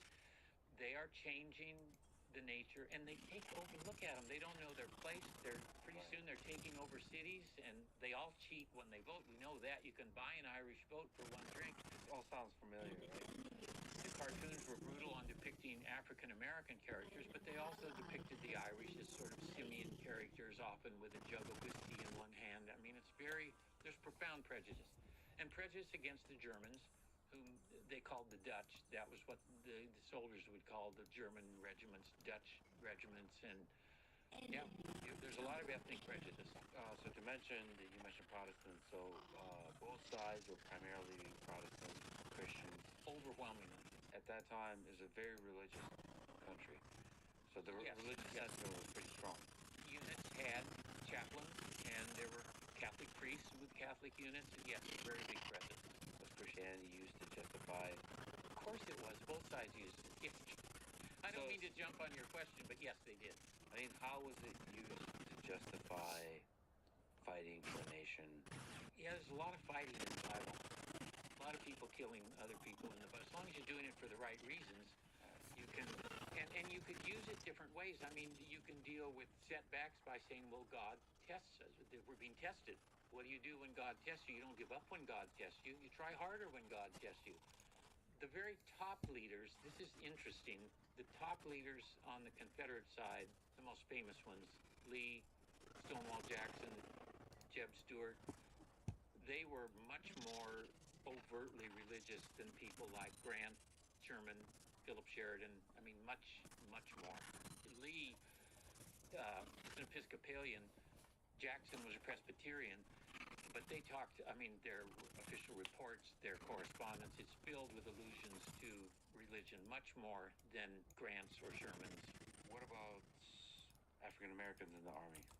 African Americans made up, there were about 200,000 black men served in what were called United States Colored Troops Units, USCT. It was on the Union side. Yes. Okay, let's just dispense with the hallucination that there were a lot of black men in the Confederate Army. That is such total, ridiculous nonsense, utterly unsupported by any evidence that anyone would consider credible. This whole notion of, I mean, it's preposterous. And I'm really managing my language right here. I'm not saying what I really think it is. I've seen estimates of as high as 100,000 black men in the Confederate Army. True. Really, no. Were there black men with the Confederate armies? Yes, they're enslaved black men who are doing all kinds of non-military things in the Army to free more white men to shoulder muskets and shoot at Yankees. That's what's going on in the Confederate Army. There are a lot of black men around Union armies before they became soldiers as well. But there are these 200,000 black men joined the military service during the war. They're in the Navy and in the Army. They'd always been in the Navy, the U.S. Navy, and they're not segregated in the Navy in the way that they can be in the Army. They're just in black. You have integrated crews on naval vessels, although they're separated in some ways, but there have always been black sailors in the Navy. The Army, no, that was it's a big thing to put black men in uniform. And for a Confederate, it's bad enough if you announce emancipation, but then you start arming black men. That to Confederates is urging a widespread slave rebellion, basically. Black regiments on the Union side was enraging the Confederate side. Yes, and they have white officers overwhelmingly. There are a few black officers, but overwhelmingly, the USCT units have white officers leading them. But symbolically, that is a really powerful thing, right? It's hard for modern Americans to understand just how jarring that would be to a Confederate. That not only would you have enslaved people no longer enslaved, but you would have the men in uniforms carrying muskets. So you, as a historian, you've looked at every layer of this, including diaries. What was motivating? What was going through the minds of African Americans who are fighting for the Union side? I think what you would expect is I mean, they would talk about union occasionally, but what that means to them, it's a union without slavery. They have the most, of all the people who can have a direct impact on what's going on versus slavery, there's nothing more direct than picking up a musket and firing at the people who are defending a slavery-based society. It doesn't get, and at the same time, you are not only doing that, you're also establishing an unimpeachable claim to citizenship. The whole point of a citizen soldier is that you do your bit for the nation that's helping you, and the nation does these things for you. Well, okay, if I'm picking up and risking my life with a musket in my hand, are you going to tell me I can't vote? After I thought that's the whole point of this. I'm protecting the right to vote by doing my citizen's role as a soldier. And that was a big debate in Congress. That really changed the equation of that debate as well. How are you going to treat people after they've served in United States units? Can you tell them they can't vote? You're not going to give the vote to them? How many people in black regiments, but also, folks like Frederick Douglass, saw that black Americans and white Americans should have equal rights? Well, Douglass saw that, of course. But even within their context, their notion of equal rights is that doesn't mean that black women are going to vote, just like for white people it didn't mean white women of the context of the time, yes, equal rights should come out of this. Abolishing slavery is the first step of this. It's not the end game. The end game is equal rights for everybody. Did many people see that? No, tiny percentage of people saw that. There's a notion that's very common that somehow the white North turned its back on black people after the war. It should have tried harder during Reconstruction to force the white South to convey full equal rights to black people. The assumption there is simply flawed. Most white people in the North didn't believe that they believe first save the Union, and yes, we'll need to kill slavery as well. Those are the two things on the list. Check, check, we've done those. Full equal rights for black people is not on their list. And they were not willing to do the things that it would have taken to do that, including the white soldiers in uniforms who wanted out of the Army after the Confederacy surrendered and said, well, now we need the Army to make the white South do the right thing vis-a-vis black people. Who would have said, what are you talking about? I signed on to do this. We did it. Send us home right now. I think that's one of the lessons you learn from human history across the different places where slavery was abolished is abolishing slavery is not the end of a journey. It's the beginning of a journey. And it sometimes quite often takes at least 100 years to go from that to something you would identify as equal rights. And then maybe even beyond that, there's a complicated story about, even outside of rights, just how society sees the difference. There's a difference between passing, the Great Society passed most of it. You've got the Civil Rights Act, the Voting Rights Act, the Fair Housing Act. You've got all of this legislation that does a lot of the legal stuff, but it's what's in people's heads that takes longer and is a more frustrating process. Remains, as has appeared in human history, potential fuel for the division to rise up again. Of course, and then people can exploit that. It's waiting to be exploited, and people exploit it. This is something we do as humans. We like to otherize certain groups. Good to have an enemy. And the Civil War for our country is the story of this. So understanding the Civil War is in part extremely important for understanding the division, maybe the dormant division that's there. Yes, and even before the war, there were notions about the other side that served for a lot of people in the Free States looking south. They said white Southerners are, because they're lazy, they're violent, they don't want to talk out a problem. They'll do what Preston Brooks did to Charles Sumner. They'll beat him over the head with a cane. They're used to this because they have slavery and they're used to brutalizing black people. That's just how they approach things. And the white South would look north and say they don't care anything about family. They're all just lusting after money. All they care about is material things. They don't have any sense of kinship or family. That's what Yankees are. It doesn't even matter whether any of that is true, of course. There was a sense, perceptions are more important than reality with human beings, and the perceptions on the eve of the Civil War were that the other side was different in a lot of ways. They also had profound commonalities. They had a common language, a common religion, a common history. These founding documents, all of that would pull people together, but they found ways to see differences and divided some of the churches. Protestant churches divided over slavery. And many of these themes continue to today.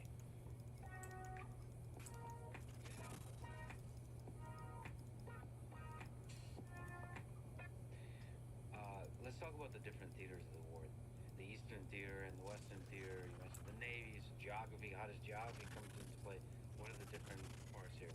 There are three main theaters of the war. The Eastern Theater is the theater that features Washington and Richmond.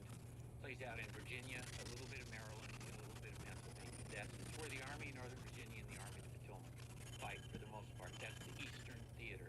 That's the theater that maybe is most glorified and mythologized. It's by far the most famous of the theaters. There are famous battles in the other theaters, but that's the one, and it's mainly because of the presence of Lee and then of Grant. The Western Theater is a much larger one. It goes from the Appalachian Mountains to the Mississippi River, east to west, and would go from the Gulf to the Ohio River. So it's huge, and it involves Tennessee, and then beyond the Mississippi River is the descriptively named Trans-Mississippi River, part of Louisiana, Arkansas, Texas, and so forth. In terms of commitment of resources and effect on the outcome of the war, it's by far the least important. Some people get up very upset when I say that. The transit, basically who cares about what's going on out there. But that's the third theater, the Trans-Mississippi, the Western Theater, and the Eastern Theater.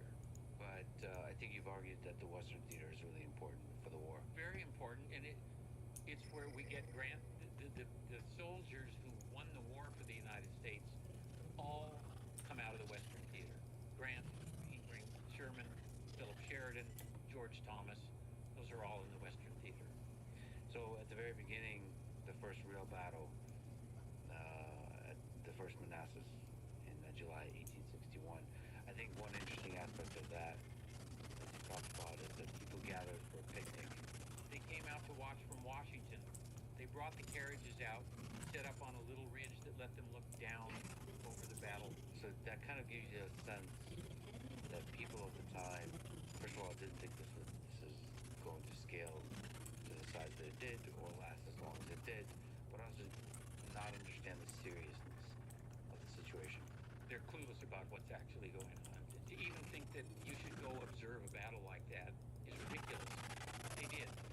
And there was a strong belief, and Lincoln was part of this at the beginning. This was probably going to be one battle, something like he asked for 90-day volunteers to suppress the rebellion right after Fort Sumter. And William Tecumseh Sherman reacted to that by saying that you might as well try to put out a fire with a squirt gun. I mean, it's ridiculous. They're not thinking about what this war could easily be. Take years, take hundreds of thousands of men, maybe, not one battle. When did the dark cloud, the reality of the war, come in? Well, first Bull Run or Manassas, each side, many battles have two names, one that the United States soldiers used and usually the Confederates would pick the nearest town, and the United States often picked terrain features. So you get Bull Run, which is a creek or stream. That's what the Union soldiers called it. Manassas is what the Confederates called it. Antietam, a creek in Maryland, is what the Union. Sharpsburg is what Confederates called it. Anyway, there's several of those.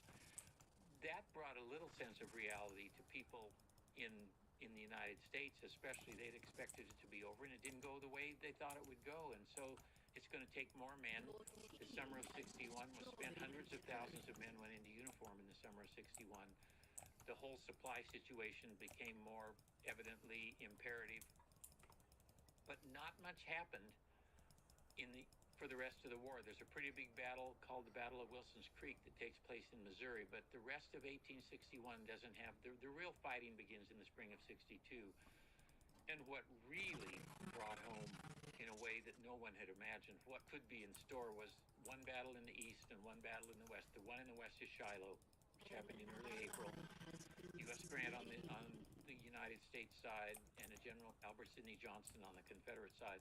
But at Shiloh, in 2 days, there were upwards of 25,000 casualties, and that's more battle casualties than U.S. forces had suffered in every war combined down to that point. Happened in 2 days. 2.5 months after that, George B. McClellan's army engaged with Lee's army in what came to be called the 7 Days Battles at Richmond, 36,000 casualties.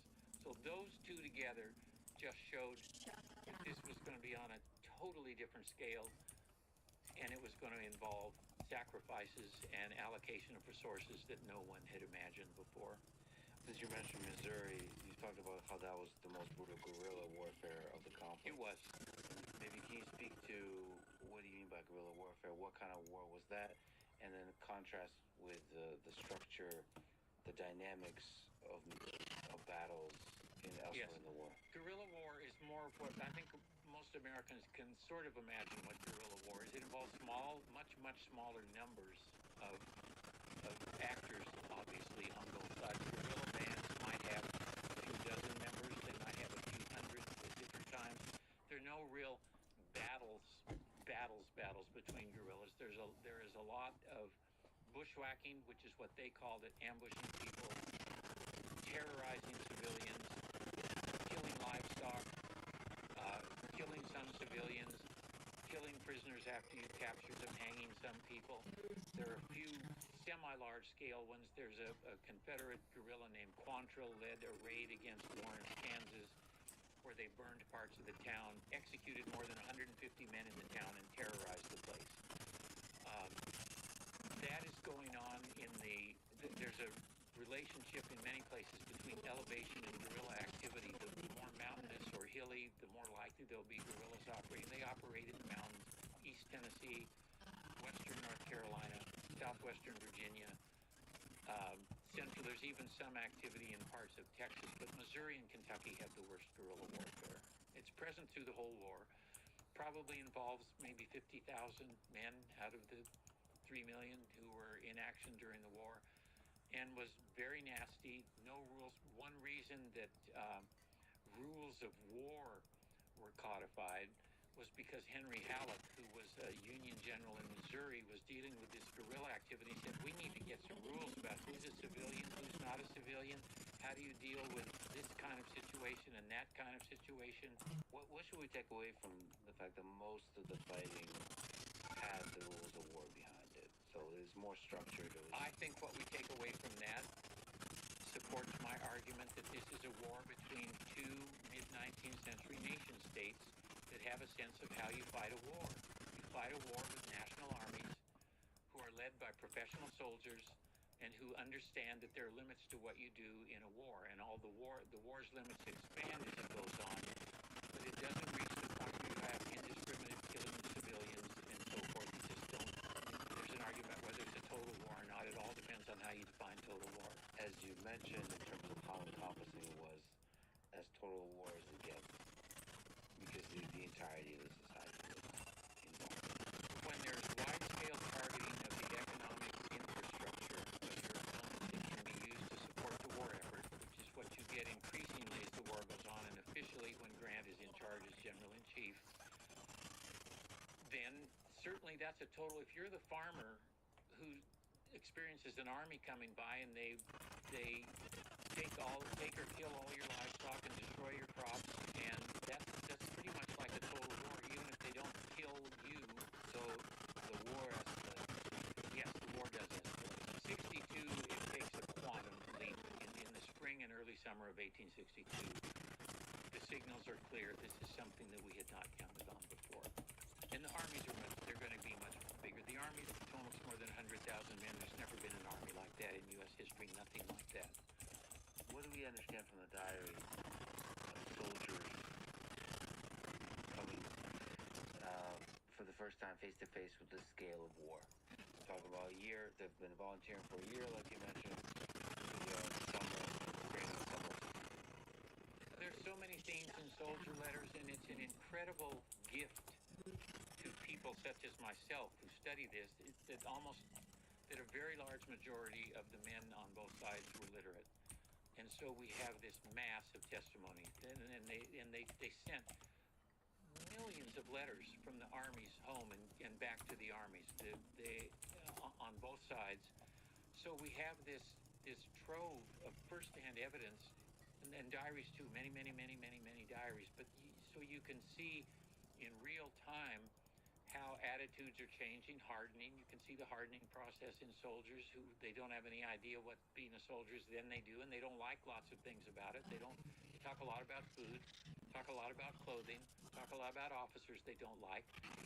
They don't talk. One thing, it's really fascinating. The thing they don't try to do is explain to people behind the lines exactly what it's like to be in a battle, because they understand.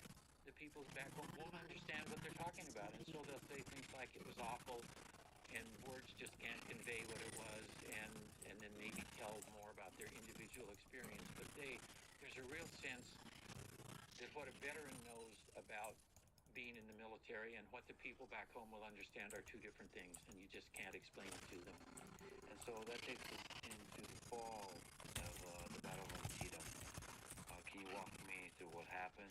The battle and why it mattered. George B. McClellan, whom I've already referred to, he was in charge of the Army of the Potomac by this point. He'd been General-in-Chief for a brief time and commanding the Army of the Potomac. And he finally approached Richmond.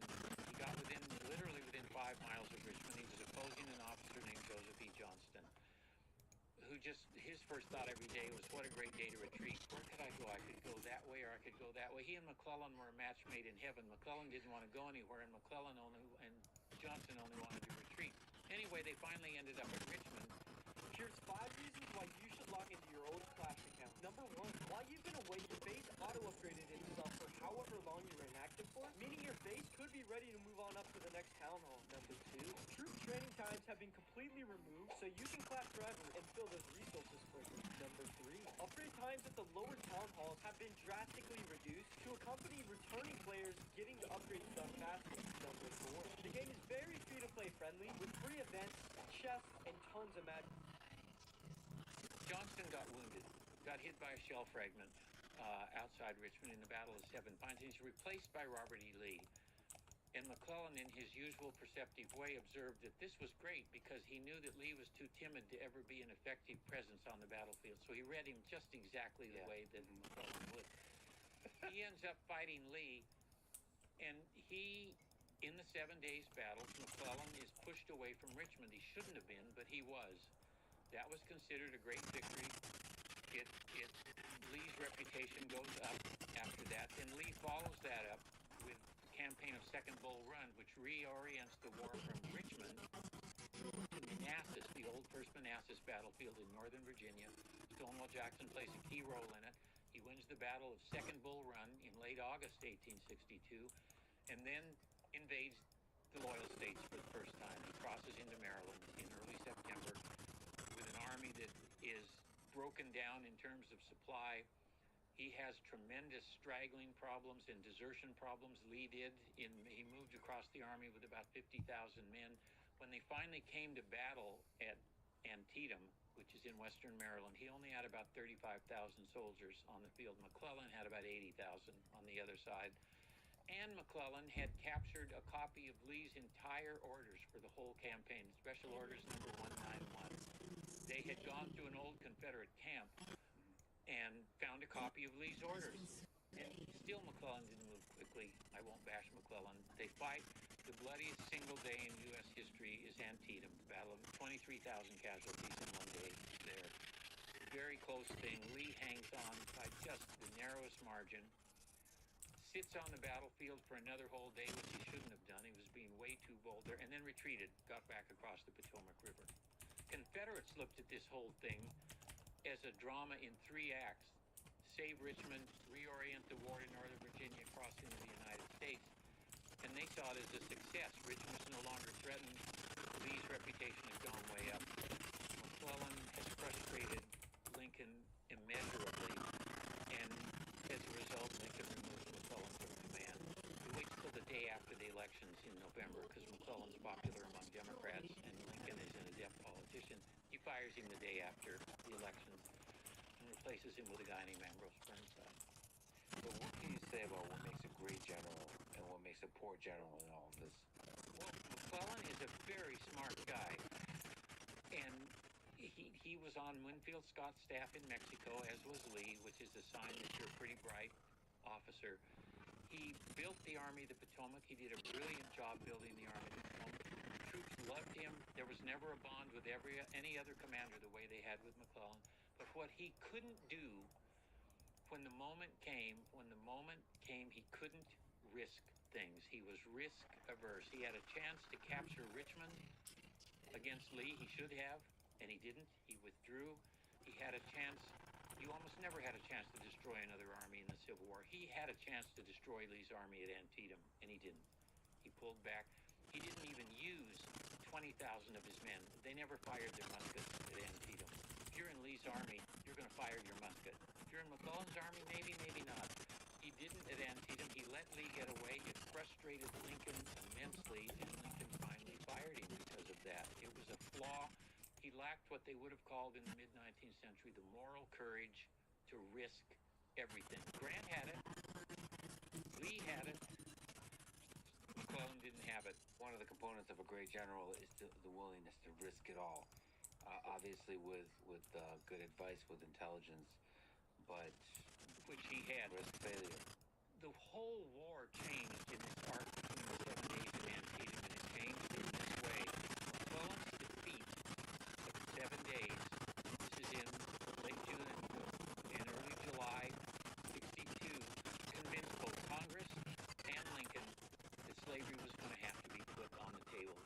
going to be moral and McClellan could have won the war with slavery intact. He didn't. So Congress passed the Second Confiscation Act in late July, which I mentioned earlier, which strikes at slavery. And then Lincoln decided, he told his cabinet toward the end of July that he was going to issue a proclamation of emancipation. And he was persuaded that he couldn't just do it then in the wake of a defeat. He should wait until he had a victory. He got another defeat at Second Bull Run. He finally got a victory at Antietam because Lee retreated, and then that's when he announced the preliminary proclamation. The key battle here isn't Antietam. Key battle is the 7 days and McClellan's defeat that persuades Lincoln to do this. Antietam gives him the occasion to do it, and he issued his preliminary proclamation 5 days after the battle on September 22nd, 18. You need to look yourself in the mirror and ask yourself if you are being bold enough. If you search your soul, I think you're 62. Can you elaborate why it became obvious that the slavery has to be on the table as the motivation, as a driving motivation Yes, for the war at that time? Because people believed, and they were right, the war was almost over at the end of May 1862. It had been a catastrophe for the Confederacy in the Western Theater. They had lost New Orleans. New Orleans was surrendered, the biggest city in the Confederacy by far, 160,000 people, 4 times bigger than the next biggest, the most important port. The key to the Mississippi River Valley as an economic artery. If you don't control New Orleans, the Mississippi isn't an economic river for you. New Orleans was gone in April. Nashville was gone. Key city and capital of Tennessee. Memphis was gone in June. The whole state of Tennessee, except the mountainous East Tennessee, was basically not a Confederate state anymore by May 1862. There was a Union army of 100,000 in northern Mississippi by the end of May. Catastrophic. And George B. McClellan's army was in 5 miles of the national capital in Richmond. I don't think the Confederacy could have absorbed the loss of Richmond at that point. I think that it would have been over. And emancipation was not on the table yet in an official way. The fact that Richmond didn't fall convinced people in the North that the war was going to have to last a lot longer. The Confederates were going to be harder to beat. Convinced Europe was the same thing. By Europe, I mean France and England. That's what mattered. And so they decided that they were going to have to take more extreme measures, and the key more extreme measure is strike at slavery. Strike at it as a war measure directly. And as a war measure, it attacks the economic infrastructure of the Confederacy. It attacks the economic infrastructure that enables the Confederacy to maintain the largest possible army in the war. This is not about the ethics, the morality of slavery. It is for the abolitionists who see it, and Frederick Douglass realized that this is good. The abolitionists realized early on, even in 1861, some of them, Charles Sumner, for example, saw the Union defeat at First Bull Run. Yes, it's bad that we lost, but the longer the war goes, the more likely that we can get slavery on the table, get emancipation on the table. Frederick Douglass believed the same thing. A longer war made that more likely, and McClellan handed them that gift by not being as aggressive as he should have been at Richmond in 1862. But we should say, and correct me if I'm wrong, that only a tiny minority of Americans were abolitionists at that time. We'll never know exactly. I would say I think if you guess 3% were, really abolitionists. Destroy it now, destroy it completely. No compensation for rebel owners or any owners. Kill it in Kentucky, kill it in Missouri, kill it in Maryland. Yes, I think 3% would be about the ballpark. So of course now we venerate those folks and we mythologize them, and so they become bigger in our minds, but we should remember that they're a tiny percentage. They're a tiny percentage, and there are other factors that are pushing forward the process that leads to the 13th Amendment. It's not just people who hate slavery so much that they'll do anything to kill it. In fact, most of them aren't. That's not what they are. We wish they were, but they're not. And Lincoln is in a tough position.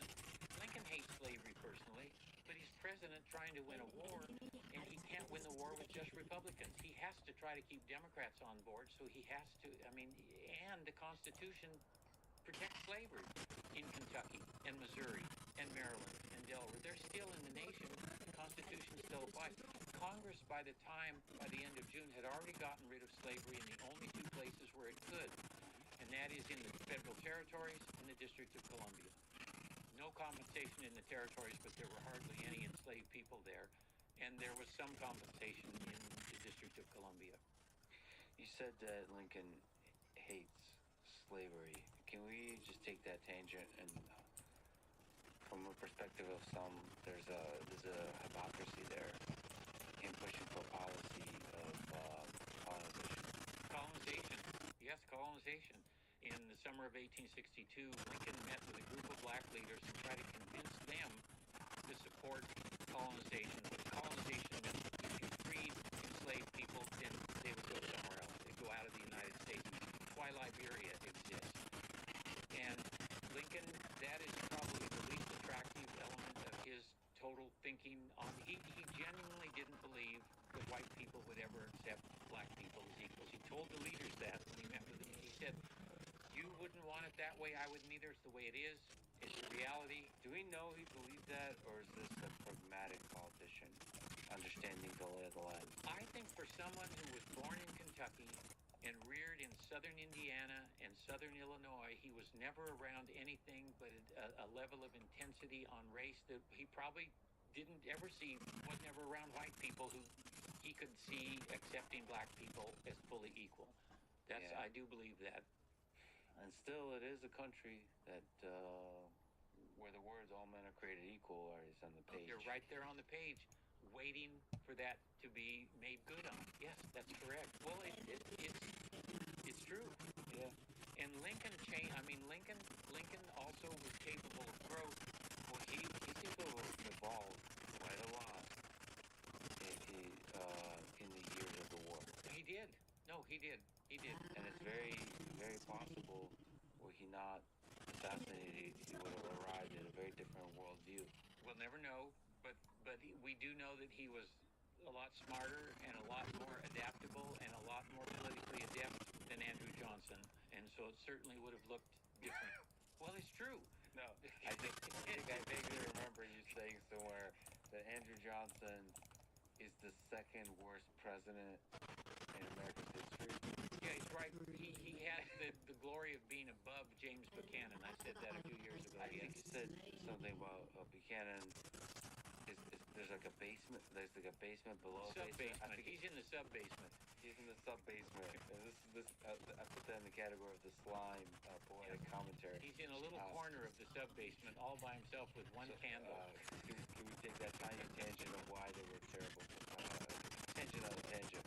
Why was Andrew Johnson such a terrible president? I think he was a terrible president because he was extremely prejudiced. He had all kinds of grievances stacked up. He had the poor white man's grievance from being in a slaveholder. The slaveholders were part of his enemies when he was growing up. Then he embraced them after the war. He couldn't get beyond his most profound lifelong prejudices. He was not malleable in any way. He thought what he thought, and that's what he was always going to think. And he just was not the right person to be in place. Well, why is Buchanan the worst president in America's history? If you had a dictionary that had the word hack in it, it should have a picture of James Buchanan by it. He was an absolute political hack who made his way up by staying alive and doing everything that you should do as a party hack as you went along. And then, I ended up as president in 1856 because the person I'm running against is from a party. This is the first time they're running a candidate. His way of dealing with the secession crisis was basically hiding under his desk and hoping the roof didn't fall in before he got out of Washington. He's just horrible. I think from that I get a sense that what you admire in a leader and a president is a kind of backbone.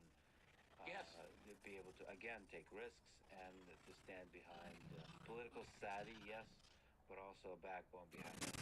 Yes, and to actually change a position if you're persuaded by both events and good counsel that you had the wrong position before. Go ahead and do that. So some kind of balance of a backbone behind principles and malleability based on the information, knowledge, and wisdom that you gain versus for convenience or out of fear.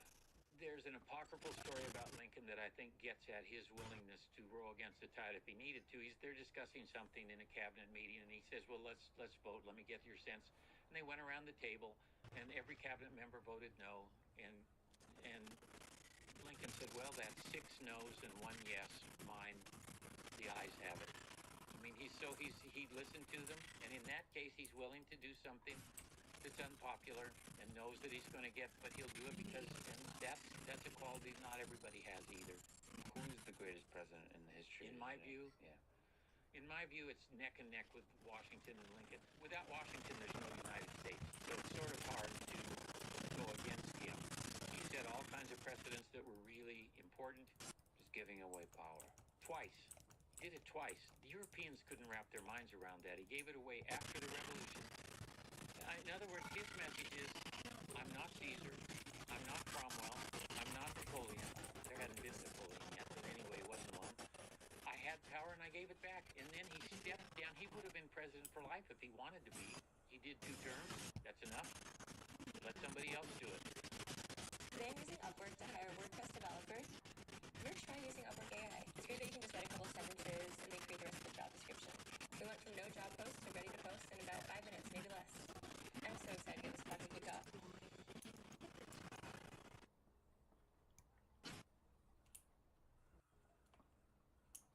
Day 1. Pop one in and you feel it working within you. Clean energy, real focus, 0 sugar, and 0 nicotine. And it's tasty, incredibly refreshing. Day 4. The afternoon craft, it never shows up. No jitters, no chase, and your head feels steady for once. Day 12. The brain fog finally starts to lift. You finish work and you still have something to give left. You didn't realize how wired and depleted you actually were until you weren't anymore. Day 23. You're going to train, you're going to come home, you're going to keep going. The emails are done, the errands are running, but you're still watching. No chase. Who does that? Yeah. But he embodies the notion of this is what a citizen soldier does. He comes forward at a time of crisis, he does his duty, and when the crisis is over, he is Cincinnatus. He goes back to his farm when this is over with. Because the point is, he's done what small r Republican virtue dictated, and then he went back. And that image was invoked over and over and over again. The small r Republic has nothing to do with the Republican Party. Small r Republican virtue of disinterested service to your republic. And Washington embodied that. He's crucial. What's always been fascinating to me, Lex, is you have this guy. He's surrounded by this freakishly talented group of people in this little nation.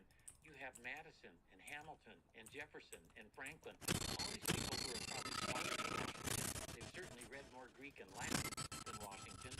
And yet nobody's concerned about who the man is. It's Washington. He's the guy. We're smarter. It's like what Sherman said about Grant one time. Sherman's smarter than Grant, probably. Sherman said, I know more about strategy than Grant. I know more about tactics. I know more about supply. I know more about everything than U.S. Grant does. Where he beats me and where he beats the world is he don't give a damn what the enemy is doing out of his sight. And that scares me like hell. In other words, Grant could just let the background noise go away, focus on his thing, and do what he was going to do. And Sherman couldn't do that. Grant liberated Sherman to become a great general because he had Grant over him taking responsibility. It's really fascinating. And Washington, whatever faults he had, he could take responsibility and was aware that he was setting precedents as the first president of this new republic. Almost every time he did something, it's a precedent. What did Washington do? Well, he gave up his uniform and then he gave up the presidency. Yeah, just from studying history, understanding how difficult it is to give away power in the way that Washington did, I have to put him as the number one. Yeah, because without him, the rest doesn't happen. I mean, that's my bottom line on it. And I really do believe that. Without him, the rest doesn't happen. I don't know if they hadn't had Washington to persuade people that a stronger central government might be possible because Washington's going to be president, who else would they agree could be trust there? There's Washington and then there's everybody else. I think America is a truly positive force in human history. So the fact that whatever ideas that were created at that time and that Washington was the foundation of that is a great gift. Lucky to have him. Lucky to have Lincoln. We've been lucky in our leaders. We're lucky to have FDR in World War II. We're lucky to have people at moments of real crisis. But we need the basement too. We need the full variety. Well, we've got them. And you never know when we might need a new sub-basement. It's complicated and an ongoing story. And it is a beautiful theater, beautiful drama. And I, like you, have faith in the resilience of the people to deal with the full mess of it. Quick bathroom break, if it's okay. I wanted to mention to you, just as a plug, but also as a big thank you, that I don't know how many hours, it must be maybe over 50 hours I've enjoyed listening to your great courses. So you have two on the American Civil War and on Robert E. Lee. Right. And so I just wanted to mention this thing that I've been using. It's called Plod. So what I do is I run along the river, and then I'll use this Plod thing where you just press the button, and then you leave a note, like what I'm saying now is being recorded, right? And then it transcribes. Those notes are then transferred. Jeez. Yeah, this thing is great. So it's great for it's been running this whole time too, so it's transcribing automatic. It's using AI to transcribe. So it's doing every word, everything that we say. Right, right. And then it can summarize it for you. And then I organize and study the notes afterwards. So it's great. Highly recommend it. Called Plod. Plod. It's a clip. I used to run around Town Lake, or what was, I guess it's Lady Bird Johnson Lake now. Is that what they call it? We used to run 6 miles a day at noon for years when I worked at the LBJ library. We had a little group of us who went. Just run. Just ran. We do it in. We would do 6 miles in 38 minutes. It's actually a really hard problem to solve. How to note take. I'm just really happy this exists. Okay. My smartphone is being a pain in the ass with writing it down. It's been a hard problem for me to solve. You listen to audiobooks or no? Or you just read? All the time on my. I walk. I don't run anymore, but I walk 6 or 7 miles a day, and I listen to Audible all the time. That's what I do. I love Audible. What? Just out of curiosity, you should take that tangent. Do you listen to like history books? Like what? Or do you want to escape? I listen to a mixture.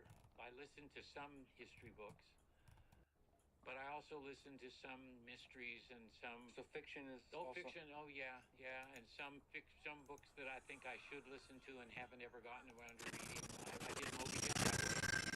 So the classics also. Oh yeah, but I've never read War and Peace, and I don't think I ever will. I think I would have done it by now if I was going to. We're making a statement today. I like personally, it's not always, but I like short books. I do too. I write short books. A lot of long books would make good short books, and a lot of short books would make good essays, I think. Yeah, can you... I'm sorry to be taking so many tangents, because you've written so many excellent books. How much of it is editing? Like, what does it take to write a good history book? What's the process?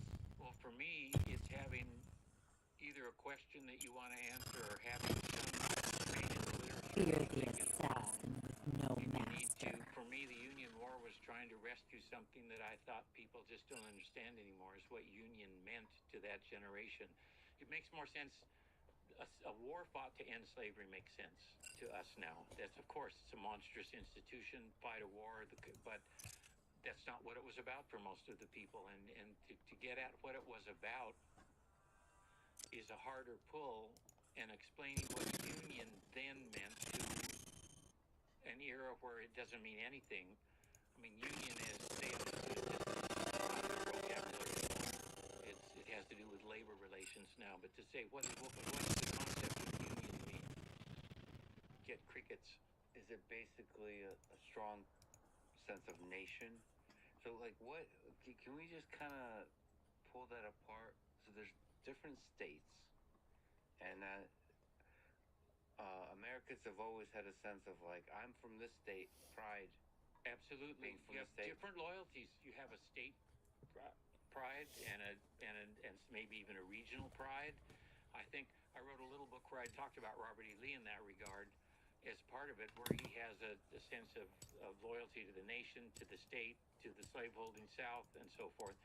But Union I mean, it's composed of individual states which engender loyalties among the people who live in them, but the parts make a greater whole, and that's what the union is. And you have to have the whole to get all the benefits, because and that is what people thought then, and they tied it to the revolution, of course, and tied it to earlier sacrifice, and they had an eye on what's going on in Europe. I mean, the Western world was their world. They didn't care that much about the rest of the world, but the Western world, what's going on there? And I think they believed things were going the wrong way in much of Europe. That all the revolutionary fervor of the 1840s had seemed to run into a cliff of oligarchy and aristocracy and monarchy, and they saw the U.S. as a bulwark against that for small d democracy. I think having a faith in nation is a beautiful thing. It's a narrative that unites a people. And I think that in itself has power. It's not, you can make an economic argument, you can make a freedom argument, all these arguments you can make, but I think what makes a nation is a bunch of people believing in a narrative. It's like what makes a great company. There's a mission. The power of humans when you together believe in a thing is remarkable. And so that belief in itself is really powerful. That clearly was there among many, not everybody, of course, but it was widespread. And Lincoln articulated it perfectly, and he did it again and again, talking about you want to give a person a chance to rise, a person, and talking about the last best hope of earth, and he got it, and he distilled it, and he conveyed it, and it's not as if he's telling people things they don't already know, but he's reaffirming things in ways that are eloquent and memorable. Quick 10-second thank you to our sponsors. Check them out in the description. It really is the best way to support this podcast. Go to lexfriedman.com/sponsors. And now, dear friends, back to the conversation.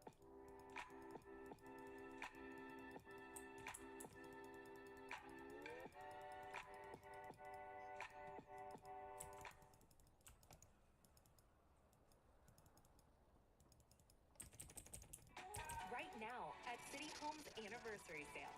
Hurry for once-a-year savings on bestsellers, plus 60-month special financing. City Furniture is now City Home, your first stop for all things home.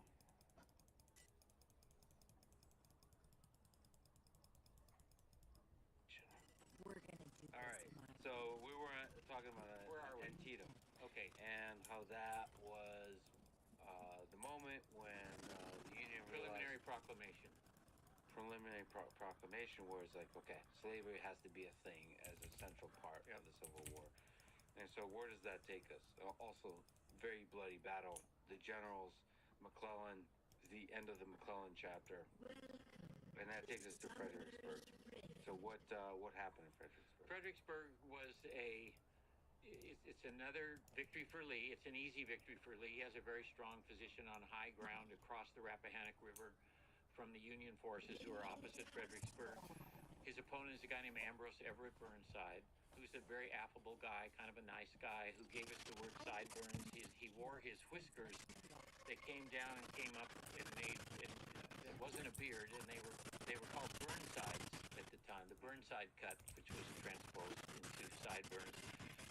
Everybody liked him. He just wasn't very bright in some ways. He's a politician after the war, so he went into the right field. But his idea at Fredericksburg was to, in the end, it wasn't his original plan, but he ended up launching frontal assaults, one brigade at a time, against very strongly entrenched Confederates, and it was a butchery and another horrible defeat for the Army of the Potomac. Lincoln was really cast down by it, and it just seemed that in this Eastern theater, he could not get any good news. He's getting good news from the West. He's not getting any good news here. And he has this revolving door of commanders. Burnside tried another march in late January 1863. He was going to get around Lee's flank, but he had horrible weather. His army literally got stuck in the mud. Then it was lampooned as the Mud March, and he removed him from command. So now he has another commander in the Army of the Potomac. So you've had McClellan and Burnside and now a guy named Joseph Hooker, you have no continuity at the top in that army. You have complete continuity at the top in the Army of Northern Virginia, which is a huge advantage to the Army of Northern Virginia. So this is where the famous words of Robert E. Lee, where he was watching the slaughter, and said that it is well that war is so terrible, or we should grow too fond of it. Yep. What did he mean by that? He was getting, I mean, he was watching his soldiers butcher Union soldiers, and I guess kind of enjoying it. He's in a really strong position with really guard artillery supporting his infantry, and the Union troops are just attacking them and not having any success. And so there he is. He's up there with James Longstreet and other people and watching it. And he, unlike McClellan, was willing to risk, obviously, high enough casualties in every battle. Didn't have that many at Fredericksburg. There were about 12,500 U.S. casualties at Fredericksburg and about 5,500 Confederate casualties because they were so well protected in their defensive lines. So you are working on a manuscript on Chancellorsville. Yes. It's a legendary battle for many reasons. It is. Can you break down some of the military details of what made up that battle to give us a sense of, in general, what battles were like? This is often described as Lee's most successful battle. It's him against Joseph Hooker. It's the last battle that Lee and Jackson fought as a team. Lee and Stonewall Jackson, with Stonewall Jackson as his principal subordinate. Hooker had replaced Burnside. Hooker had maneuvered to get rid of Burnside. He wanted to be in commander of the army. He had made a statement that he said what the nation needed was a dictator to make sure it won. And Lincoln, one of the best letters a president ever wrote to a military commander, Lincoln wrote to Hooker, and he said, basically, I know everything you're saying. You're talking about all the things you're going to do. And he said that the only way you get to be a dictator is if you have victories, and I'm willing to risk a dictatorship to get victories. And so I know I've got you figured out, Joe, he's saying, and he did. Hooker made a lot of blustery talk. He had a great start. He built the army into what he called the greatest army on the planet, about 135,000 men, beautifully supplied, reorganized the medical service in it. He did everything that you should do to get an army in shape. And then he started a campaign. His plan, Lee was still at Fredericksburg. He was going to get around Lee's left flank, come in behind him, force Lee to either retreat to Richmond or fight him on unfavorable ground. Everything went well with Hooker. He got going in late April until the moment of truth came. The moment of truth came on May 1st, 1863, when Lee, instead of retreating, left part of his army to watch one part of Hooker's and turned around to meet Hooker head on near a crossroads called Chancellorsville, a few miles west of Fredericksburg. And as soon as the fighting started, McClellan lost his nerve, pulled into a defensive position, and the upshot was, after Lee and Jackson carried off a very successful flank attack, although it left Hooker still in a very strong position, Hooker in the end retreated. And it was another victory for Lee in a battle he never, ever should have won. He was outnumbered 2-1, 135,000 to about 64,000. And when the moment of truth came, Joseph Hooker just lost his nerve. I mean, I really do believe that. I had fun working on this book. I wrote a lot of books on campaigns are very long and detailed. I wanted a short book that would introduce interested readers who didn't really know that much, perhaps, to, there's one of the maps. So there's different positions. The different positions of Hooker. Yes, that is the battle played out on May 1st, 2nd, and 3rd. There is the opening of the campaign. See the Rappahannock River, Fredericksburg. The armies are facing each other there. Hooker's plan was to leave part of his army to hold Lee's attention and move the rest up the river, up the Rappahannock, cross the Rappahannock and then the Rapidan, and get behind Lee so that Lee would be caught in a vice. He'd have Hooker in his rear and the anvil of other Union troops at Fredericksburg, and he thought that would force Lee to retreat toward Richmond and that he could then harass him. They get around, they get behind Lee, they do exactly what Hooker wanted to do. He got to Chancellorsville. he had more than 70,000 men at Chancellorsville, and Lee doesn't find out till the very end of April what's going on, and then he decides to divide his army, leave 10,000 men to watch 40,000 Federals at Fredericksburg, and he and Stonewall Jackson head back toward Chancellorsville to meet Hooker, and they meet on May the 1st. The fighting starts on May the 1st. Everybody's upbeat in the Army of the Potomac. They've gotten around Lee's flank. They know they're behind him. Everything seems to go very well. Hooker said, "This is it. We've done it. We've done exactly what I wanted to do." And then the fighting starts the next day on May 1st. They march toward that place called Zoan Church. You can see there just a little bit east of Chancellorsville. And the fighting, they collide about 11 in the morning. 2 o'clock that afternoon, Hooker orders a retreat. Everybody retreats back into this wilderness. It's a kind of cut-over, woodsy area that it has very few roads, and he just hunkers down around Chancellorsville, hands the initiative to Lee. The next day, Jackson and Lee decide to send Jackson all the way around the right flank, and you see the flank march there. They strike a Union Corps that's exposed, commanded by a man named Oliver Otis Howard. Howard University is named after him. He headed the Freedmen's Bureau later in the war. They strike, they crush the 11th Corps, which has a very high German element in it, and there's a lot of ethnic prejudice that comes into play there by the other soldiers. But the day ends up with Lee actually in worse shape than he was before. He's got 2 divisions over here under Anderson and McLaws on the lower right. He's not even in touch with Jackson's corps. Jackson was wounded that night by his own men, carried from the field. He'd die a few days later. And Hooker still, although Hooker is in between these 2 parts of Lee's army, he's in an ideal position. He's still just thinking about the defensive. And we're on the morning of May 3rd. The 2 parts of Lee's army fight their way together around the Chancellorsville clearing, and Hooker then retreats toward the north. You have this amazing moment on May the 3rd where Hooker, who's been stunned by an artillery round that hit a pillar he was leaning against at Chancellorsville, he had a concussion, he was vomiting, he retreated to the rear, and as the Union troops retreated from that clearing near Chancellorsville, Lee's army had fought itself together, and Lee rode into the middle of his troops, and there was this amazing moment when this spontaneous outpouring of emotion on the part of the Confederates. That's the moment when Lee and his men finished this period of bonding this year that was unmatched in the Civil War.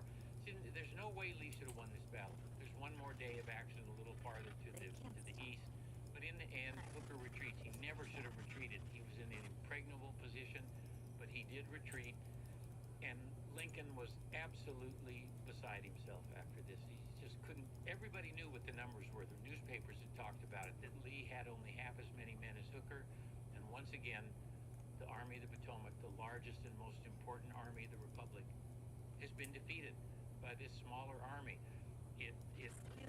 Lee's sort of legend in the North grew, and in the South, he became, by this point, he and his army were the most important national institution in the Confederacy. People looked to them to see whether it's like Washington and the Continental Army during the Revolution. If they're still in the field, there's still a chance for victory. This cemented that position for Lee, this victory at Chancellorsville did, in the minds of Confederates, and made him a kind of bugaboo to people in the North. They were just thirsty for someone to defeat Lee and capture Richmond. So this, in some sense, created the legend.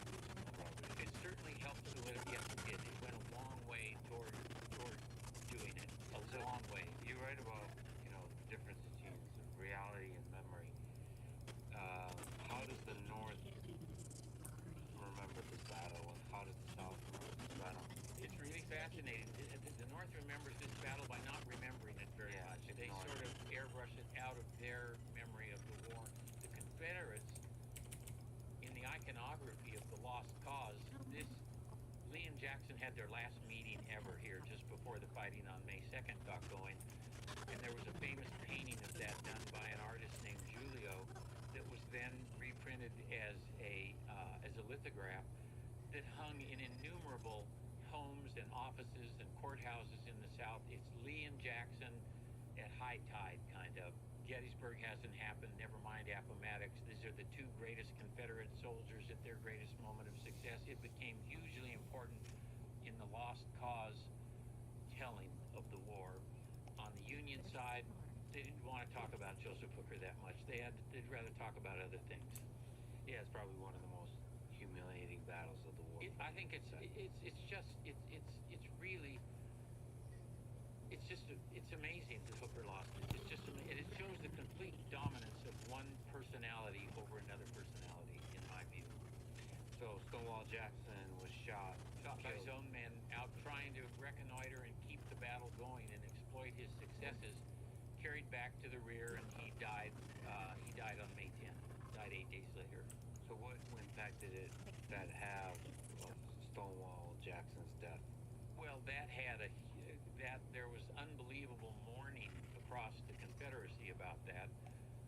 And even it's really interesting, even some positive comments in the North about how he'd been misguided, but a very religious guy and all of this stuff. But they're quietly buried. That's really good news for the United States, that Stonewall Jackson is dead. And really bad news for the Confederacy. Outside the myth, did it actually have a practical impact on the war? I don't think so, and the people who love Stonewall Jackson would disagree with me, but I don't see where he would have. He was a very good soldier at what he did, and Lee used him very well, and they were a good partnership. But I don't see how he would have changed the larger contours of the war. I don't. If we zoom out and look at Robert E. Lee, somebody you've written about quite a bit, studied a lot, do you think we can use this battle to try to understand the military genius of the man and, in general, who he was? I do, and it shows both why he was successful and why some of the reasons he was successful opened the way for what should have been big defeats but didn't. I mean, Lee's personality was at heart aggressive. His first impulse was always to take the war to the opponent. He said, they outnumber us. If we just sit and wait for them to come to us, they're going to have all the advantages. We need to try to disrupt them and look for openings. What this campaign showed was his audacity. He divided his army 3 times in the course of this campaign in the face of a much more powerful opponent, which showed his audacity. It also highlighted the overall culture that he created in his army, which was a culture of risk-taking, of seeking to inflict the greatest possible harm on your opponent. It's the antithesis of the culture that McClellan created in the Army of the Potomac, which is a culture of caution, of not taking risks, of not doing anything until everything is just right.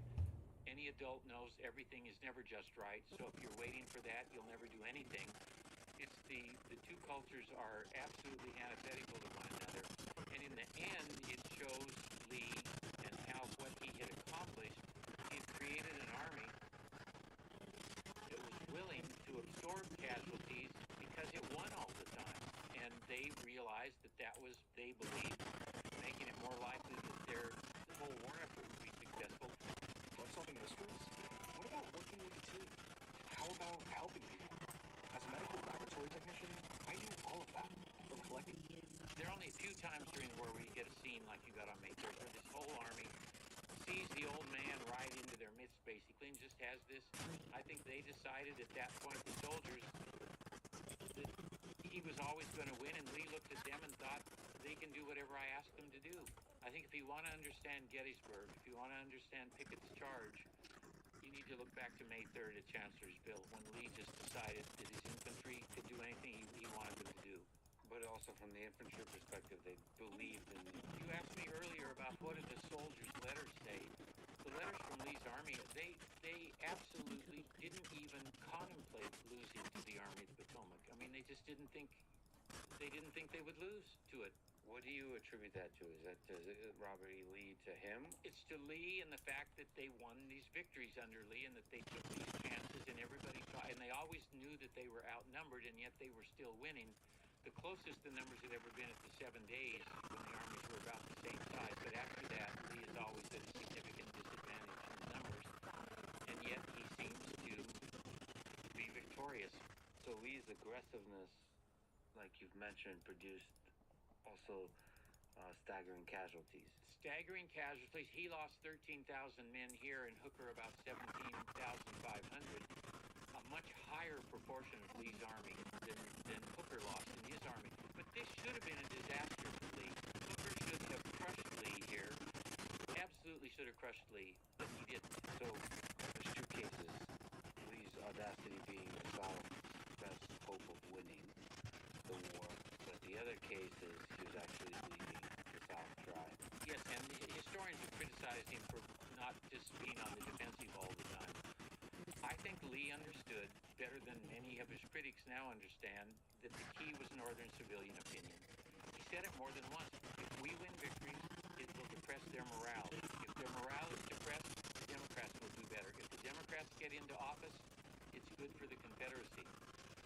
And he also knew that it's a race between, am I going to run out of men before they run out of morale in the United States? I think he understood that.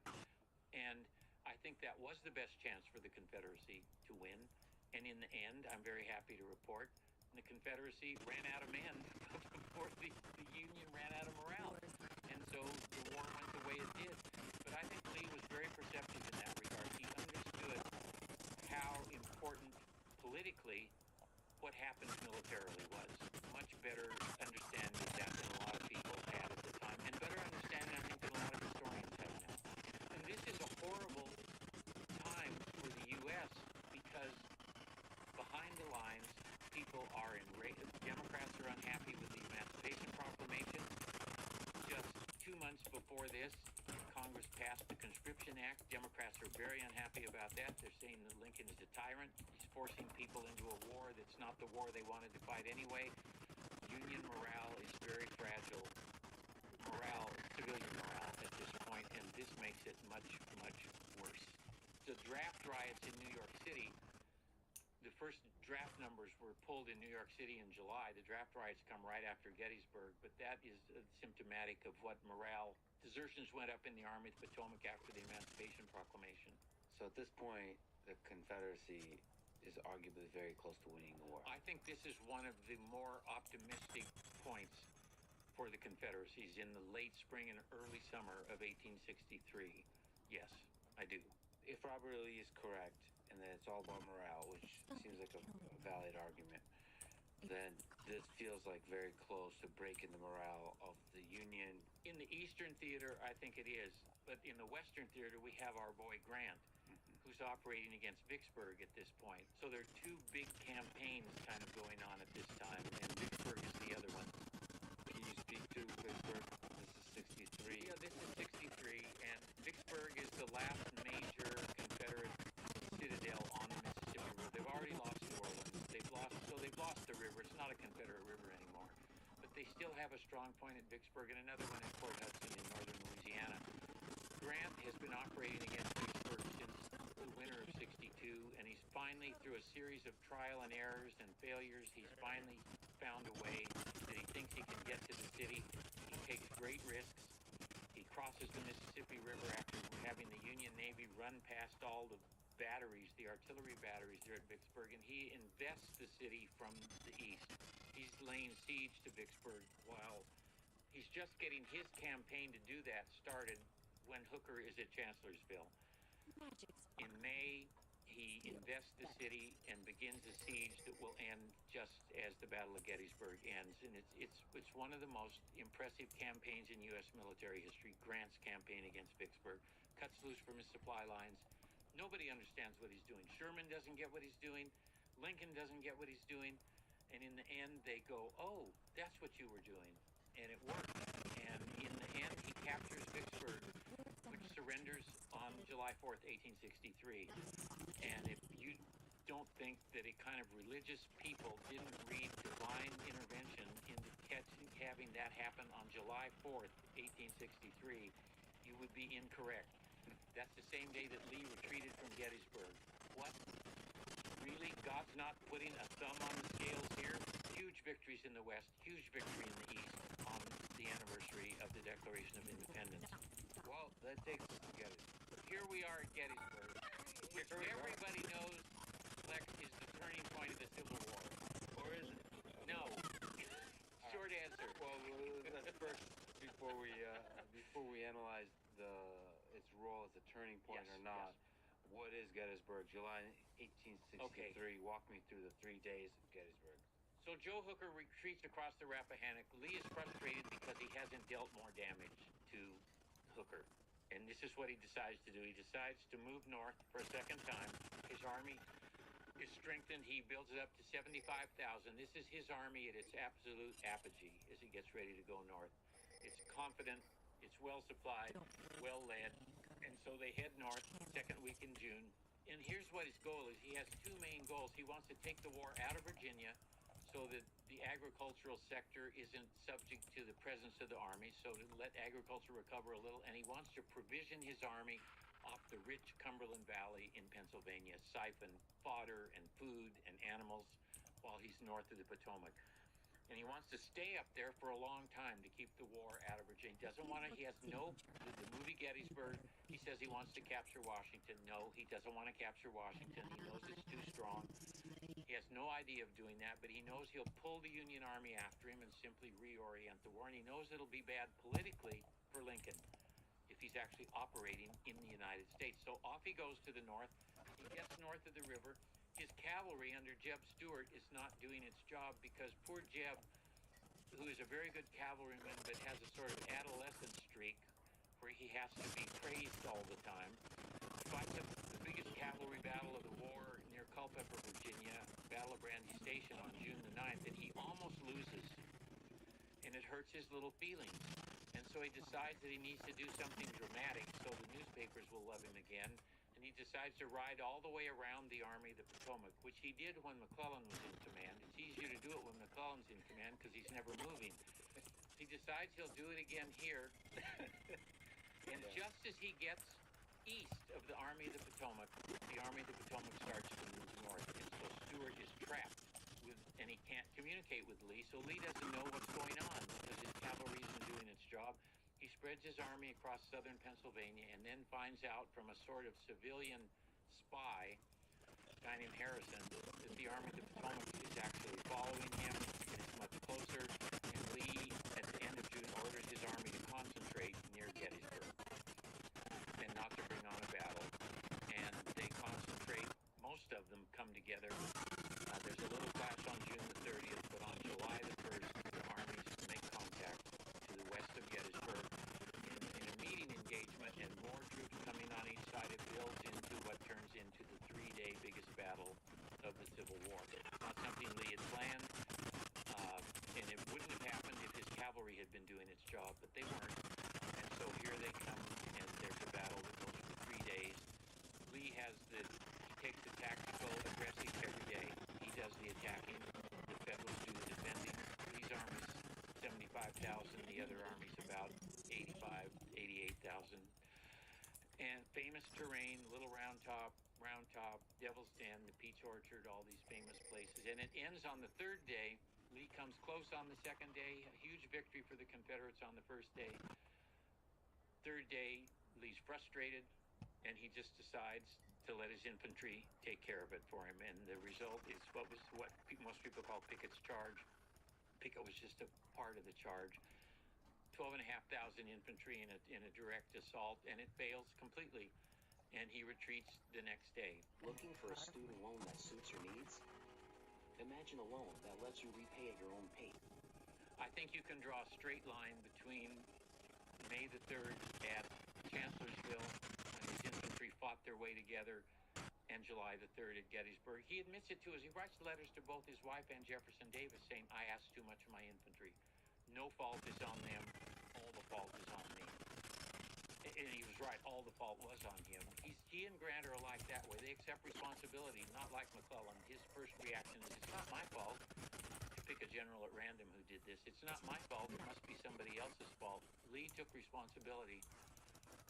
He expected too much from his infantry. His subordinates had not been doing that good a job, and they lost the biggest battle of the war. What was the military mistake there? What could Robert E. Lee done different? I think what he could have done, the most perceptive Confederate soldier who wrote about the war was a guy named Edward Porter Alexander, who was the most gifted artillerist. He's in Lee's army. He wrote after the war, Lee won a great victory on July 1st at Gettysburg, smashed two Union infantry corps, had a very strong position. He should have just hunkered down and said, okay, attack me, see what you can do. He didn't do that. He almost certainly would have won the battle if he had done that, but there's this this is where his aggressiveness gets him in trouble. He was pushing for a more aggressive, more decisive outcome right then, and he ended up he lost probably 25,000 men at least a third of his army. More than that, he went across the river, went across the Potomac with 52 generals in his army. 17 of them became casualties. He lost a third of his entire corps of generals killed, wounded, or captured in the Gettysburg campaign. It's a really bloody, costly campaign for him. And he ends up retreating back into Virginia. And Lincoln is at first very happy about it. There's yet another general in command on the Union side. Hooker's gone. A guy named George Meade is in. And Meade does what McClellan did after Antietam. He lets Lee get away, doesn't really harass him, and Lincoln is beside himself with disappointment. He writes a letter to Meade, thanks him for his great victory, and then says, "You've let him get away. The war is going to continue indefinitely," says Lincoln. But then he doesn't send the letter. He writes it but doesn't send it to Meade. But he gets another guy to tell Meade what's in it. So he had a guy named Halleck, who was the general-in-chief at that point. Lincoln certainly did not think Gettysburg was the great turning point of the war. He probably thought it should have been, but it wasn't, because Lee got away with his army intact.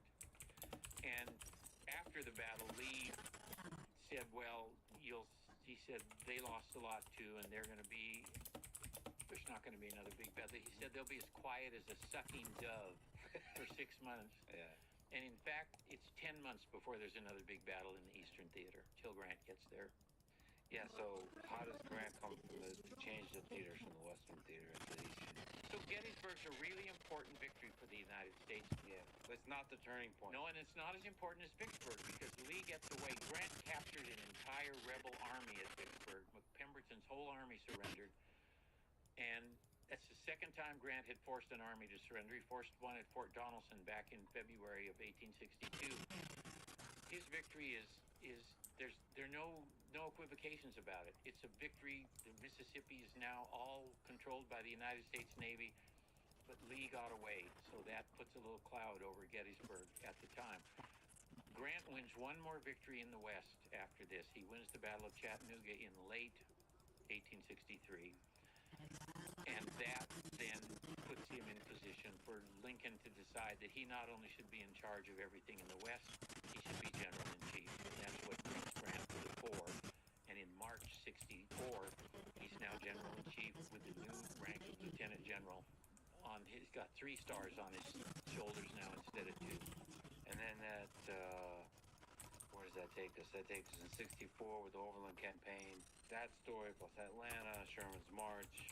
That sets up, Grant is now planning for how the whole war is going to go. And he envisions 5 components. The 2 most important are he's going to move against Lee. And his plan is lock up with Lee, inflict the greatest possible damage on Lee, prevent Lee from sending reinforcements anywhere else. And if all goes well, Richmond would fall. But he's not mainly interested in Richmond. He's interested in Lee's army, which is what Lincoln has been trying to get his generals to be interested in the whole time. Destroy Lee's army, and of course Richmond falls. So how was he thinking about the clash with Lee? Grant versus Lee. Grant versus Lee is just confront him. And they're still near Fredericksburg, where they on the Rappahannock River frontier engage with him, and what they ended up with was a period of 6 weeks of continuous combat that began with the Battle of the Wilderness on May the 5th and 6th. The old pattern in the Civil War, Lex, was you fight a battle, one side retreats. It might be weeks, might be months before you fight again. What happened here is Lee and Grant fought the Battle of the Wilderness, 12,000 Confederate casualties, 18,000 Union, 30,000 casualties in the Wilderness. They marched for 1 day. They started another battle, Spotsylvania Courthouse. 12,000 more Confederate casualties, 18,000 more Union casualties. So now you've had 60,000 casualties in 2 battles with no interval. That continues through May. Cold Harbor, they end up near Richmond at Cold Harbor in early June. Grant launches frontal assaults there. They come to nothing. Many of them are butchered. The bottom line is that in the 6-week campaign, Grant suffers 65,000 casualties, which is as big as Lee's whole army had been. Lee suffers 35,000, which is a higher percentage of his army than Grant lost, or about the same percentage actually. know what I've seen before, and it shatters both armies. It eviscerates the officer corps in both armies. A lot of soldiers just break down. We would talk about PTSD now, probably. They just hadn't been used to something like this. And this kind of continuous warfare, that's you can attribute that to Grant. Yes, this is where the Grant the Butcher image comes in. But also probably, as hard as it is to say, it's the act of military genius. Right? Well, he's doing what he wanted to do. He's leading Lee's army and at the same time pushing it back toward Richmond. And what it ends up in is the siege at Petersburg, Virginia, which is just south of Richmond and controls the communications into Richmond. And it's a siege of actually Petersburg and Richmond. And that is the thing that Lee feared the most, and Grant had put him in exactly that position. But the perception behind the lines in the United States is endless casualties. Who's winning? We can't even tell who's winning. We have these casualties, and so Union morale drops to the focal point of the entire war in July and August 1864, because while this is going on, Sherman is moving against Atlanta, and he is taking his time, not fighting the main battles, but he's not capturing Atlanta either. The whole summer goes by, Atlanta hasn't fallen, Richmond hasn't fallen, there's an election coming up in the fall in the United States, and Lincoln decides, the morale gets so bad, he calls his cabinet together in late August and makes them sign what's been called the blind memorandum, and what the memorandum said is, we are not going to be reelected. And we're going to have to win the war before the Democrats come in, because we know they won't win the war. Lincoln did not think they would win. That's in August. And so I think the United States civilian morale, the lowest point of the war for the United States, is in July and August 1864. And if we'd been able to stick our microphones in people's faces and said, well, but what about Gettysburg? That was the turning point of the war. They would have said, what are you talking about? Yeah. That was a year ago. This is now. And we're not winning. And it's not. We're just about winning. Well, incidentally, was the Democratic nominee for president that year. So he's running against Lincoln. So first of all, if Lincoln didn't win, do you think? Well, we know it would have been good for the Confederacy if Lincoln didn't win, but just McClellan still, it's interesting, McClellan was running kind of against the Democratic platform. What the Democratic platform called for was basically negotiations, an armistice and then negotiations. And many people believed if they ever stop fighting, they're not going to start fighting again. And so some negotiated end of the war that might even yield a Confederacy. McClellan, to his credit, and I hate to give him credit, at least said that he wasn't up for that. He said, we need to win the war, and then we'll have negotiations. But what's clear is, and it would have been the end of emancipation, because emancipation, what became the 13th Amendment, had passed through the Senate in April of '64, but the House voted against it. That isn't going to happen till early '65. How close was it that Lincoln won/lost? Well, Grant didn't reelect him.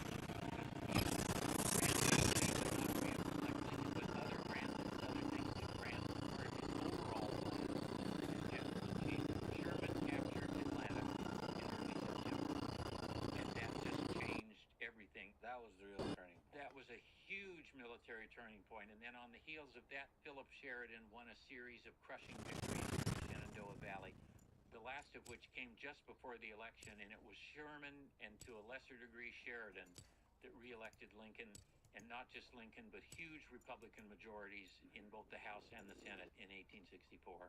And then the thing that broke the back of Confederacy is the Sherman's March. 60,000 men across Georgia to the sea, burning the infrastructure. Yes, he said, I'm going to go across and make Georgia howl, is how he put it. He added a psychological twist.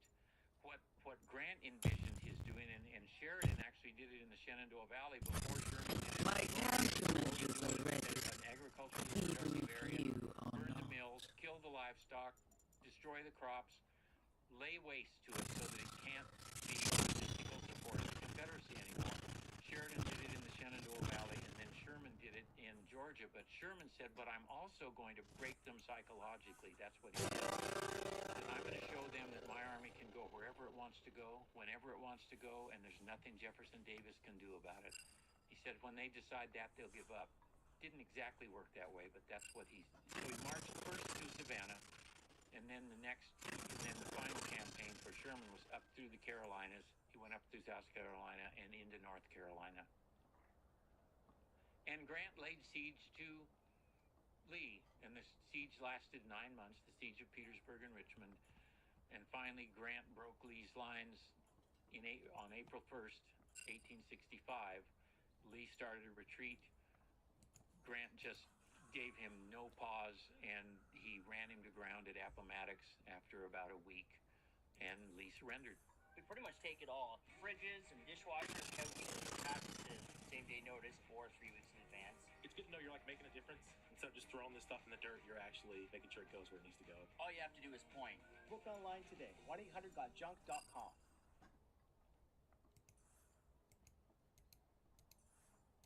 Your sweat is actually odorless. Yes. Bacteria on your skin convert your sweat into an odor. This is a week of an armpit was wearing carpe. This is the other armpit that was not wearing carpe. Wow. What do we know about the relationship between the two men? Grant and Lee? Yeah.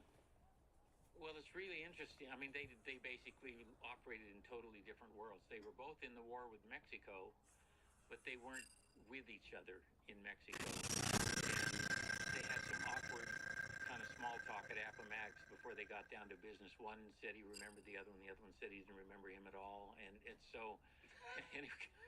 But Grant was very generous. He gave 25,000 rations to Lee's army. And to survive, Lee began the retreat with about 60,000 men, only fewer than 30,000. His army disintegrated in a week. He only surrendered 28,000 at Appomattox. They were allowed to sign a parole and go home. At the peak of their, Grant versus Lee, surely they were thinking about each other. They were, and I've always found this interesting. They tended to be very generous towards other opponents. But Grant pretended that Lee wasn't the best opponent he ever faced. And Lee pretended that Grant wasn't the best opponent he ever faced. And it's ludicrous that they would have actually thought that. They clearly found out that wasn't true. It's interesting when people do that. I sometimes wonder, how is it possible? There's just a million examples of this. For example, Hitler just completely dismissed America as a military force. Oh, it's not. They're a bunch of, they're soft. They'll never do anything. I have to say, it's probably some silly psychological things. You make up your mind for some stupid reason, and then you stick to it. And you almost with a lot of great generals and leaders, you have to be stubborn in the face of facts. All the rational people will tell you get this from Napoleon. What are you doing? The generals, the wise, smart people around you will say, don't do this. Grant's a perfect example of that left at Vicksburg, where his problem was to get his army on the same side of the river as the Confederates, where he could come against Vicksburg. And the only way to do it was have the Union Navy run, and he said to do it. No, don't do it, said the Navy. No, don't, no. Sherman, no. Don't. Everybody said no, and Grant said, do it. And it worked. I mean, it has to do with I guess you've criticized once or twice. I did once or twice. That, you do have to take risk. You have to take risk in order to win battles. And I'll finish. I can't resist getting one more shot. Lee is often quoted as saying that McClellan was the most talented general he ever faced. Really? Yeah, but what he actually said, and the quote started with his nephew, Fitzhugh Lee, who wrote it in a book after the war. Lee called McClellan the most intellectual general he ever faced. And I think that is not a compliment. I think Lee is saying, yeah, he's an intellectual. He thinks about this. He never does anything. He thinks about things. So I think it's actually a slight, not a compliment to McClellan. I really do. Yeah. Because he couldn't have possibly thought he was the most talented one that he faced. I think it's a polite wink and nod to criticize. It's a wink and nod. All right. How does the war end?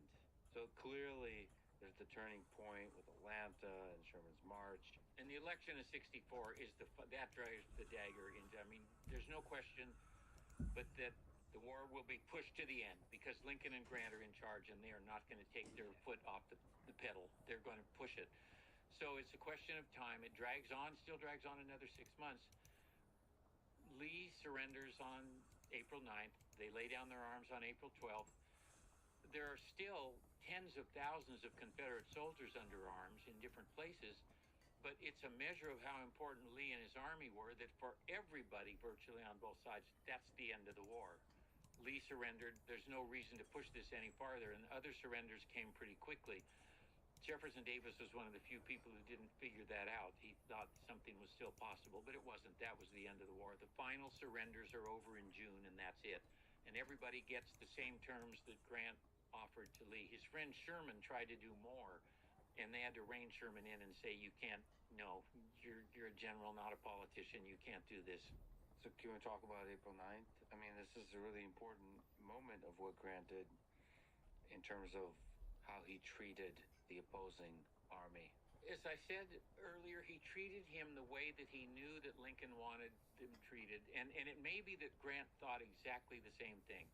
But I think this is a measure of how Grant was he's a soldier who knew his place. He has civilian superiors. Other generals didn't act that way. I know I'm beating up on McClellan. He's one. Joseph Johnson on the Confederate side is one. They didn't really defer to their civilian superiors. U.S. Grant did. And this is one of those cases. He sent the rations. He didn't know that Confederates supplied their own horses. If you're a Confederate cavalryman, the government didn't buy a horse for you. You had to supply your horse. And if a horse got killed, you had to buy another one, or they'd make you an infantryman. When Grant found that out, he let them take their horses home with them. He said they'll need them for the planting and so forth. He did everything in a generous way that you could reasonably think might happen in a situation like it's still an unconditional surrender. You are surrendering. You're going home. You're not an army anymore. But nobody's going to prisoner of war camps.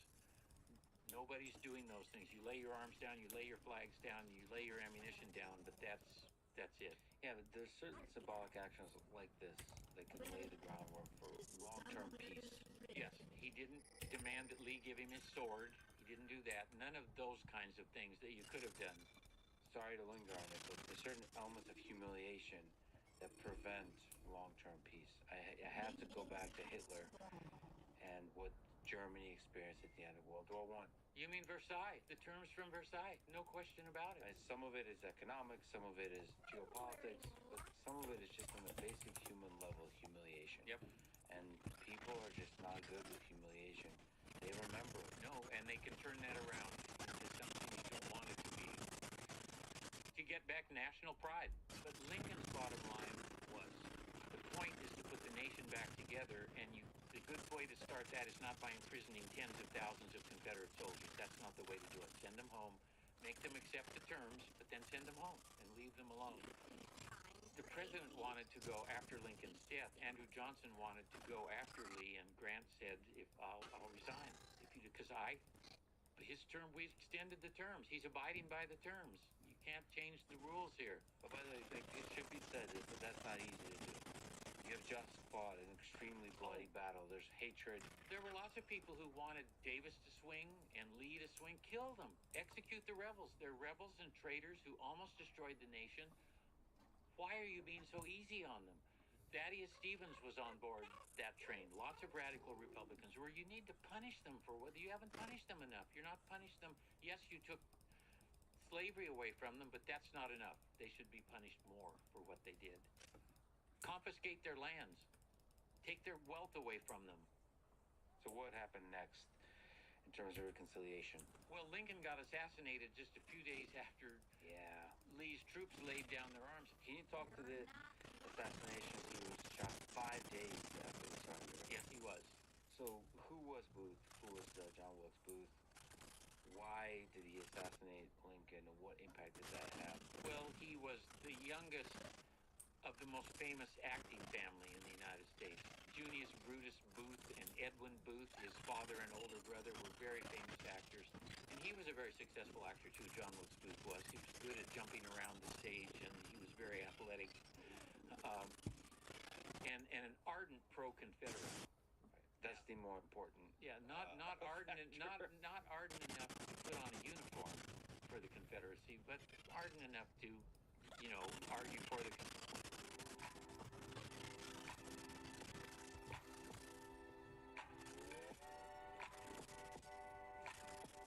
conspiracy. He claims, he not claims, he heard Lincoln make a statement about maybe black soldiers getting the vote, and he said that was it for him. That somebody needed to kill the tyrant. This is after Lee had surrendered. But he was on the Union side. Oh yeah, But Lincoln was a tyrant in his eyes. Lincoln was a tyrant because of his treatment of the white South. And he had plotted earlier to kidnap Lincoln and hold him for ransom, and that didn't work out. So then he got this little group of losers around him to help. I mean, real misfits. Their plan was to kill Seward, Andrew Johnson. They were going to cut off the top leadership of the United States. Kill the president, kill the vice president, kill the secretary of state. That's what they wanted to do. On the Johnson side, they chickened out. That guy chickened out. A guy named Lewis Powell was sent to kill Seward. Seward had been in an accident and had his neck in a big brace. And he slashed at Seward, huge scars on the side of his face, but the knife hit the brace and didn't kill Seward. So Seward was disfigured. His son was wounded. The guy who was supposed to kill Johnson chickened out and killed Lincoln. And there was a manhunt for Lincoln, or for Booth. It took a while, and he was shot in a barn rather than captured and put on trial. But 4 of the conspirators were put on trial, including one woman, a woman named Mary Surratt, who ran a boarding house where some of them stayed, and they were all hanged at Old Capitol Prison. And the combination of that hanging, they were tried by a military commission and hanged, but they also put on trial and hanged the commandant of Andersonville Prison, which was the most infamous of the Confederate prison of war camps. They hanged him as well. And it seemed that those hangings sort of took the edge, the sort of we need some retribution edge off attitudes in the North. I think those things helped offset Lincoln's assassination in a sort of odd way, because the temperature went down after that. You talk about maybe a bit of an aside, but that we Americans like to spin up conspiracy theories about assassinations of our presidents. So that's certainly very true, maybe truer than most, about Lincoln's assassination. There was a long literature, actually, began with a chemist named Otto Eisenschimmel many, many decades ago that implicated Secretary of War Stanton and blamed the radicals were unhappy with Lincoln for not being harsher on the former Confederates. And what they wanted to do was get him out of the way. They thought they could manipulate Andrew Johnson if they got Andrew Johnson in charge. So then they would pose these questions. How come no one was guarding Lincoln that night? How come the only bridge over the Potomac that wasn't guarded is the one that Booth escaped across? All of these. How come Grant didn't go to the play with Lincoln? The Lincolns asked them. Well, they didn't, because Mrs. Lincoln didn't like, Mrs. Grant didn't like Mrs. Lincoln. I mean, there are answers to all the questions. But they put all these together, added 2 and 2 and got 5, and said that it was a plot on the part of the radical wing of the Republican Party to get rid of Lincoln, because Lincoln didn't want to be harsh enough on the South. Yeah, it's difficult to believe that dramatic, that catastrophic things happen, or seemingly that like the random, as you said, loser. It's not satisfying. You want a more satisfying, and that is a big conspiracy is better. There are all these forces at work to get rid of Lincoln, not just that the one guy assigned to guard Lincoln, there's no Secret Service then, went across the street to get a drink. And Booth had played in that theater many times. He knew exactly the layout. He'd come in earlier. He'd arrange. I mean, it's just, that's the way it worked out. I have to say, it's kind of interesting. I have to be honest with my own mind. That, like, I love a good conspiracy. My brain does. Almost everybody does. I think it's, what is it? It's maybe depressing or heartbreaking to know that so much destruction being caused by random events. You want there to be a larger system at play that it makes you feel like there's a meaning to this whole thing, as opposed to the tides of history can turn on a stupid actor shooting one of the greatest, if not the greatest president in the history. That's correct. Killing him, jumping out of the presidential box, breaking his leg when he hit the stage, limping off, and getting away. Yep, over 700,000 people dead. These epic battles, all of that. Lincoln survives all of it. And then there's when they had the Grand Review in Washington, when Sherman's armies and the Army of the Potomac marched over 2 days, this amazing display of the troops that had won, the main troops who had run the war. One of the most common comments was, Lincoln's not here. Of all people who should have been here, Lincoln should have been here, and he doesn't get to watch this. He's not in the presidential box watching this. And the soldiers talked about it too.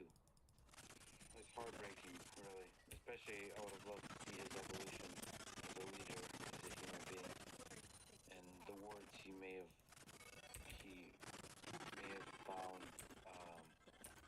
to direct us as a country, you know, in the Reconstruction. Yep, well, it would have been different. We can't tell how different, but it would have been different. And I think it would have worked more smoothly. What was Reconstruction? How rocky was it? The white South like to talk about the occupation of the South and how they were under the Blue Deal. There was never an occupation of the former Confederacy because there never were enough troops available to do it. The most that were ever in the former Confederacy, which is 750,000 square miles in size, was 30,000 men, and that was for a very short period. By 1870, there were only about 10,000 men left. And the reason there wasn't an occupation is because the northern population wasn't willing to either pay for it or keep men in uniform long enough to make the white South do something that they didn't really care about, which was give full, equal rights to formerly enslaved black people. The white North just they weren't willing to do that. They were willing, largely because of Andrew Johnson's intransigence in the summer of 1865, when he started to act like the South hadn't even quite lost. They were willing to push far enough to get the 14th Amendment and the 15th Amendment. And that, to me, is sort of miraculous considering what the attitudes among white people were in the United States. You got the vote given to African-American men, and you got the 14th Amendment. So that's kind of amazing. And those don't go away. They're still there on the books to be interpreted correctly down the line somewhere, even though Jim Crow is a long and ugly episode of what comes. I mean, for the Confederates they weren't confused about being defeated. They were crushed. And so they vastly scaled back what they wanted. They had wanted a slave-holding republic. They scaled back for just having white supremacy. And the North, and that's what happened. You ended up with white supremacy and Jim Crow intact, which is a lot different than keeping slavery intact. And that set off the whole process of the civil rights movement that lasted decades. I mean, Jim Crow is the clearest expression of the white South's reaction to defeated Appomattox. Okay, what can we get out of this? We can't get what we wanted. This is the next best thing, and that's what we'll get. We'll get Jim Crow. You know, when you walk the ground of some of these battles, Gettysburg, is there something you can only experience when you're there? In my experience, you cannot replicate in a classroom what you can do at a historic site. I mean, a really historic site. You get people to a place like that. I've given untold tours on battlefields and other historic places. You can talk about so much more than just what you can. First of all, you can understand what happened on the battlefield better than reading about it or looking at maps, because the terrain makes it much clearer. But you can also talk about, okay, what are the men like in the armies who are here? Why are they in the service? A lot of the things we've talked about today. What's the status of the war now? What are the political situations behind the lines? What difference will this battle make? What will happen if the Federals prevail or if the Confederates prevail? Or you can use, at a place like Gettysburg, the memorial landscape is a wonderful way to talk about memory from the war. Look at the inscriptions on the monuments. What was important when they put these up? And the later monuments, it's the opportunities for a teacher on one of these sites are just almost unlimited. And I don't want to be too woo-woo, but I also believe from some of the experience I've had that the land has a kind of memory. I don't know what it is. They have a speech in the cemetery at Gettysburg on the anniversary of Lincoln's Gettysburg Address every year. And I was asked to do that a few years ago. And it was amazing to me. I mean, there have been very few things in my career that are like that. And we stopped in different parts of the center. There were 1,000 people there. It was an extremely cold, windy November 19th, and it was just talk about feeling the ghosts of the past. It was really something that I've only felt a few times in my life. It was really interesting, really interesting. Sick of the non-stop noise of college financing options? Meet Ernest. You've mentioned the Lost Cause a few times. What was the Lost Cause? Who created it, and what did it claim? The Lost Cause is the Confederate memory stream of the war. And let me just say very, very briefly, I think there are four main ways the generation that experienced the war remembered it. The one remembered by the most people would be the majority of white Northerners is what I call the Union cause, in that the greatest outcome of the war was putting the nation back together. It's also good that slavery was killed. That's important. But the most important thing was putting the nation back together. The emancipation cause memory of the war is, yes, it's a good thing that the Union was saved, but the most important thing is you killed slavery. You got rid of this monstrous institution that had mocked that language in the founding documents. So those are both winners' versions of the war. The Confederate version, the Confederates are in a tough spot. How do we make something palatable out of this catastrophic decision we made in 1861? We'll do this to save slavery, and 4 years later, slavery's dead, and a third of all our white military-age boys are dead. So here's what we're going to do.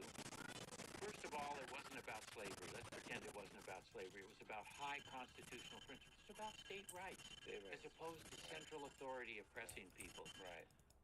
And second, we never could have won. It was a hopeless fight against long odds, and so it was a gallant effort in pursuit of constitutional rights. Okay, that gets us off the hook there. And who are we going to look to? Should we talk about Jefferson Davis? No, we didn't even like him during the war. I know who we'll talk about. Let's talk about Robert E. Lee. He won victories against the odds. So these are kind of the main tenets of the Lost Cause. It wasn't about slavery. We never could have won. There's no loss of honor in losing a battle you never could have won, but that you waged for high constitutional principle. And let's talk about Lee, because we don't want to talk about Jefferson Davis, and there's almost no one else to talk about except maybe Stonewall Jackson. Those will be our two boys that we talk about the most. And that is basically the short form of the Lost Cause. The fourth way that people remembered, and this came a little bit later, was the Reconciliation Cause, where this is kind of white Northerners and white Southerners agreeing not to talk about slavery, don't talk about emancipation, let's talk about shared American virtues of courage and so forth. So some of that still persists with us today. We look at the Confederate flag. So some historians argue for the long, quote, long Civil War. Sure. And it's really long. It's the Civil War that never ends, kind of. And I certainly think that there are ramifications from the Civil War that have never ended. But I think the Civil War ended, and I think it ended in the early summer of 1865 with the destruction of the Confederate government, the absolute dissolution of all the Confederate military forces. I think that is the end of the Civil War. People at the time thought it was, too. What comes afterward, the long coda, Reconstruction is a 12-year coda to a 4-year war that works out some of the difficulties of how you put the nation back together. And then beyond that, you have these different memory streams that have been contending with one another that still, some of which still reverberate today, and including what are you going to do with the Confederate flag, which there are a lot of nitwits around. They don't even know what the Confederate flag was. They fly a rectangular version of the St. Andrew's cross. That is not the Confederate flag. They call it the Confederate flag. The Confederate flag that had a St. Andrew's cross wasn't a rectangle, it was a square. And the actual Confederate flag had 3 big bars and then stars up, and it looks kind of like the United States flag. They don't even know that, and they go around flying it everywhere. It's a symbol, and pretend that it represents all kinds of things. The Confederate flag cannot be divorced from all the times that version of it, the St. Andrew's Cross version. Every Ku Klux Klan group flew it. You just can't sanitize it. And I mean, I saw Confederate flags in Britain and Ireland. I mean, it's become a sort of up yours symbol, I think, in some places, of just sort of rebellion, not necessarily tethered specifically rebellion against institutions, against authority and institutions and the ruling class. And but here it has a very specific meaning, and you just can't separate it. People should quit trying. So you taught at UVA and lived through Charlottesville in 2017. you tell me what Charlottesville was? What did it mean? It's really interesting because the day just before that, I did a long interview with Katie Couric, who was working on a documentary about Confederate monuments, and she and I spent 2 hours talking, walking around the UVA campus, talking about the Confederate monuments were there. She was a student at UVA. She said, I didn't even know these were here. I said, well, most people don't know they're here. They're not aware of this part of the landscape. We had no idea. Her film crew went out the next day and filmed what was going on when they actually had the violence and the crowd at the Lee statue, which was downtown. I didn't go down to watch any of that. What's your view on Confederate monuments? You know, the monuments that capture these periods, these complicated periods of our history. Well, I have complicated views, but my first reaction to that is they're not all the same. They're treated as if they're all exactly the same, and they're not. There are the Silent Sam, which was on the campus at UNC for years. It had some of the rhetoric when they dedicated that is really horrific. It's horrible rhetoric, and I can understand why that needed to go. There's what was called the Battle of Liberty Place monument in New Orleans that was a white supremacist monument, very definitely that. I think that local places should decide these. Wherever the monument is, I think that's who should decide. And I think there should be a process how they decide it. Let people have a public hearing. But they did that in Charlottesville, actually, at a public hearing. I went and talked at it. Lots of other scholars and local people talked at it. And then they had a commission that they had set up, and the commission voted to keep the monuments in place, but re-examine them with text to put them in context, and then put up new monuments to previously ignored groups. The city council then came in and overrode that and decided they took them all down in Charlottesville. They also took down the Lewis and Clark monument, and there's a George. They took down all the monuments that had been put up.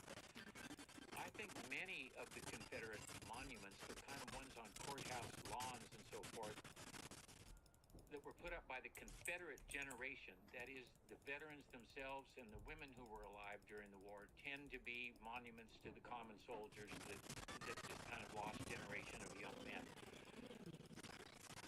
The later wave of monuments that came were put up by other groups that they're not really Confederate monuments. They're put up by the ones that were put up in the 20s and 30s. A third wave were put up in reaction to the civil rights activities in the 50s and early 60s. And then a fourth wave went up after the movie Gettysburg and Ken Burns' series. But they're complicated, and I see them as historical. And I understand the arguments on both sides. I understand people who just say they're hateful. They bring up hateful remembrances. We should get rid of all of them, every one of them. I used them as teaching tools in Charlottesville for years with groups of teachers and students. There were 5 monuments in Charlottesville. 2 that were put up by veterans, 2 that were put up by groups later. The Lee and Jackson statues were those. And then there were 2 bronze plates on the side of the rotunda that just listed UVA graduates who died in Confederate service. They had about 500 names on them. Those were all of the Confederate statues there, and I used them to talk about different strains of memory and the main tenor of the Lee statue when it went up was this reconciliationist Lee.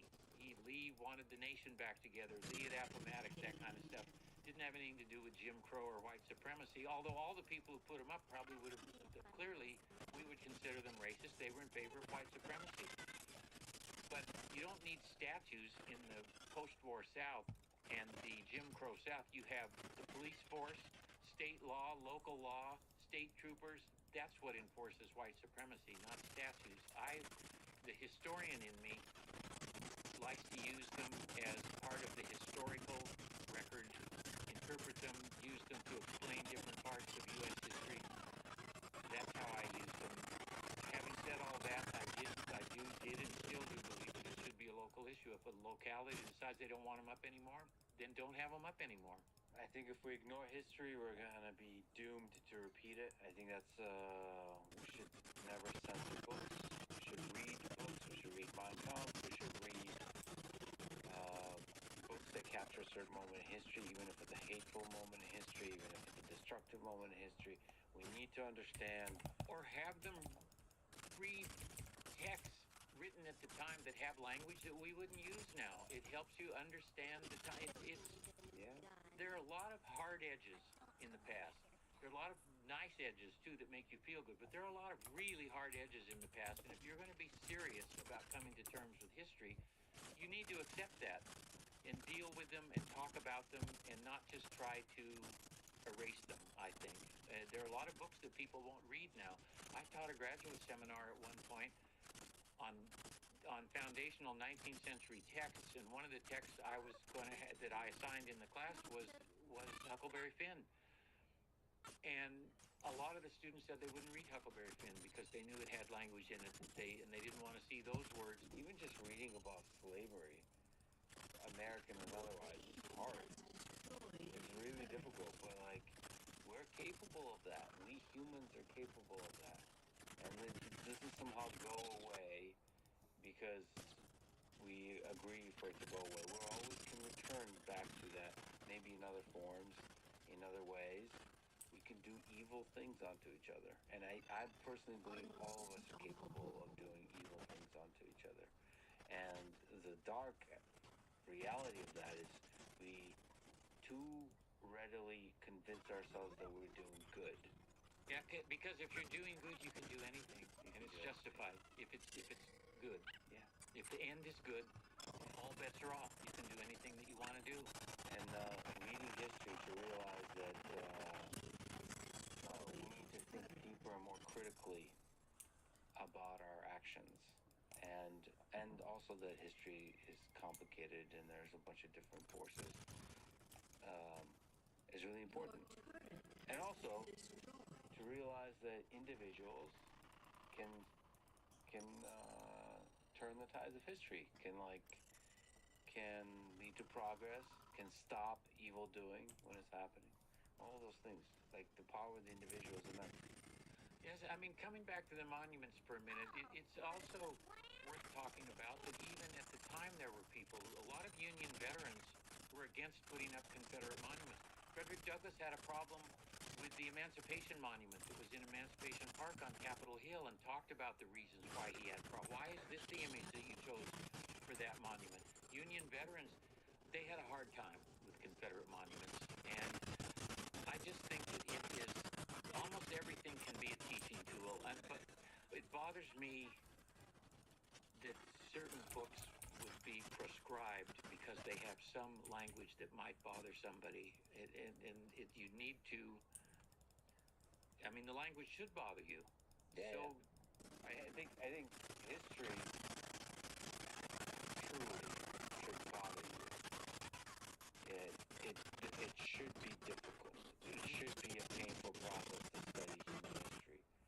Because if it's not painful, you're not really understanding the full range of what we're capable of. But anyway, people in the modern day, I have to ask you about this, kind of casually talk about the new Civil War in America. Yes. As somebody who studied the Civil War, do you think our country today is divided to a degree that's on the verge of something like the Civil War of the 19th century? no, I really don't, and I'm not, and I don't mean to play down the degree to which that we are divided. We are divided. We do resemble the 1850s now, in that I think the first impulse on the part of people on either side of the political spectrum is to attribute the worst to the other side, and to not acknowledge any good on the other side, to attribute the worst possible characteristics to the other side, and to have inflammatory rhetoric coming from various directions that really seeks to sort of stir up as much unhappiness and controversy as possible. I think we're like the 1850s in that way. But in terms of whether we're really at the point where the kind of actions that I've dealt with in my study of the Civil War, I don't think we're anywhere near that. And I mean, I really don't. If we get there, that will be heartbreaking, but I just don't see it. I don't see physical assaults against members of Congress on the floor of the Congress. I don't see it. It's Looking for a student loan that suits your needs? Imagine a loan that lets you repay at your own pace. No more stress about deadlines. You control your repayment schedule. Visit fund.com to compare different loan options side by side to make an informed decision. Find the loan that fits you best and get approved within 24 hours. Say goodbye to uncertainty. Visit fund.com to find the best student loans and cover the entire cost of your education.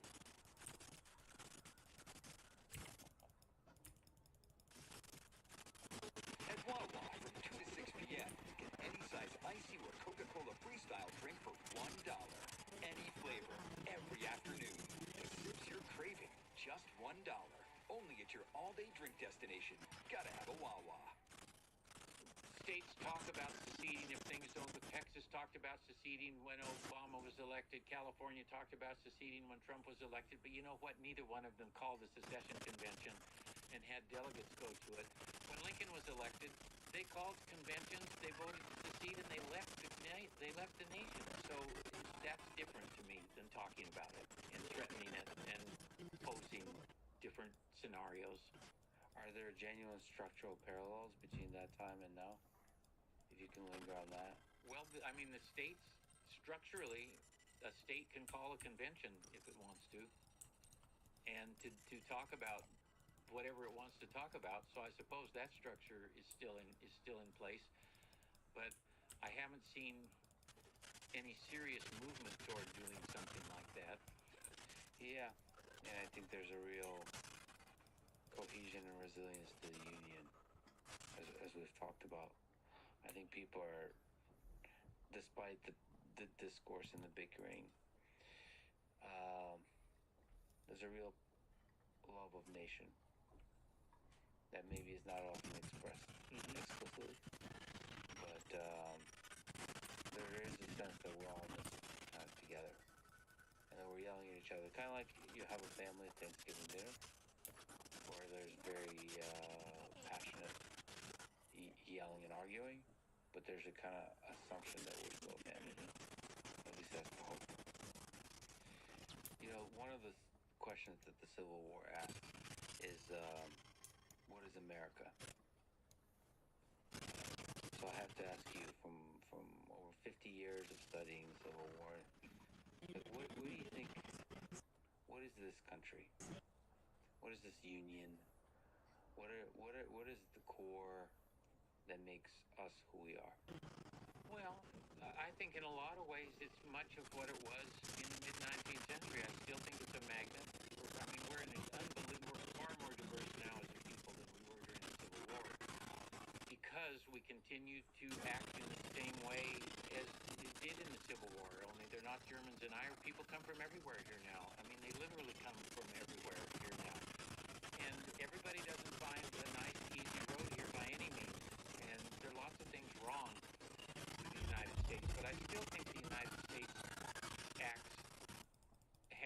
has a role in the world that's unlike, I won't say any other place, but I can't think of a place that's quite like it, that has so many people coming from so many places who somehow manage to fit into this mosaic. And I think most people do have a way to fit into the mosaic, and then they become part of the old mosaic when the next group of people who are not like them come in, and those are the ones who are the new ones fitting in. Yeah, sometimes I think about, and sorry to romanticize it, but because I do think that Barack Obama is one of the great speech makers of my lifetime. And I sometimes imagine what Lincoln would have thought if he could attend an Obama speech, if he saw that Obama became president, that an African American became president of the United States of America. It seems like such a trivial thing to say,